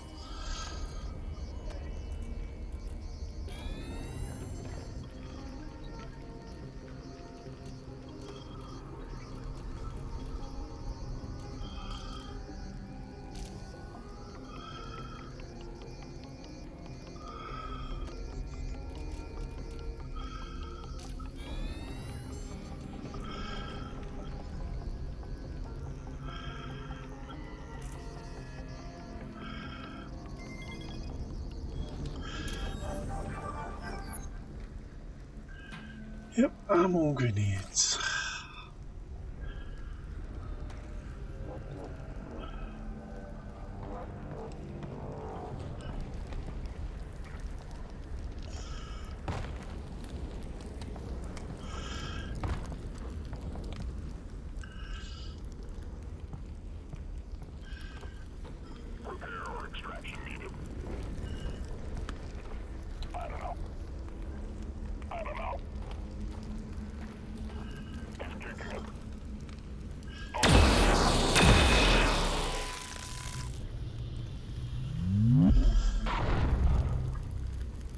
The Strider!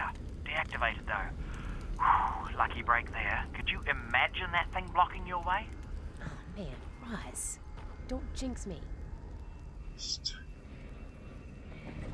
Yeah, you just did though.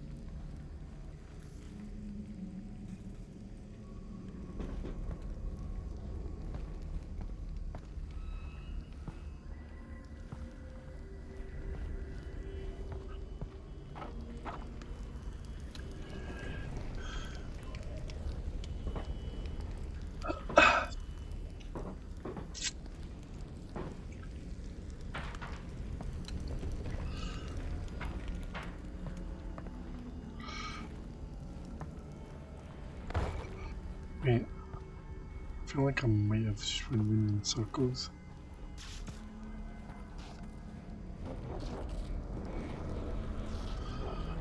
And I suppose that was the elevator shaft door. The elevator button.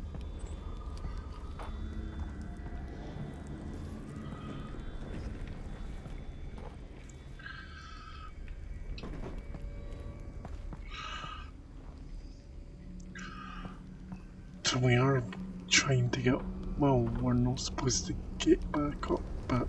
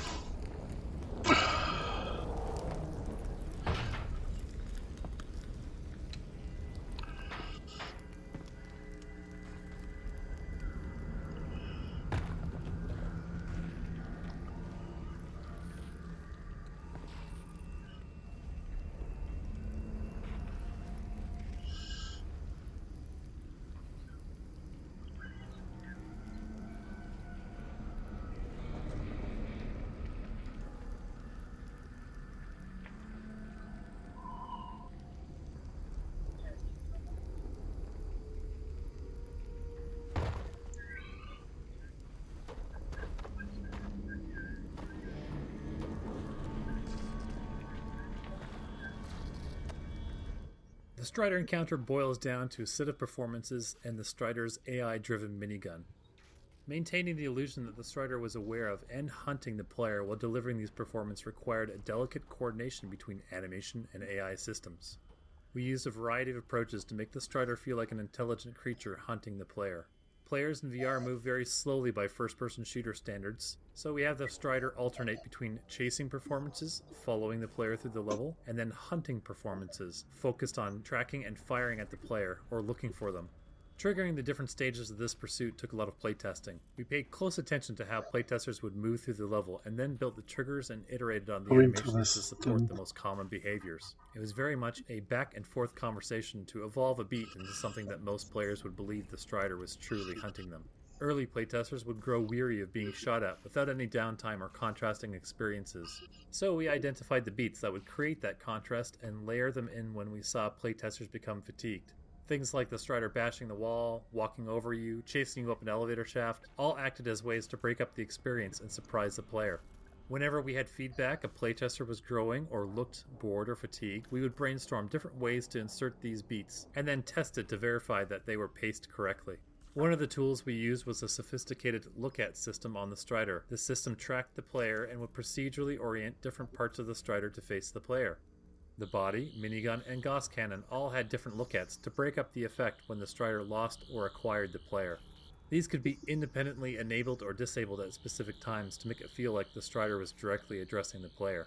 In each animation of the sequence, the look-at on the minigun and body would be enabled or disabled based on whether the Strider should be able to see the player at that point.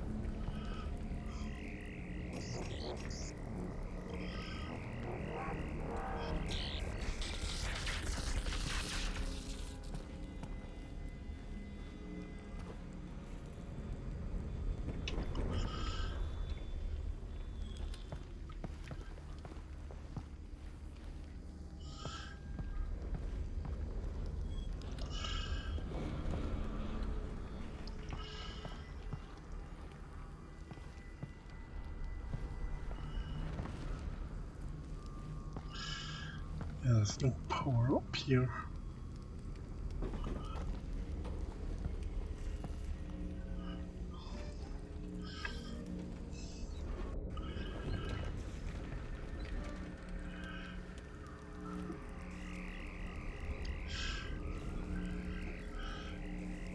There's supposed to be power going to that, so according to that, it is getting power there.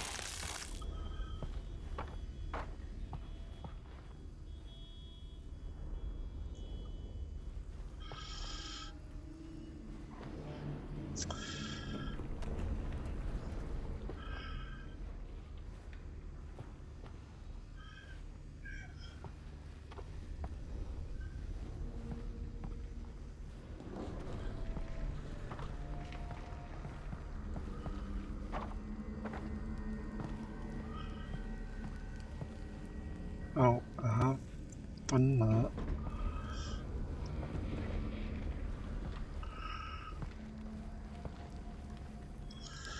Somewhere in here should be a mechanism somewhere.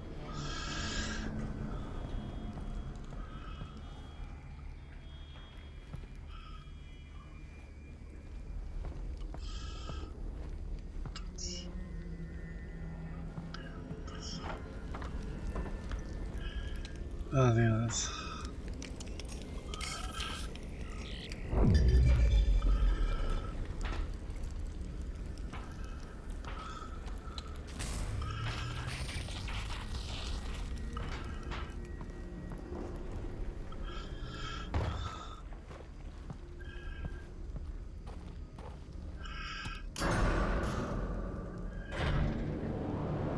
Alex, the Strider! Look out, it's alive! Moving. Oh, I did jinx out. Textbook jinxing, Russell. Moving. Still moving.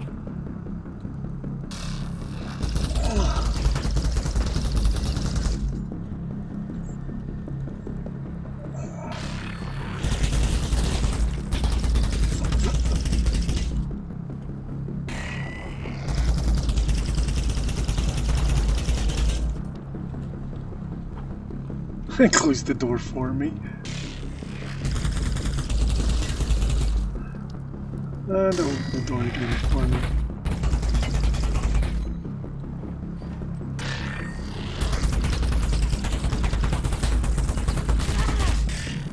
Yeah, don't know where I'm going from here.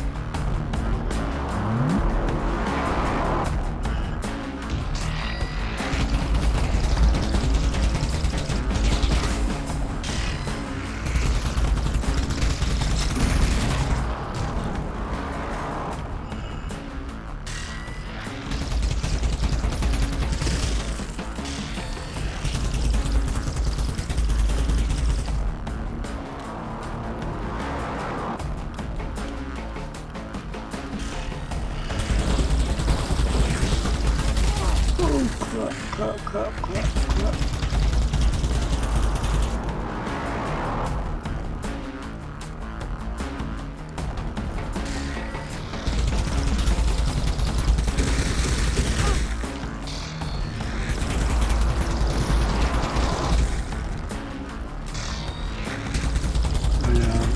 there.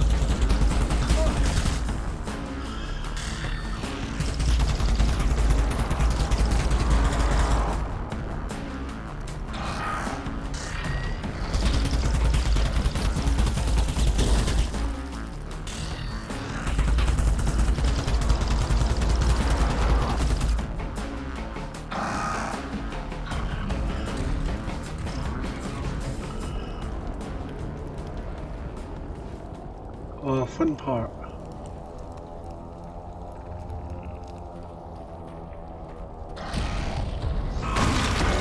What fun part?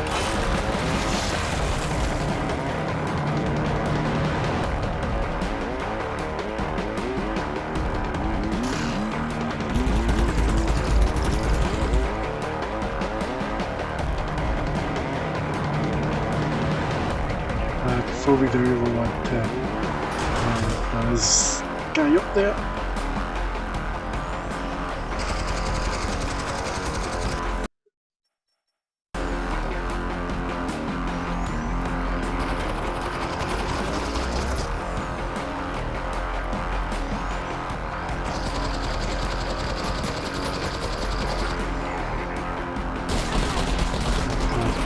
Damn it. Alex! Okay.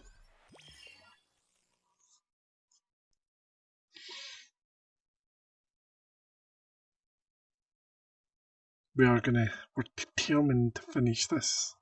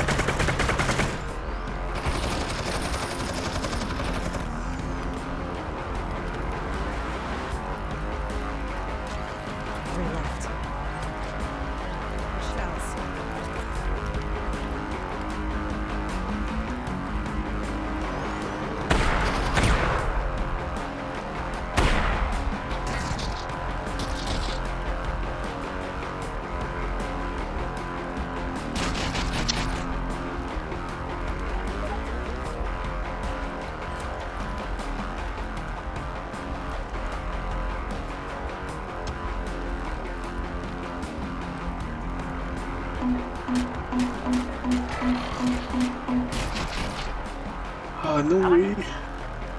Alex!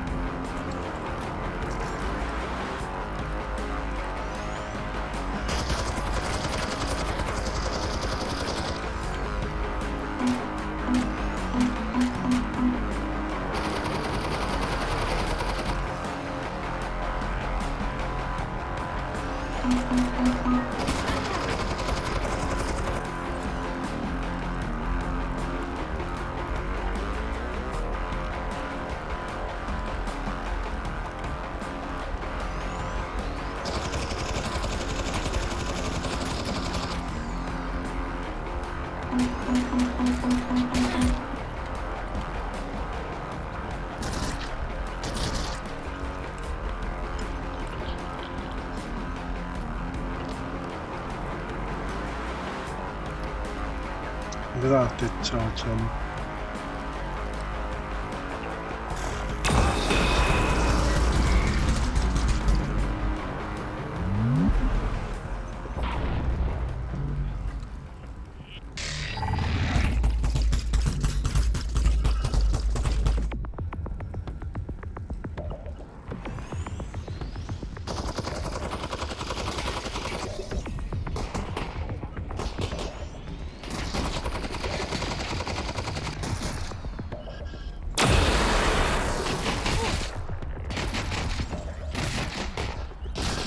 God damn it, there was just no place to run from that.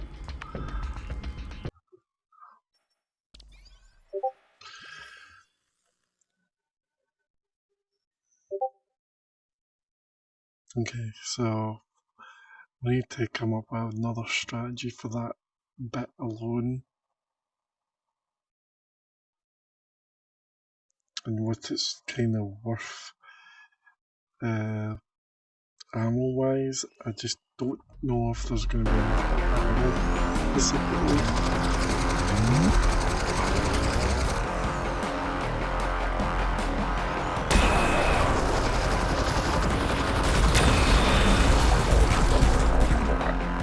I just lost it. Wait, why is that Strider hitting Dane?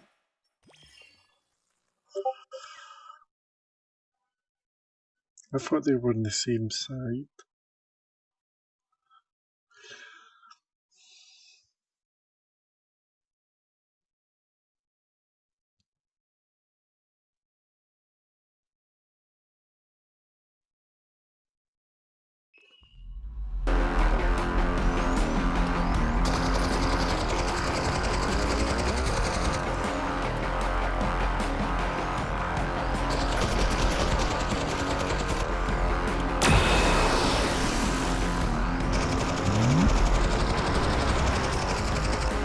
Could stay here until you come down.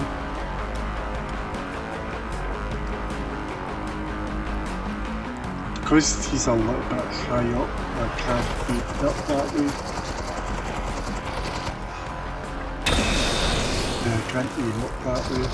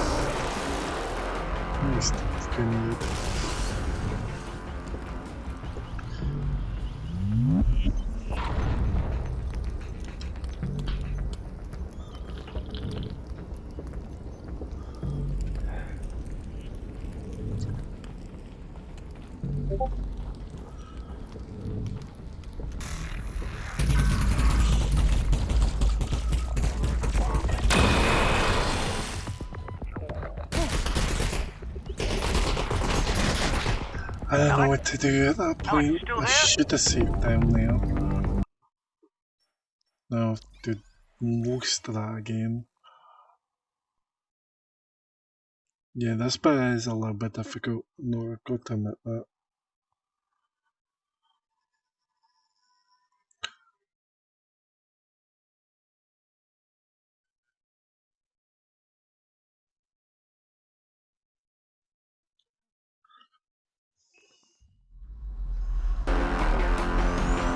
To leave these guys come because they're going to be coming.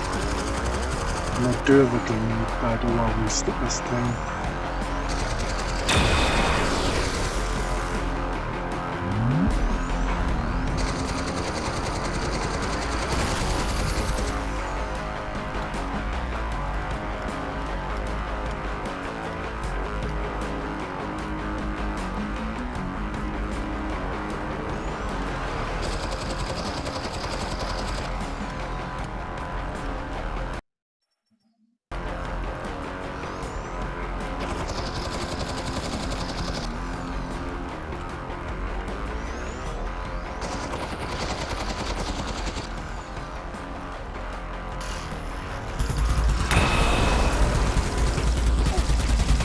Back.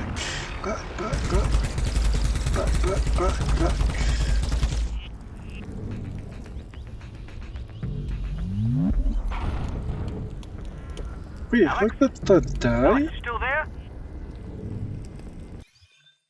How did I die?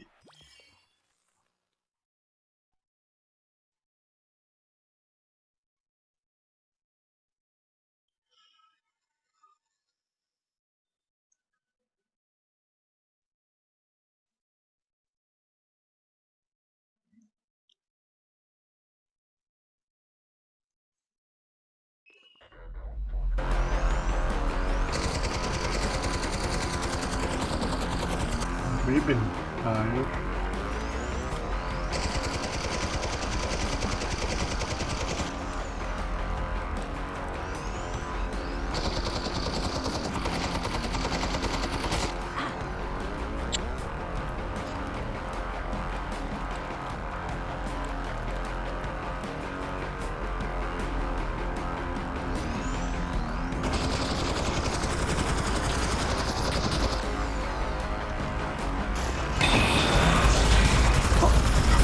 Best.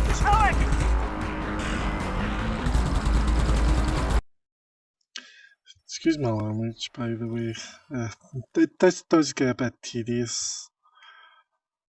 Took me a couple of tries to do so. Especially even with this.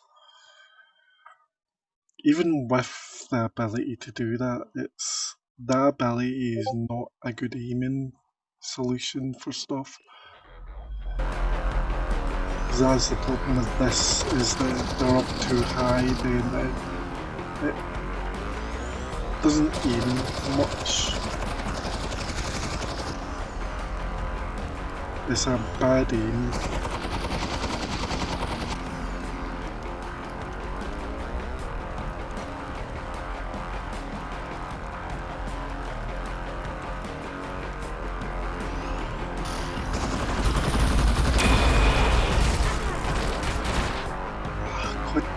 I can't run down because that thing's trying to shoot me as well.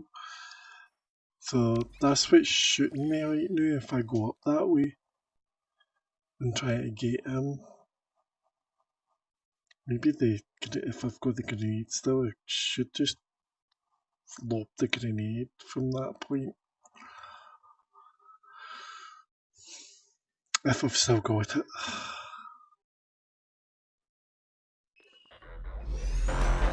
Right, yes I do.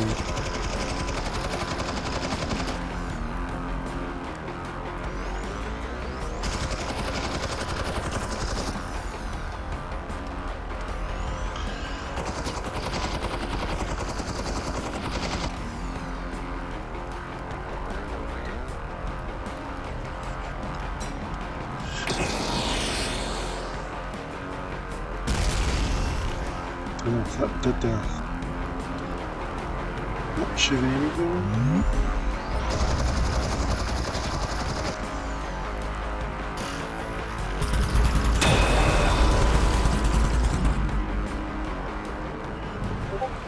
Yeah, just stay here for now.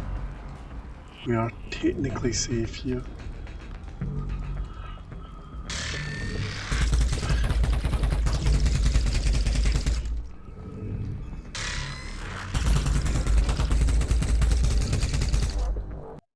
Okay, we're safe here. Stay here. Do that. We're dandy. Don't have to do that bit anymore.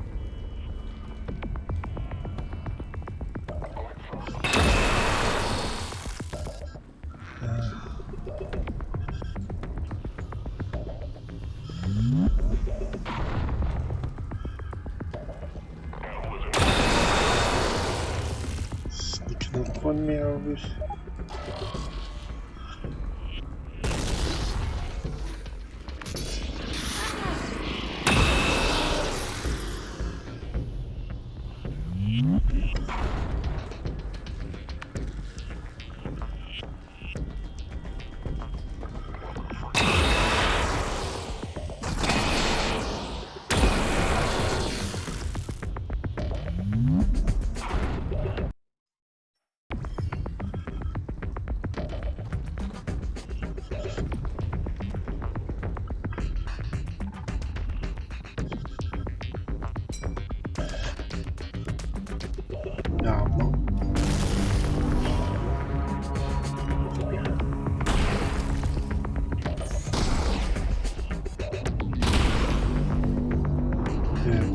Guy was shotgun.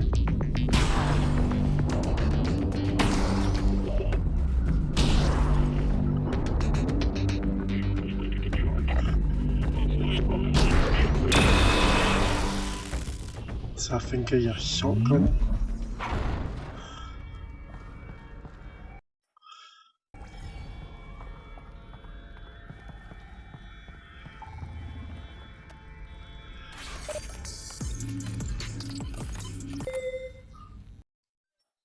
Save that so we don't have to deal with that again and get through him.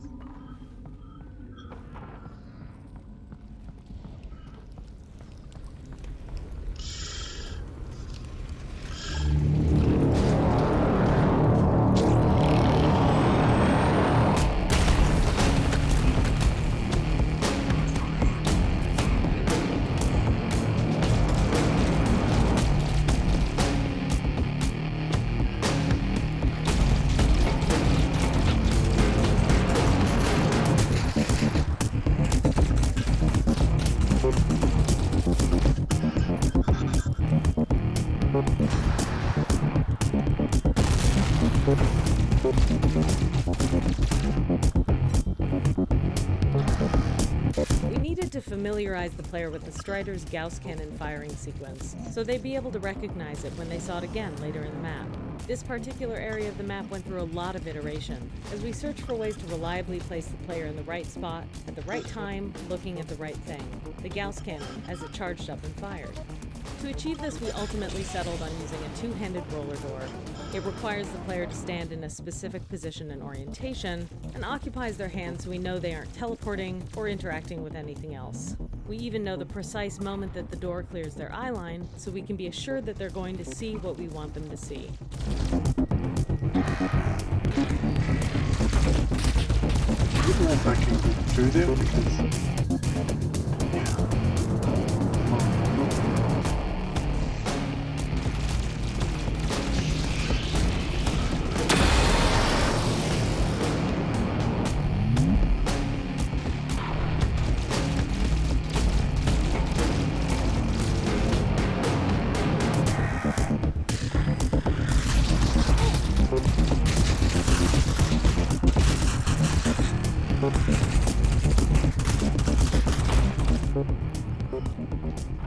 Russell, big gun, up ahead. I think I've got an idea. I just had a clue. It's a good one.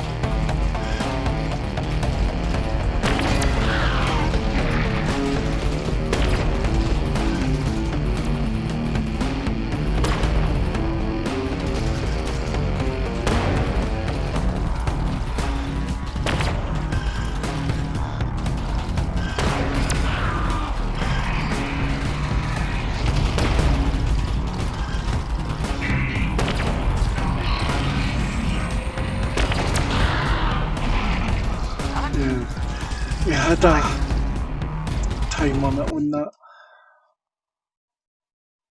which I wasted.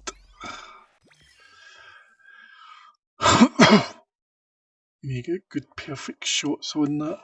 I think we have to kill the legs, but I'm not entirely sure.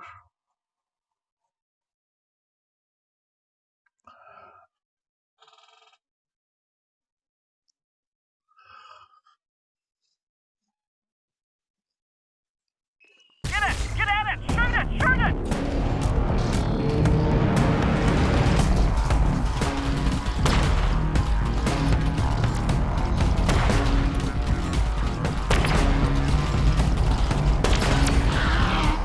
It's working! I think it's working! Just look happy about getting shot anyway! Keep shooting it! Russell, let me shoot! Go, go! Yes! Yes! Keep shooting! That's the way! Shoot, shoot, shoot! Oh, yes!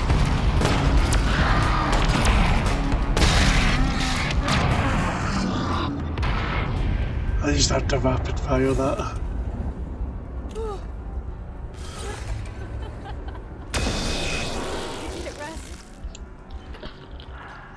Yeah, we did. We did it.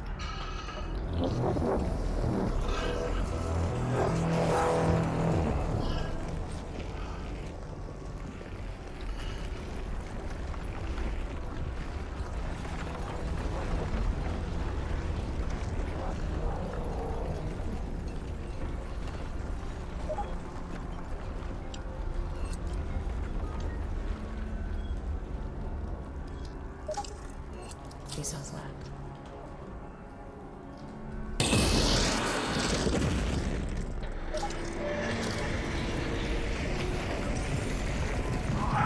All right, Alex.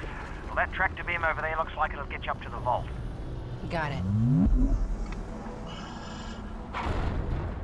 Well, for what it's worth, that is the best part ever, but you'd still need to basically rapid fire it. Going up. Yeah. Okay. No.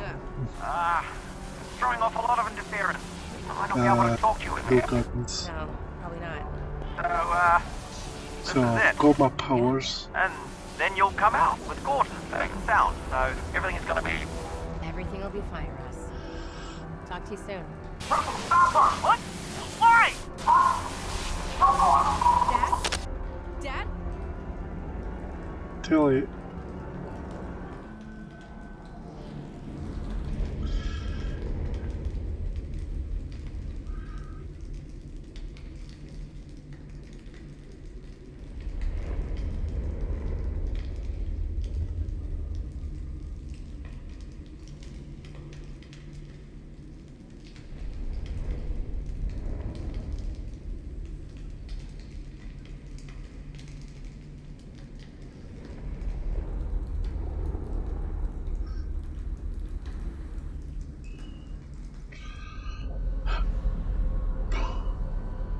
Okay, this is weird.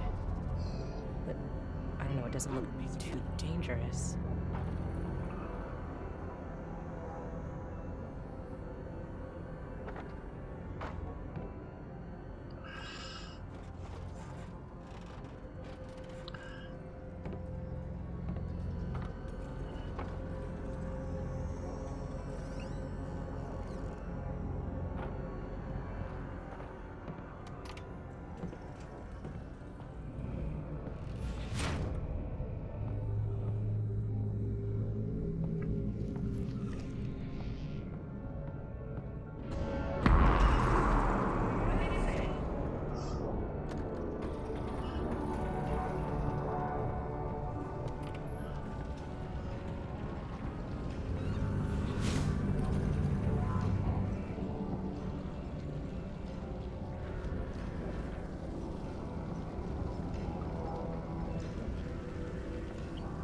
Oh yes, the briefcase. I don't know why I didn't see it before.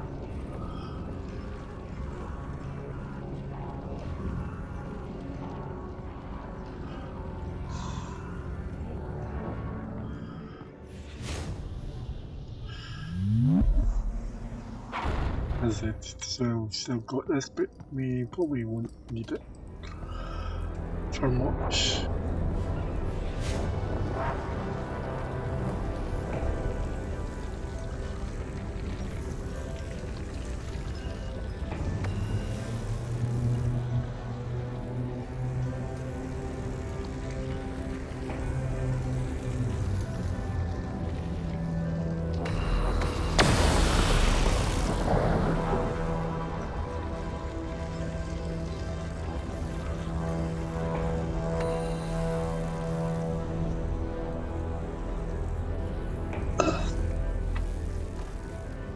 Yeah, I can't go back that way.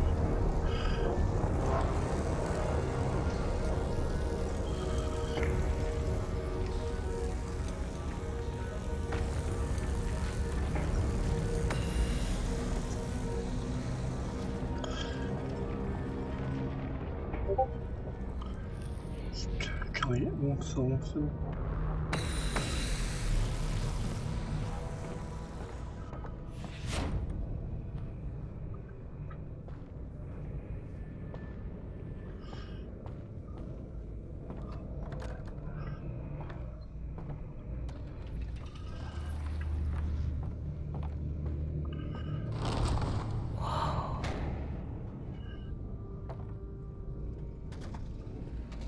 Yeah, this is where it gets kinda loopily crazy.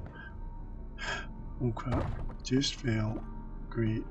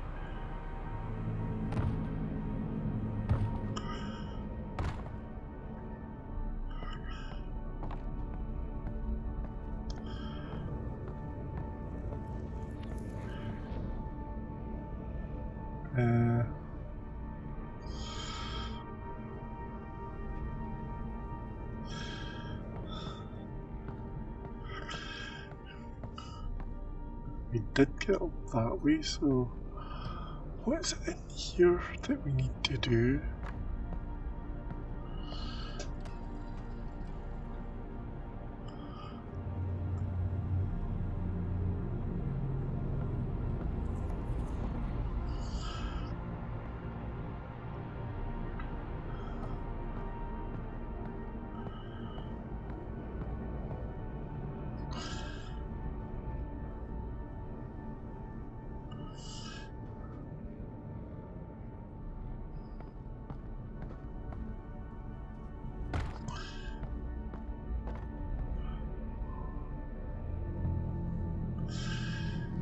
And hold on to that to climb up, and we have been over there.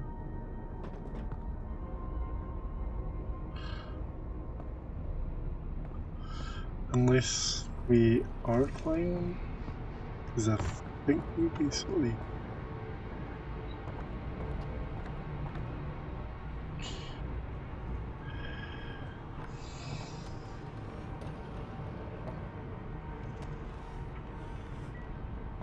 Because we came from there, we can't go through there anymore.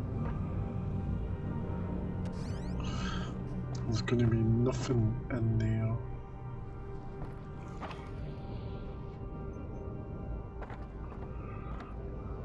Can't go through that door.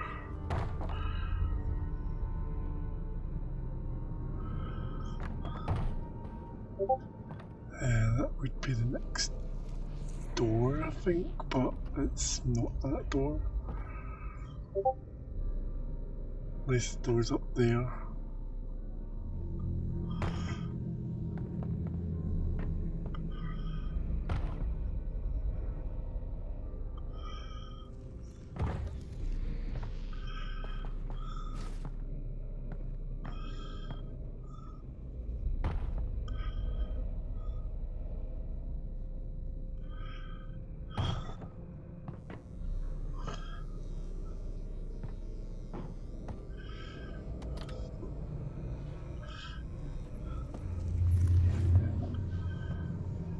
this next door. In this.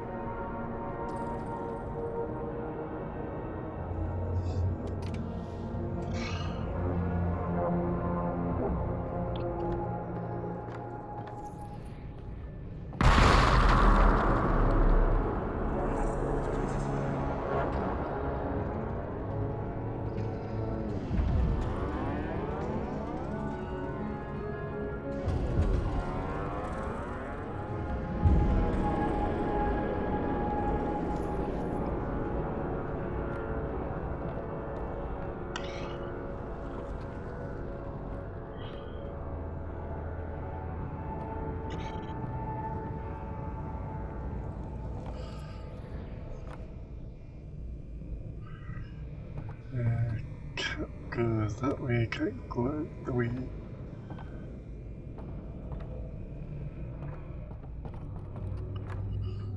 Can't go back the way, because that'll be locked now. Can't go out that way.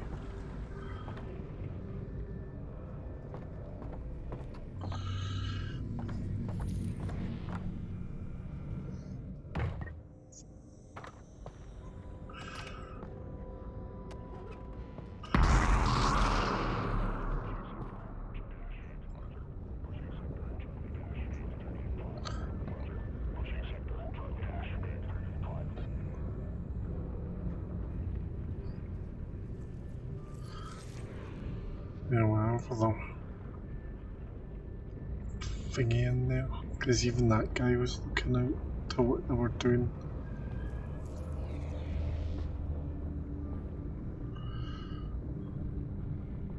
I kind of almost wonder about that guy, that may be that guy.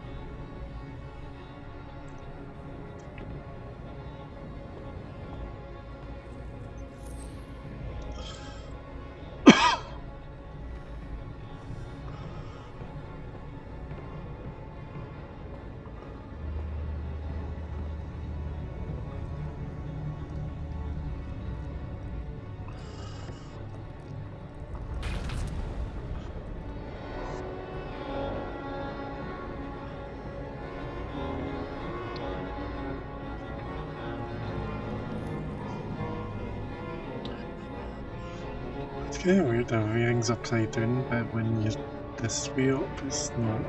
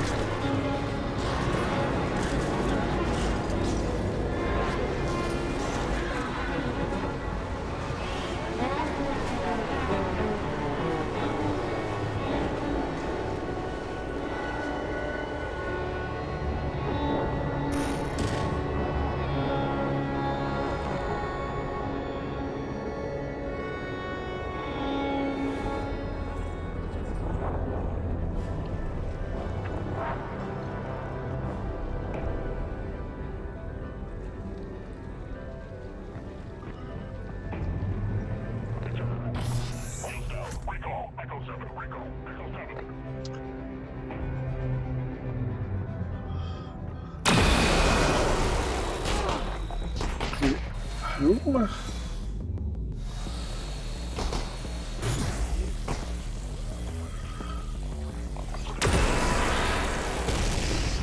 Alright, so they give you the ability later. And the good thing is about these is that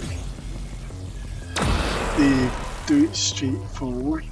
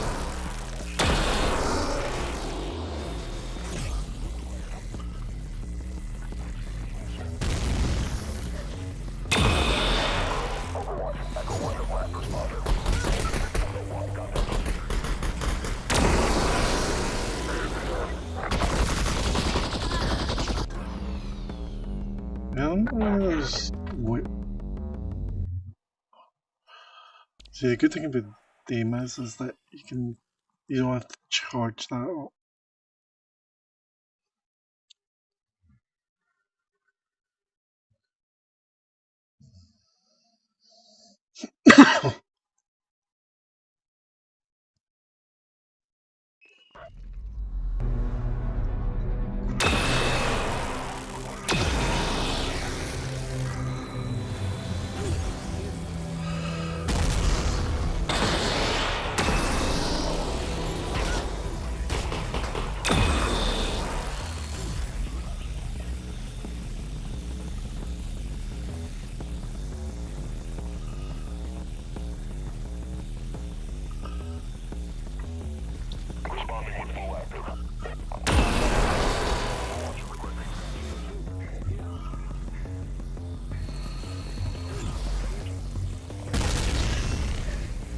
Huh.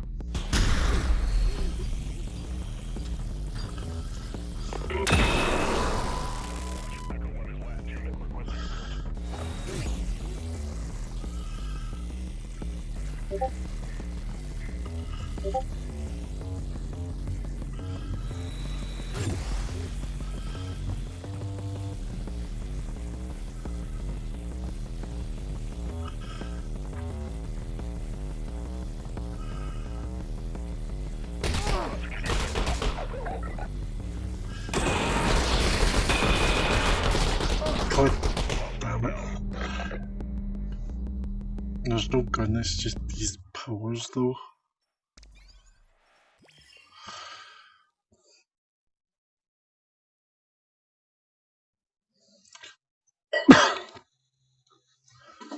Yeah, since I'm not technically there, may as well close that way.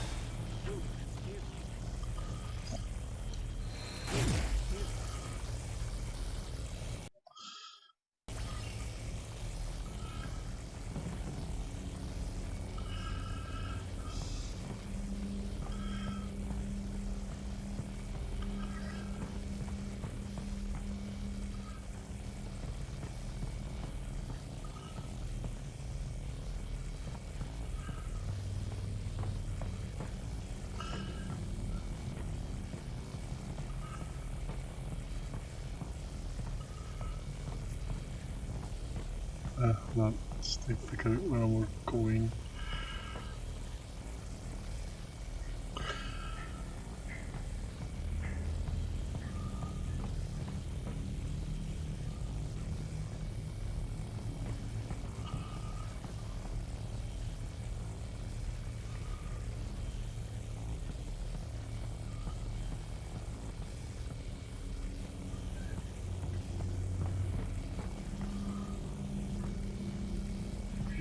Is the bit we need to go to.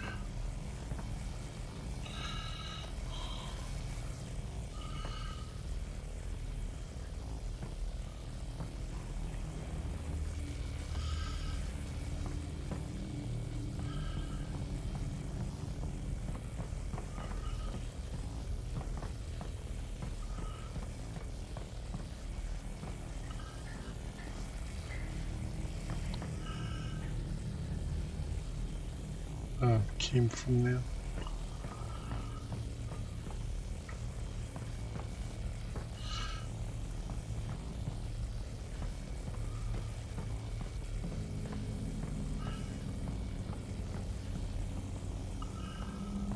So, what is it we're supposed to be doing now?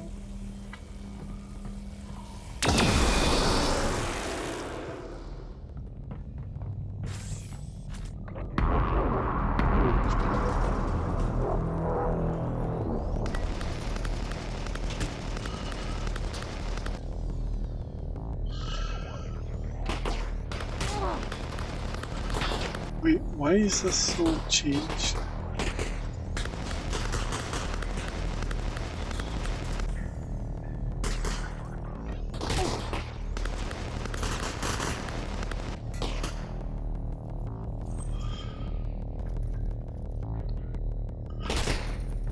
I don't get this because,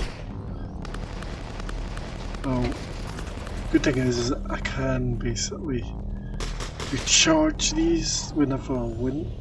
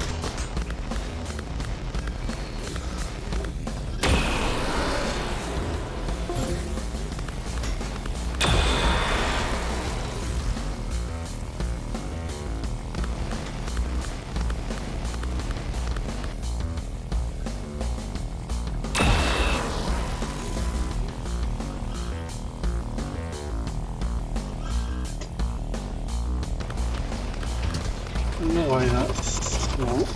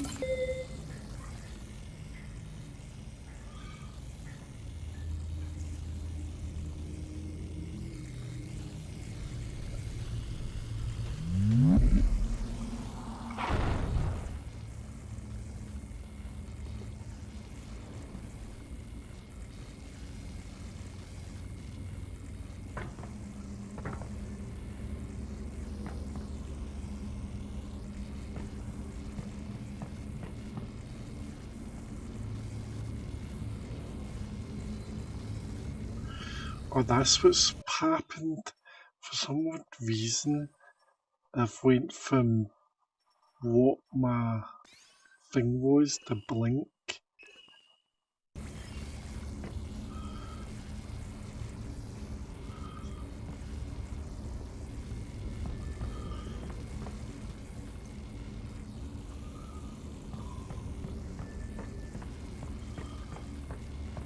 I'm gonna need to figure out where I'm going because that bit's a dead end and I think that's where we're supposed to go, but nothing's there.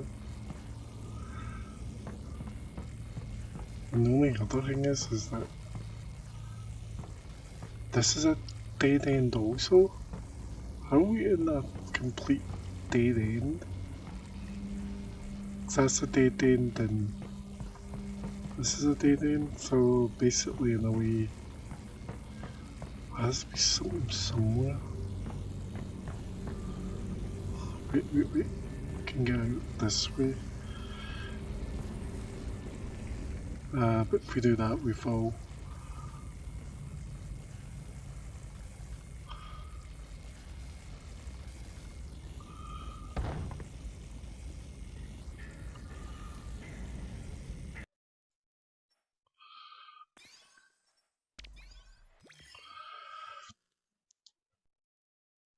I don't know if we're supposed to go out there though, because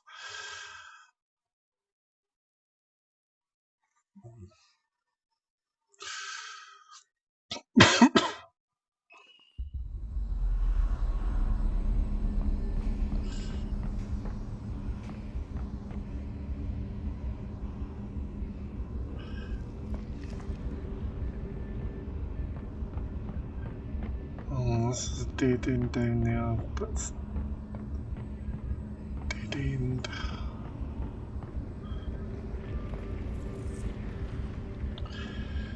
Like, I don't think we're supposed to go out from there.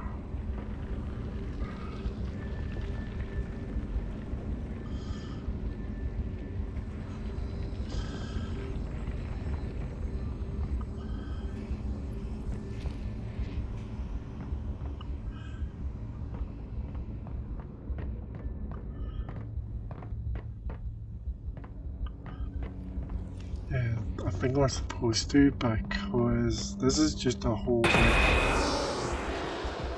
bit.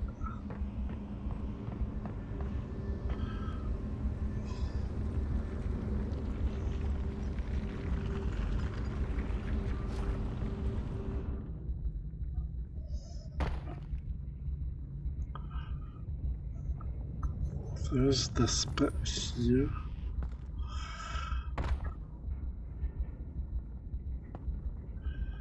No, I don't think I was supposed to come down this way. Yeah, we're falling off the edge of the map, so we're pretty much stuck at this point.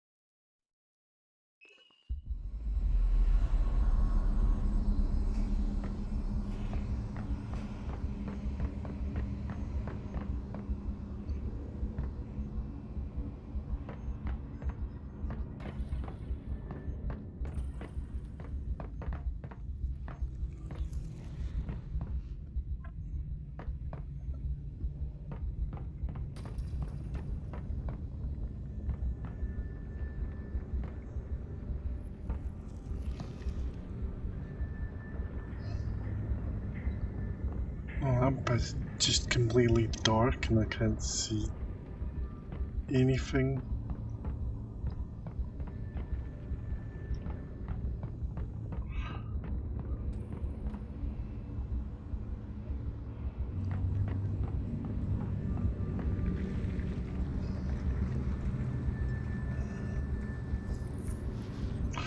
I don't think I'm supposed to come out of here though, because if I do then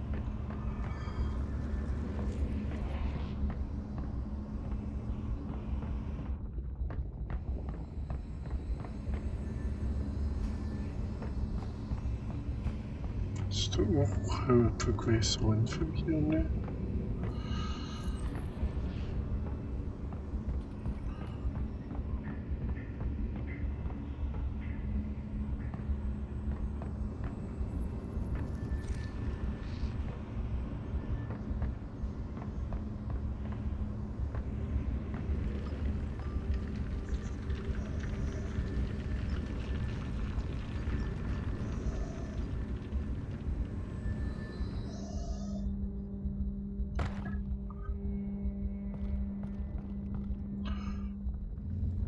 If we go any further down from there, then we glitch the place, and if we go down there, then we're glitched. As I say, I don't know if we're supposed to go here in any way unless it's up that way.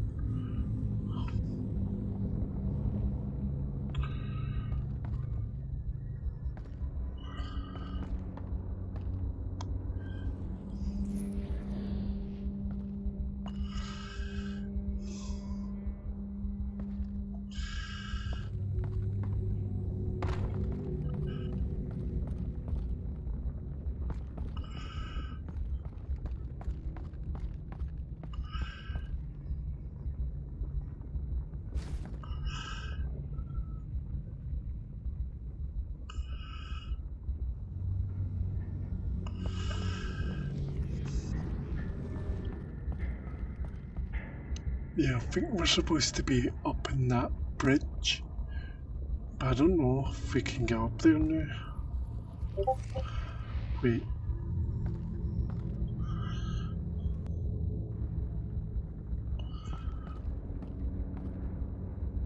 You know, whatever that is, this is not normal.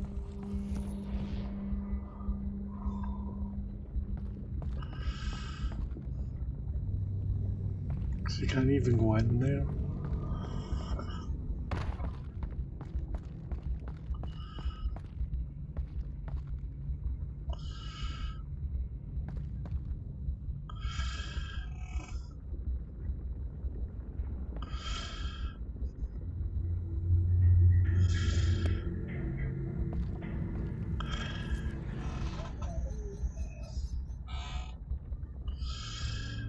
Yeah, at this point I don't know what the heck's going on.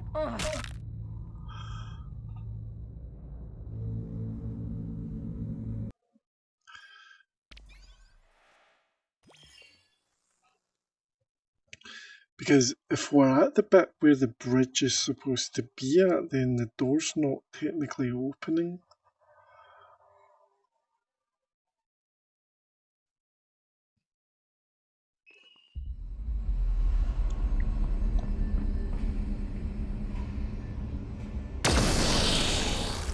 Aye.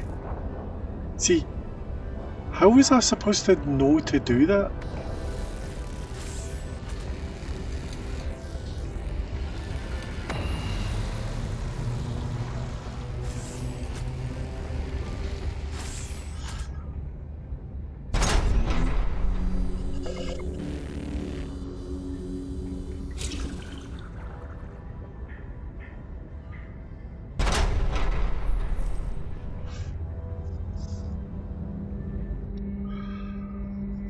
Yeah, no one kind of fully tells you need to zap the door.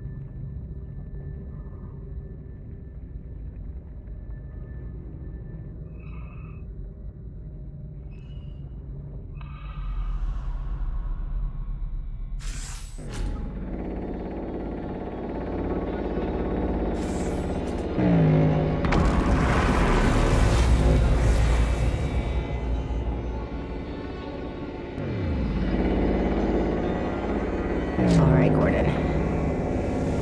Let's get you out of this thing.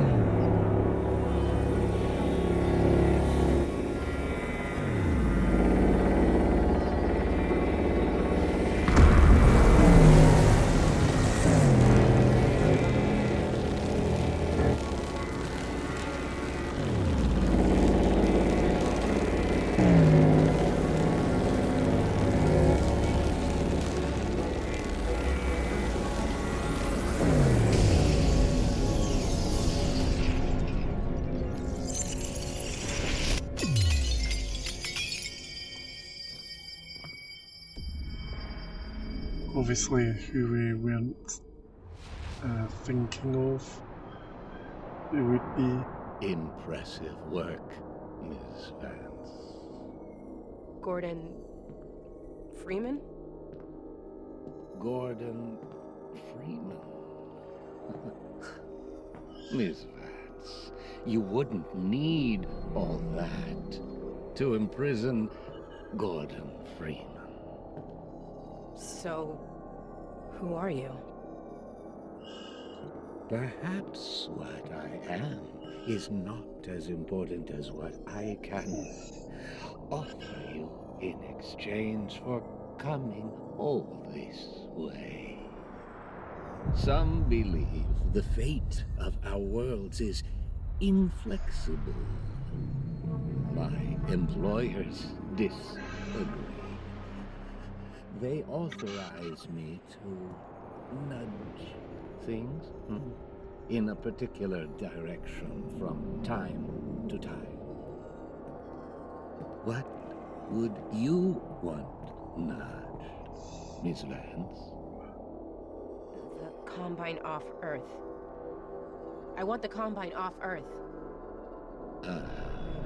That would be a considerably large nudge. Too large, given the interests of my employers. Well, you asked. What if I could offer you something you don't know you want?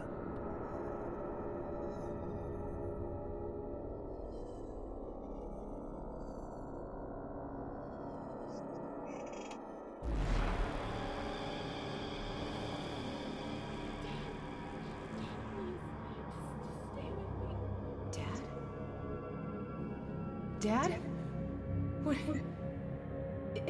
Is that me? What is this? What's happening? We are in the future. This is the moment where you watch your father die.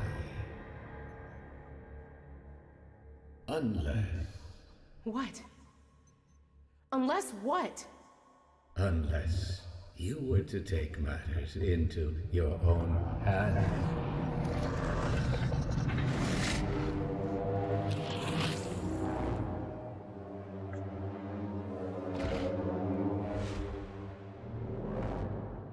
Release your father, Miss Vance.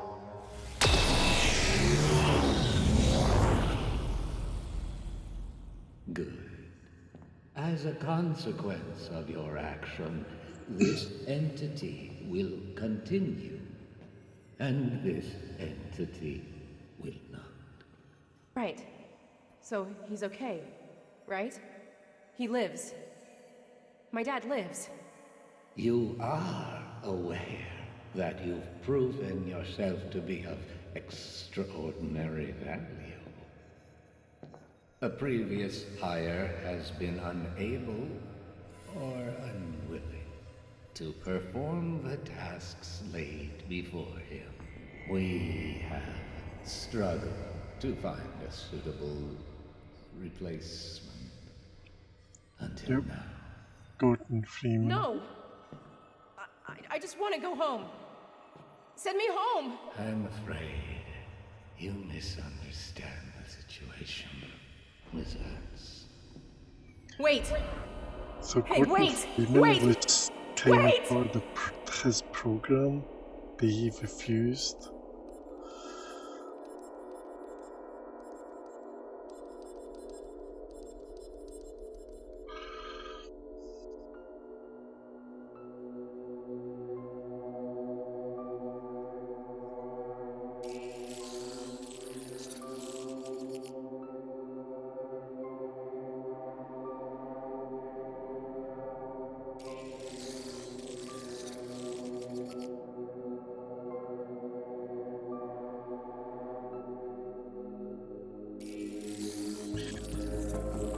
So basically you kind of wonder if Half-Life 3 was actually supposed to come out and they didn't really do Half-Life 3 and instead they did Half-Life Alyx as the third one. So you kind of almost kind of wonder to that.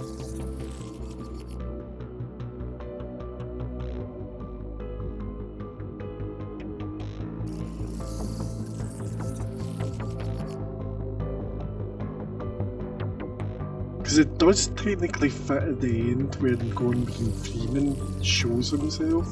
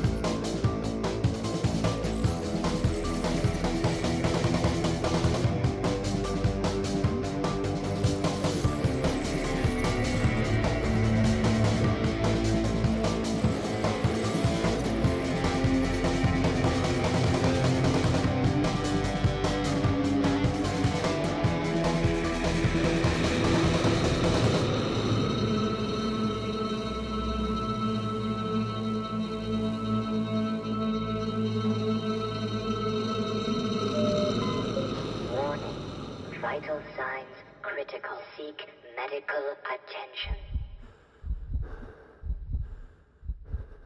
Gordon! Gordon! Wake up, Gordon. She's gone, Gordon. She's gone. Son of a bitch, it has unforeseen consequences. I knew it.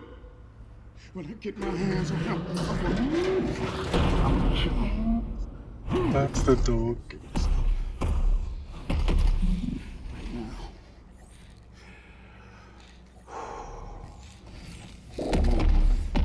You got work to do.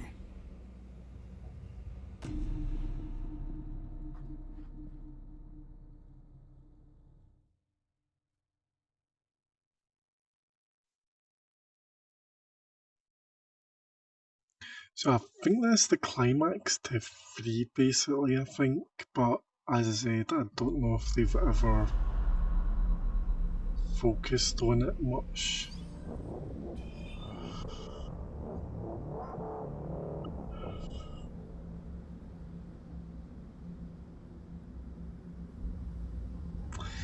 So, on that note, guys, that was kind of interestingly fun. We are going to call it there for the stream. And we'll catch you all hopefully next time tomorrow. We are going to figure out what we're doing. But in the meantime, I'll catch you all hopefully next time.